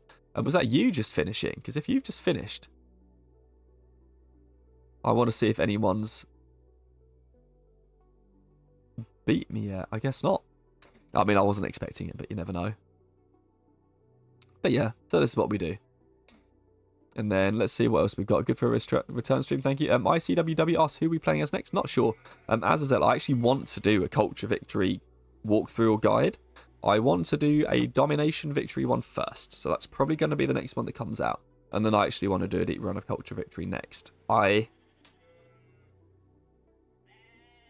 don't know what to do yet for a short with a Culture Victory, but if I come up with one, I want to do one. The problem with a short for a Culture Victory is the Culture Victory is just the most technical thing in Civ. It's advanced gameplay. It just, sadly, it is what it is. It's advanced gameplay. So it might just need a little bit more detail, or like a 2 or 3 short series covering it. But I almost wonder if the Culture Victory is better served with a detailed walkthrough. But I will, if I can come up with something that I think gets you there, especially on deity, in about 15 minutes, I want to do that. And I'd actually like to do it as a priority. I wanted to do this stream as a Culture Victory today before I figured that it would be better to do something a bit more chill as a reintroduction back. X, can we get a bigger face cam? 99% bigger, please. Be careful what you wish for. Here we go. Bigger face cam.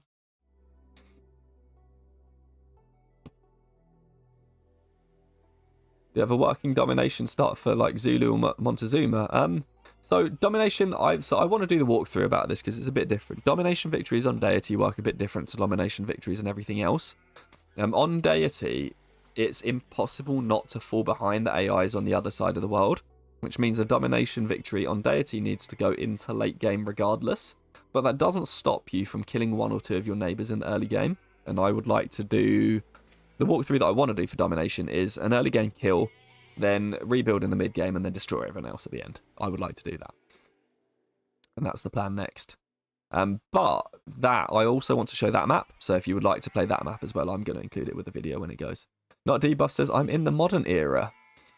Okay, nice. Someone's going to beat me soon. For some reason, it won't let me post a screenshot in general, so I posted it. 2 suggestions. It's I've got restrictions on who can post pictures where.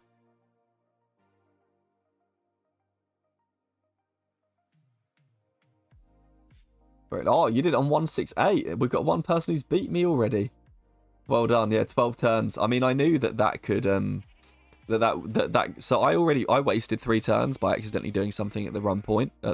So 177 was doable just the way that we played it on stream here. I imagine that there's other ways to bring it down as well, but very well done. We've already got the first person who's beat me, and that's hilarious. Already beaten by 12 turns. I love it. But yeah. But yeah, so that was good fun. Thank you very much for being out here, everyone, today. It's just rolled around to midnight UK time. So I had such an advantage. I mean, maybe. Like, you know what to do, right? You don't have to go through the whole shenanigan of thinking you have to rush for Sinai, this, that, the other. But hey, look. The point of this is not for... What's the word? Not to be unbeatable, right? Like, I just want to see how fast, like, we see what I can do, we see if anyone does better. I just think it's kind of fun. Yeah, knew the War Rush was coming, yeah. Is there a short for great people? I would love to do a short for great people. It's actually on the list. So thank you very much for the suggestion. Do you still lower the amount of city-states? I've actually never lowered the amount of city-states. I might have done it as a one-off, like a handful of games. I've always played with the number of city-states that are by default for the map size. I've actually never lowered it, as it so happens. But yeah, or at least not normally. A lot of the games we used to play on this channel is just like playing garbage starts and riding them to victories. The only problem with that is that it tends to be a lot of like the samey gameplay. So thanks, Nizef, good night. A lot of that tends to be a lot of the same gameplay, because playing garbage lands really restricts your techniques. Today I wanted to do something that was a bit more straightforward with the fun Inca twist, because everyone loves to see how ridiculous terrace farms are. I wanted to do that for a first stream because it's chill, it's straightforward, it's easy. We don't have to get too technical. Gets me back into the ride as well as you all. And I don't want to just play like too many like trash starts again, because that means you just end up doing the same thing all the time. And that's part of why I got bored. So I'm on the lookout for stuff like this. Stuff like this that's a little bit interesting, that gives us the opportunity to do different things. Like maybe you kill an AI with chariot archers and catapults. Maybe we'll kill an AI with some frigates. Maybe we'll like do some like tinkering in the mid game. Maybe we'll do diplomatic victories. Maybe we'll do cultural victories. Like, we'll try some of the little like different things that you can do in different situations, and actually try to find some ways where we can use Civ's abilities in fun ways. Yeah, like Aztec Raging Barbs is absolutely a big one that's on my radar. It's like leaning into some abilities and trying to have something fun with it. Yeah, Siege Tales, I'm thinking about it. I want to do the Huns. The Huns is probably going to be the YouTube walkthrough for the domination victory. Is a diplomatic victory short on the cards? Yes, I think so. Again, haven't figured out how to bring it down to... I haven't figured out how to bring all of the victory types down to a 1 minute short. Might have to be a series. And if they are a series, I'll release them in slightly quicker conjunction. But I think there's going to be like... Might have to be like early game, mid game, late game kind of thing. Or like how to complete a diplomatic victory or something like that. Like the key things you need to know. We might do the basics and then maybe do a video where we skip the basics. Something like that, I think. Yeah, I've never done a no city-states, actually. I don't tend to use them that much. You can win deity without touching a single city-state, for sure, in fact. It reduces the chance of an AI winning a diplomatic victory. Not used it that much. It's kind of interesting. You'd get more land to settle, and I don't know if that's good or bad. Wouldn't get to steal a worker, but again, can win a deity victory without stealing a worker. It's just an extra thing you can do, but you don't have to steal one to win a game. The master of random for... Just glad to see you back. Yeah, thanks for being here, is all I can say. Might have to set up a game when specific civs for... Yeah, frigate dominant, something like that. Again, you can't kill the world with frigates on deity. You'll fall behind the AI too much. Might manage it if you're doing quick speed. But, yeah. Only YouTube Shorts or Instagram, TikTok content? I don't have I have a personal Instagram account. YouTube Shorts actually fit quite well for Instagram or TikTok. And it could be done. The one person's advice that I've actually very much taken to heart, because it's perhaps explained so much why I burnt out when we were doing this before, was there's a fellow called, used to go under the alias of Alpha Gaming, now goes under the alias of Senpai Gaming.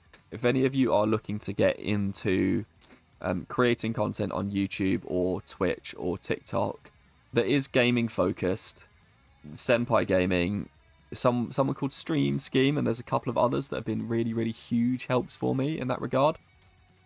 Something I've taken to heart is you can only really do a handful of things well, and the rest basically has to be reposts. And so the thing that I'm aiming to do is, like, we'll put some good actual YouTube videos out. We'll put some good actual shorts out. Both of those have a lot of effort. The streams are just for fun, for you and for me to hang out. And then Instagram and TikTok, if we do it, it will have to be reposts. But I'm not going to lie, it's quite difficult to keep up with everything. Like, you don't want to be... Essentially, I'd have to give up something a little bit. I mean, you can just repost on Instagram and TikTok. That's fine. But I quite like having everything run on YouTube right now. And we could do it, like, at the end of the day, if the channel gets bigger, I'll put stuff on Instagram and TikTok. Like, don't you worry. But while everyone finds the channel on YouTube, the shorts are also on YouTube. And YouTube shorts are a neat little way to get some stuff done quickly now. Carthage can build roads on... Wait, can they? Of course. Wait, can Carthage move... How do Carthage build roads on mountains? Like, can you get a worker in there? Is a multiplayer with community game on the table in the future, Master Ranful? I would love to. I don't know how yet. The last one was good. It took a bit to organise, but it was good and it was a lot of fun. And I'd love to do that again. We will definitely get one done before Civ 7 comes out. I can guarantee that. Any way to make a Ramcam high-end fun game, lol? Absolutely. I think, yeah, definitely, I'd like to do that. But well, there's got to be something you can do with, like, Siam and just city-states. And maybe I'll just spend the entire game taunting the AI. Like, maybe that's how to make a Ramcam high-end game fun. Don't know. We'll see. But yeah, would love to bring a multiplayer with a community game back. It's a lot, not a lot of work to set up, but you know, it involves like clearing days, like scheduling. Scheduling's a thing, isn't it? So scheduling's a thing. I would love for it to not be a one-way perspective, but I don't know how to make it not a one-way perspective, if that makes sense. But I would like to do something. One of the things I want to do going forward, if I can achieve it in Civ, we'll achieve it in Civ. If not, we'll achieve it for other like side games that go on the channel. I would like to be able to play games with members of the community more than we used to. The big prohibitive thing with Civ is scheduling and time commitment. If we can find a way to do something where essentially you might just be able to drop in, or the time commitment's not too long, that's the way that I'd like to do it. Yeah, I know what you mean. Like, multiplayer games are really weird. Well, Non-Turtle, one of the big things about a multiplayer game is actually the mutually assured destruction concept. Most of the time, if you conflict with another player militarily, you both lose the game. So there's like this mutually assured destruction in mutually assured destruction in multiplayer, where you basically, you only go for it if you're desperate, and if you're desperate, you try a surprise attack and hope it works. And then try and steal your way into a victory from, like, third or second position. Usually the way that you do it. Yeah, but like, you know, the one positive about doing war, and if you actually manage to pull it off, having a second capital is really powerful. Like, capitals always get the best land on the map, so if you can acquire 2 capitals, you've got 2 sets of the best land on the map, more than 1. But yeah, multiplayer games take a long time. But yeah, so that's what we're looking for, and I'm still like getting there with like alternate games to play on the channel. Definitely want to bring you some more. Clearly that's not going to stop Civ. We can like main Civ content until Civ 7 comes out, and Civ 7 will be what it is. If Civ 7 is good, and I sincerely hope it is, this channel wouldn't even be back if I wasn't enthusiastic for Civ 7. But if Civ 7's good, we can continue doing Civ on the channel all day long, but it's going to be hard once Civ 7 is out, because there's going to be 3 Civ games now. It's just a bit... it's just a bit much to be when there's 2 newer games than Civ 5. It's just a bit much to be staying on Civ 5, really. Oh, interesting. That's interesting. Yeah, of course, because they take the damage at the end.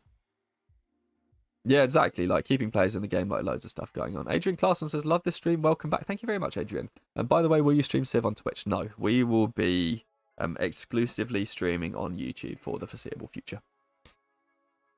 It depends at the end of the day. Like, if I'm honest with all of you,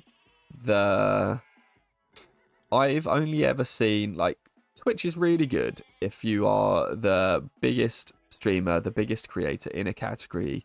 You want to be online full-time streaming. Like, Twitch is really good for that. But to get you all over to Twitch before, I had to tell you all to come to Twitch. It's just a real thing.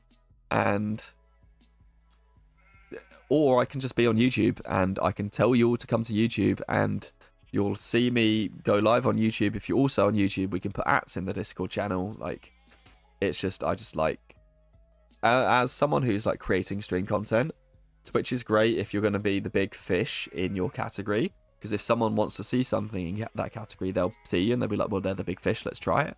But also, you got to sit through like a 1-minute non-skippable ad to watch a stream on Twitch. And for the creator, it's the only benefit of Twitch is, I don't, do they even still do it? The Amazon Prime thing where you can do the Twitch Prime, Amazon Prime sub. Only benefit for the creator on Twitch. And I, while you're never going to turn that sort of stuff down, I would much rather bring this to you with YouTube's ad experience and put it on the place where everything else is and just make it easy. It's kind of what I've decided for now. Like, the ads aren't even enabled on the channel right now. I figured that I would hold off on enabling ads on the channel for a while.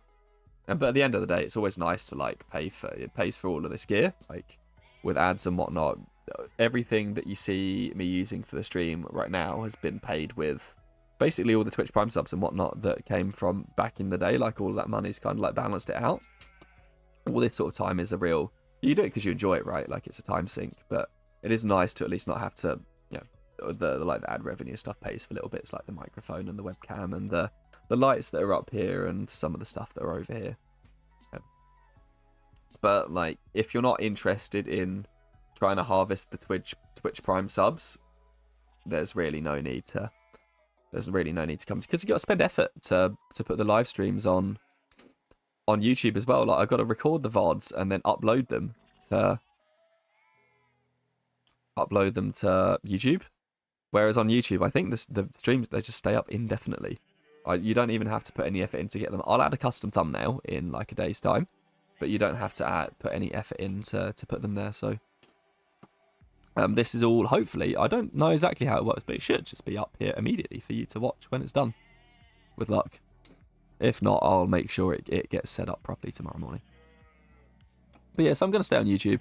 Apologies to anyone who likes the Twitch experience. I'm just kind of hoping that you all enjoyed the YouTube content, and that's why you wanted to watch on Twitch anyway. So I'm just kind of hoping that sticking around on YouTube worked for the rest of us. Especially because the streams are going to be related to the content that's on. I'll tell you what's another good thing. If the streams are unrelated to the content on your channel, then it makes sense to stream on Twitch. If I were just going to be doing loads of just chatting and variety streams and like live content, Twitch makes sense. If the streams are going to be the sort of stuff that you would put as YouTube videos or shorts on the channel anyway, streaming on YouTube stays making sense, just because of the way that the algorithm tends to run. So maybe we might pop back on Twitch again if it ever makes sense to do something a bit more lifestyle or discussion or just chatting or an alternative game. But for stuff that would normally go on the channel and that you'd happily have on the channel, it makes sense to stay on YouTube. Scott Nolly, welcome to the chat. Latest PCJ Law stream of all time, I know. Yeah, the excitement. I've seen a few friendly old faces from the old times, like people who have been around when this channel had when we were getting 4 viewers on Twitch. We've seen a couple of those people today. Thank you so much everyone for being here today. It's really great. Meher says, oh, finally an actual pair of headphones. These are actually, believe it or not, the same pair of headphones I used to wear when we used to do it. I didn't wear them when I was streaming, when I was recording a lot of the short form YouTube videos before. Actually, the same ones. Do need a new pair because they're falling apart. But yeah. But yes, thank you for everyone who came, visited the game today. End game pop in the end was 109. So quite good. Definitely could have been optimized to end sooner. I think probably didn't need to grow so much, if in all honesty, and probably could have saved maybe a turn or two with the Great Scientist bulbing as well. I rushed for the Great Scientist bulbing because I thought production was going to be our issue. Turned out the science was the issue, so it is what it is. Mistakes were made.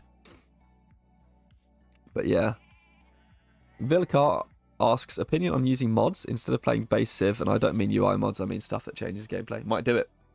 Might do it. I'm not sure yet. I think I really genuinely love the base game version of Civ. I really do. So if there's enough stuff that is interesting to play on the base game, I will probably stick with it. Doesn't mean that we're not going to do a fun mod from time to time, actually, like at all, because some are just fun. But we'll see. I'm hoping to throw a bit more variety in with some other games as well. And of course, if there are other games that pop up on the channel, not going to be soon because it just takes some time. So I haven't decided exactly what I want to play yet. But when they do pop up, obviously there would be no requirement to watch them. But more than one game is needed these days in YouTube, and more than one game is needed for creators' enjoyment as well. Let's say, like, one of the things that caused the burnout when I stopped doing all of this before was because I couldn't figure out how to integrate alternate games into the channel experience, I guess. Most of that was just due to like streaming too much and not having enough time for everything else. But essentially, like, I played 1,000 hours of Civ in 12 months, 15 months basically last time around, and I'm not a one game kind of person. It doesn't mean that like games will chop and change all the time. Games can stay on the channel for years, but they're only going to be able to do that if I'm also able to play some other stuff on here as well. So it will need to be done. Yeah, DJ Ray says, looks like I just missed the game. Yes, sorry. We finished about half an hour ago now. Apologies. I know it was short notice for everyone. I know that this time, UK time, is not the best for everyone. I must say, I can't promise to stream any later. So, but I can promise that sometimes we'll do it on weekends. So at least it'll actually be okay for people to start watching earlier in their own days if we get to it.